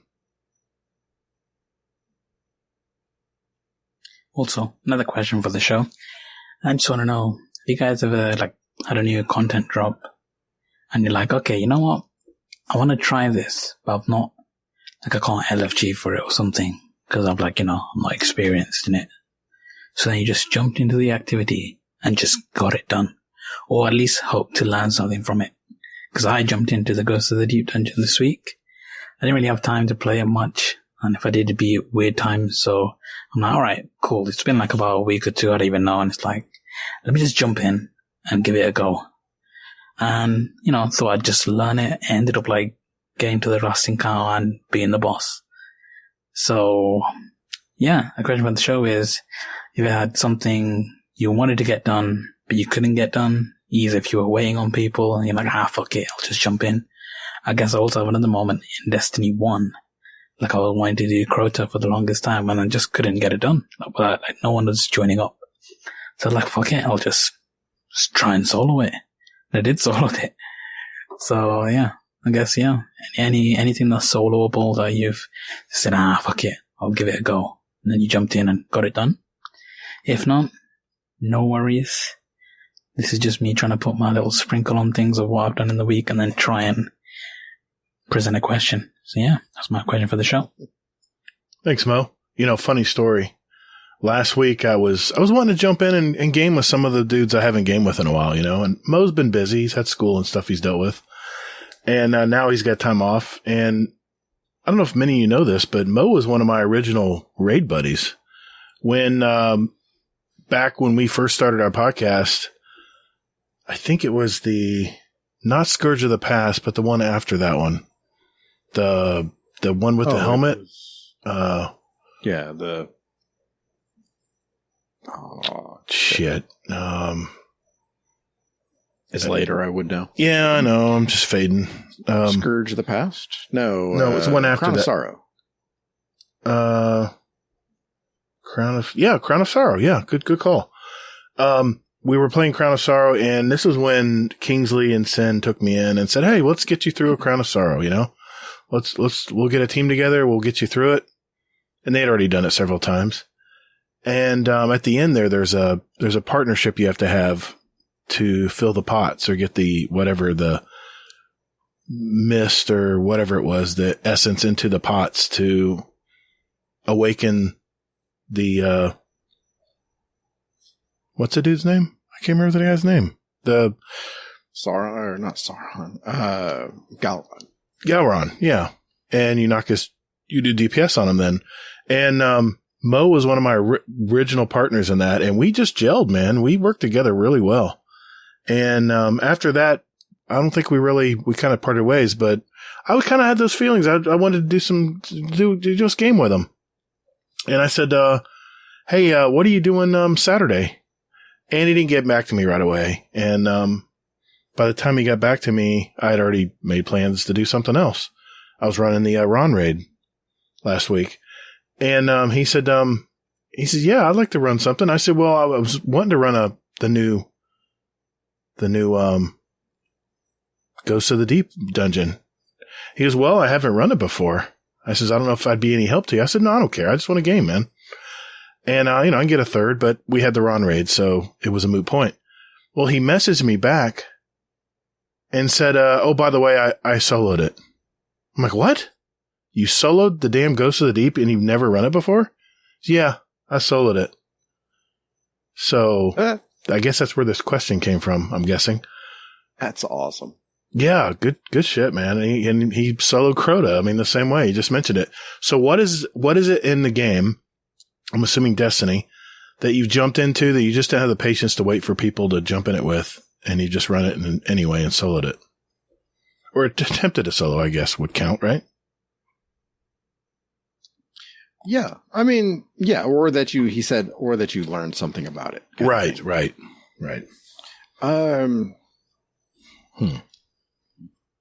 My answer to this is really, it's like when I went in to do a GM for the first time solo. Okay. That's where I learned that GMs are hard. Yeah, definitely a gear check there. Yeah, just a lot. Yeah. I mean, back when they first offered Legend and Master Lost Sectors, which is my thing, man. I love doing Lost Sectors. Back before you could run it with a group and get rewards. But now you have to solo it if you want to get the guaranteed exotic or the chance at the exotic arms or whatever they're offering. That's what I ran into. I loved running. I still think to this day, Lost Sectors is one of the great things that Bungie added to the game in Destiny 2. It's kind of like mini dungeons in Diablo 4. At least that's what I've been told. That it's like having Lost Sectors all over the place, except they have hundreds of them. Can you imagine that? Hundreds of Lost Sectors? Little mini dungeons? But yeah, that's the one thing that I never really had the patience to wait anybody to group up to do, and I would run in and get them done. And what's funny is once you learn from mistakes, you got through it. Just took time. Yeah. So exactly. Yeah, that would be my thing. Thanks, Mo. Well, hey, everyone, if we didn't get to your question, we'll do better next week. We promise. And next week we will have... Who we have on next week? Shit. Kogo. Oh, we got Kogo 4 coming on the show next week. So if you want to get a head start and throw some questions his way, there you go. We'll create a channel and you can, or you can just enter them into the regular question channel and just say for Kogo and we'll know it's for him. So, there you go. We'll try again next week. And, I see you, Nitro TJ, Scumdeath, Wormwood. I see you guys. I see those voicemails. I don't forget anybody. So we'll get to those next week.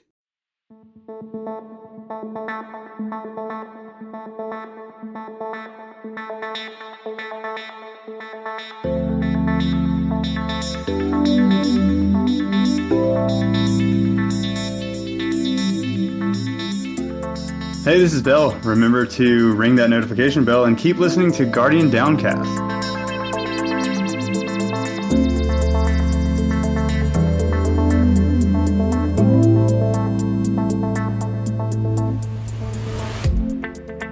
All right, a little housekeeping before we go here and a few announcements.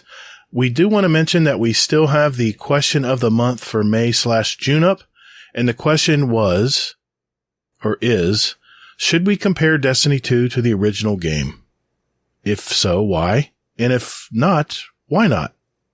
We're going to need your answers by Wednesday, June 28th. By the way, that's next week. Next week, we need your answers. And from those answers, we will have a giant drawing. Everyone who put in a voicemail or a question in the question for the month channel in our Discord into a drawing, and someone's going to get a $25 Amazon gift card. So, yeah. And then after that, we're going to have one more drawing for just our SpeakPipe answers, and they're going to get some podcast merch. So if you have a voicemail you want to send in, you'll have 2 shots at winning something. If you want to send in just a question for the month in the Discord, you have 1 shot to get something. So either way, we welcome your answers, and we'll be reading them out very soon. I want to give a patron shout out. We have a new patron, brand new patron to mention tonight.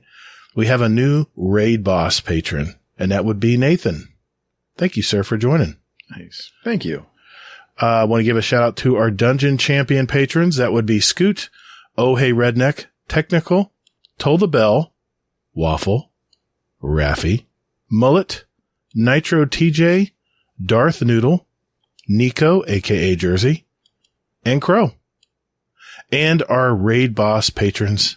That's Jealous and Frostbite. By the way, they've been with us from day one. Thank you, gentlemen. Shadowflu, TLT Tim. Wait a minute. TL. Shit. God. TL Tim. And now. I keep saying it wrong. He's going to I'm not going to do it. And he's going to And now, Nathan. Thank you all for giving back to the community. It's awesome. Quick thank you to all our patron members out there. Giving back to our show and our community has been really great. And Hazel, again, and I thank you for that. Because of our patrons, you can enjoy our podcast commercial free. So thank those gold bad that'll be an outtake.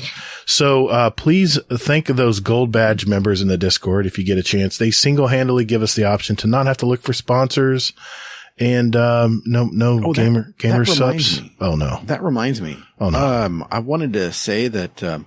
So I tried the Manscaped, the lawnmower, like 8.9. Of course you did. That was the number.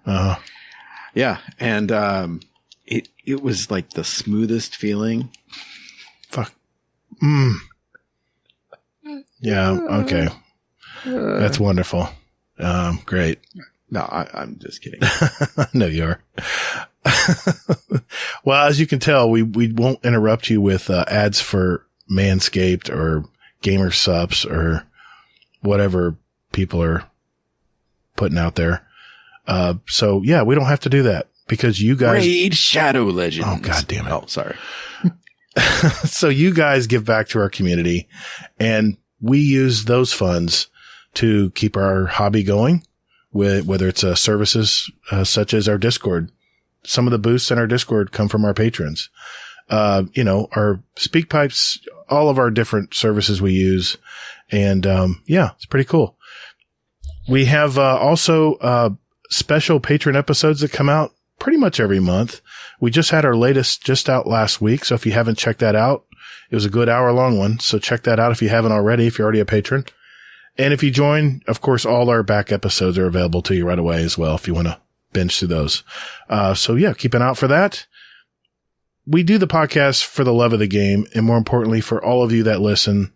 So if you received any value from our little podcast today and you're interested in giving back to our community, check out patreon.com/support Guardian Downcast. Link will be down there in our show description.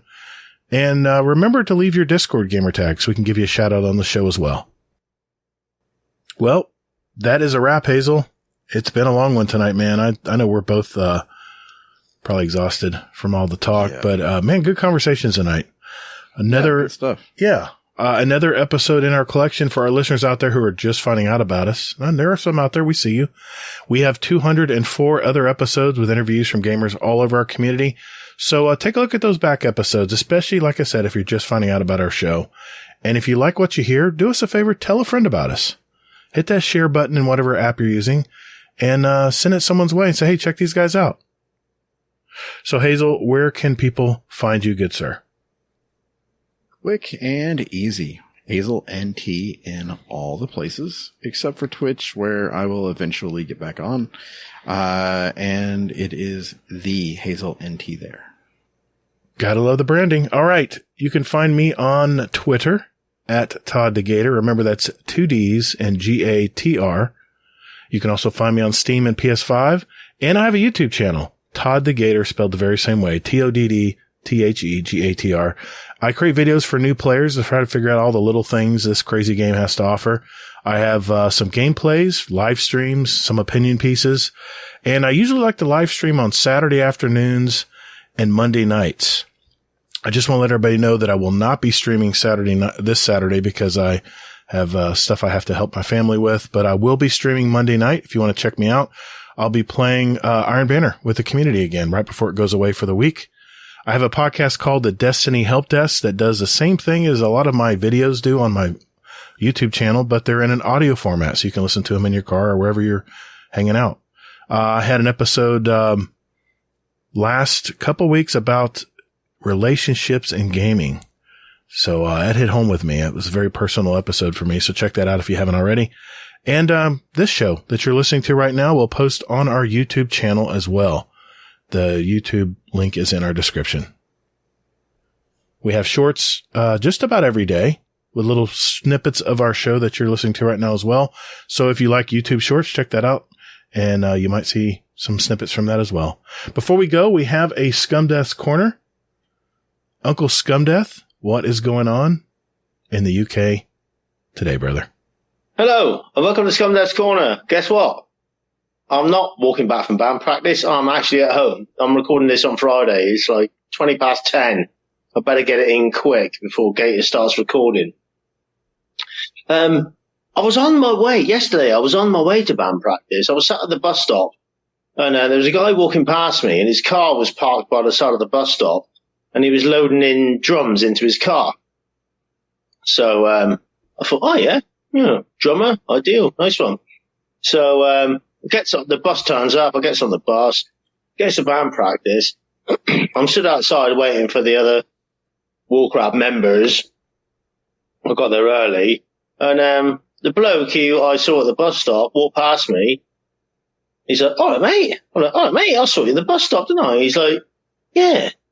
He's like, "Oh, are you in a band, are you?" I'm like, "Yeah, mate. Yeah, I'm in Warcraft, like, you know." He's like, "Oh, I'll play in this other band or whatever. I can't remember what they're called." He's like, "Oh, if I knew you was coming here to the practice place, I would have given you a lift." I'm like, "Oh, yeah, no worries." He's like, "Are you all right to get home?" Like, I said, "Oh, yeah, my drummer drops me home." He's like, "Oh, well, if I see you at the bus stop, when I'm getting ready to go to the fucking practice place, I'll give you a lift." I'm like, "Oh, fucking spot on." I said, "I'll be at the bus stop 5 o'clock in the afternoon, and if I see you," he's like, "Yeah."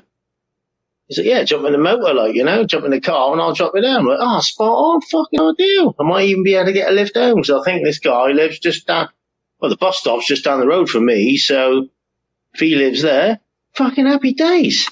So I don't know how I'm going to record me Scum Dev's Corner walking home from band practice if I'll get a lift with this guy. Apparently he's called Malcolm and that, so happy days. You never know. I might not be ever walking back from band practice doing a fucking Scum Dev's Corner. Oh well. Lovely old job. Be nice though, wouldn't it? But probably never see him again. That's my luck. Fuck my luck. Anyway, love you all. Take care and see you soon. Bye. Yo. And that's the last we heard of Scum Death's Corner. No way. No, I'm not banking on that. Hey, everyone, remember, as you're playing Lightfall, take breaks, get outside and touch grass. Hades. Remember, everyone, we only get one playthrough in this world, so make it count. And more importantly, be good to your fellow Guardians in the Destinyverse. Hell, especially this week. The weight of the world was on your shoulders, and still you triumphed. Marvelous. Thank you all so very much for listening. And later, Guardian. Motherfucker. What? You never said it. I didn't hear it. What do you mean? It must have cut out because I didn't hear you. What? I didn't hear it. You're fucking. I'm not fucking with you. Because I'm fucking with you. I never said it. Damn it. Get toddled.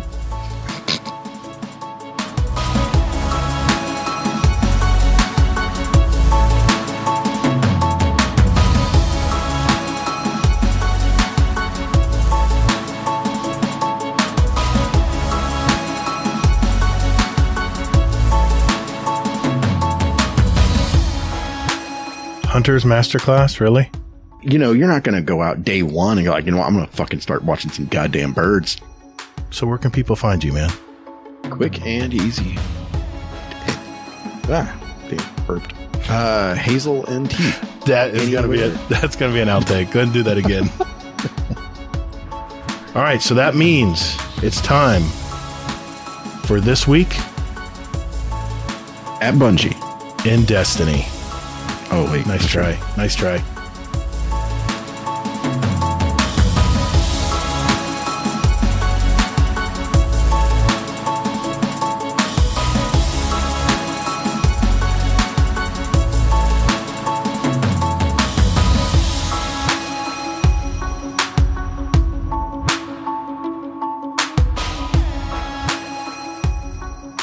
I trusted you, man.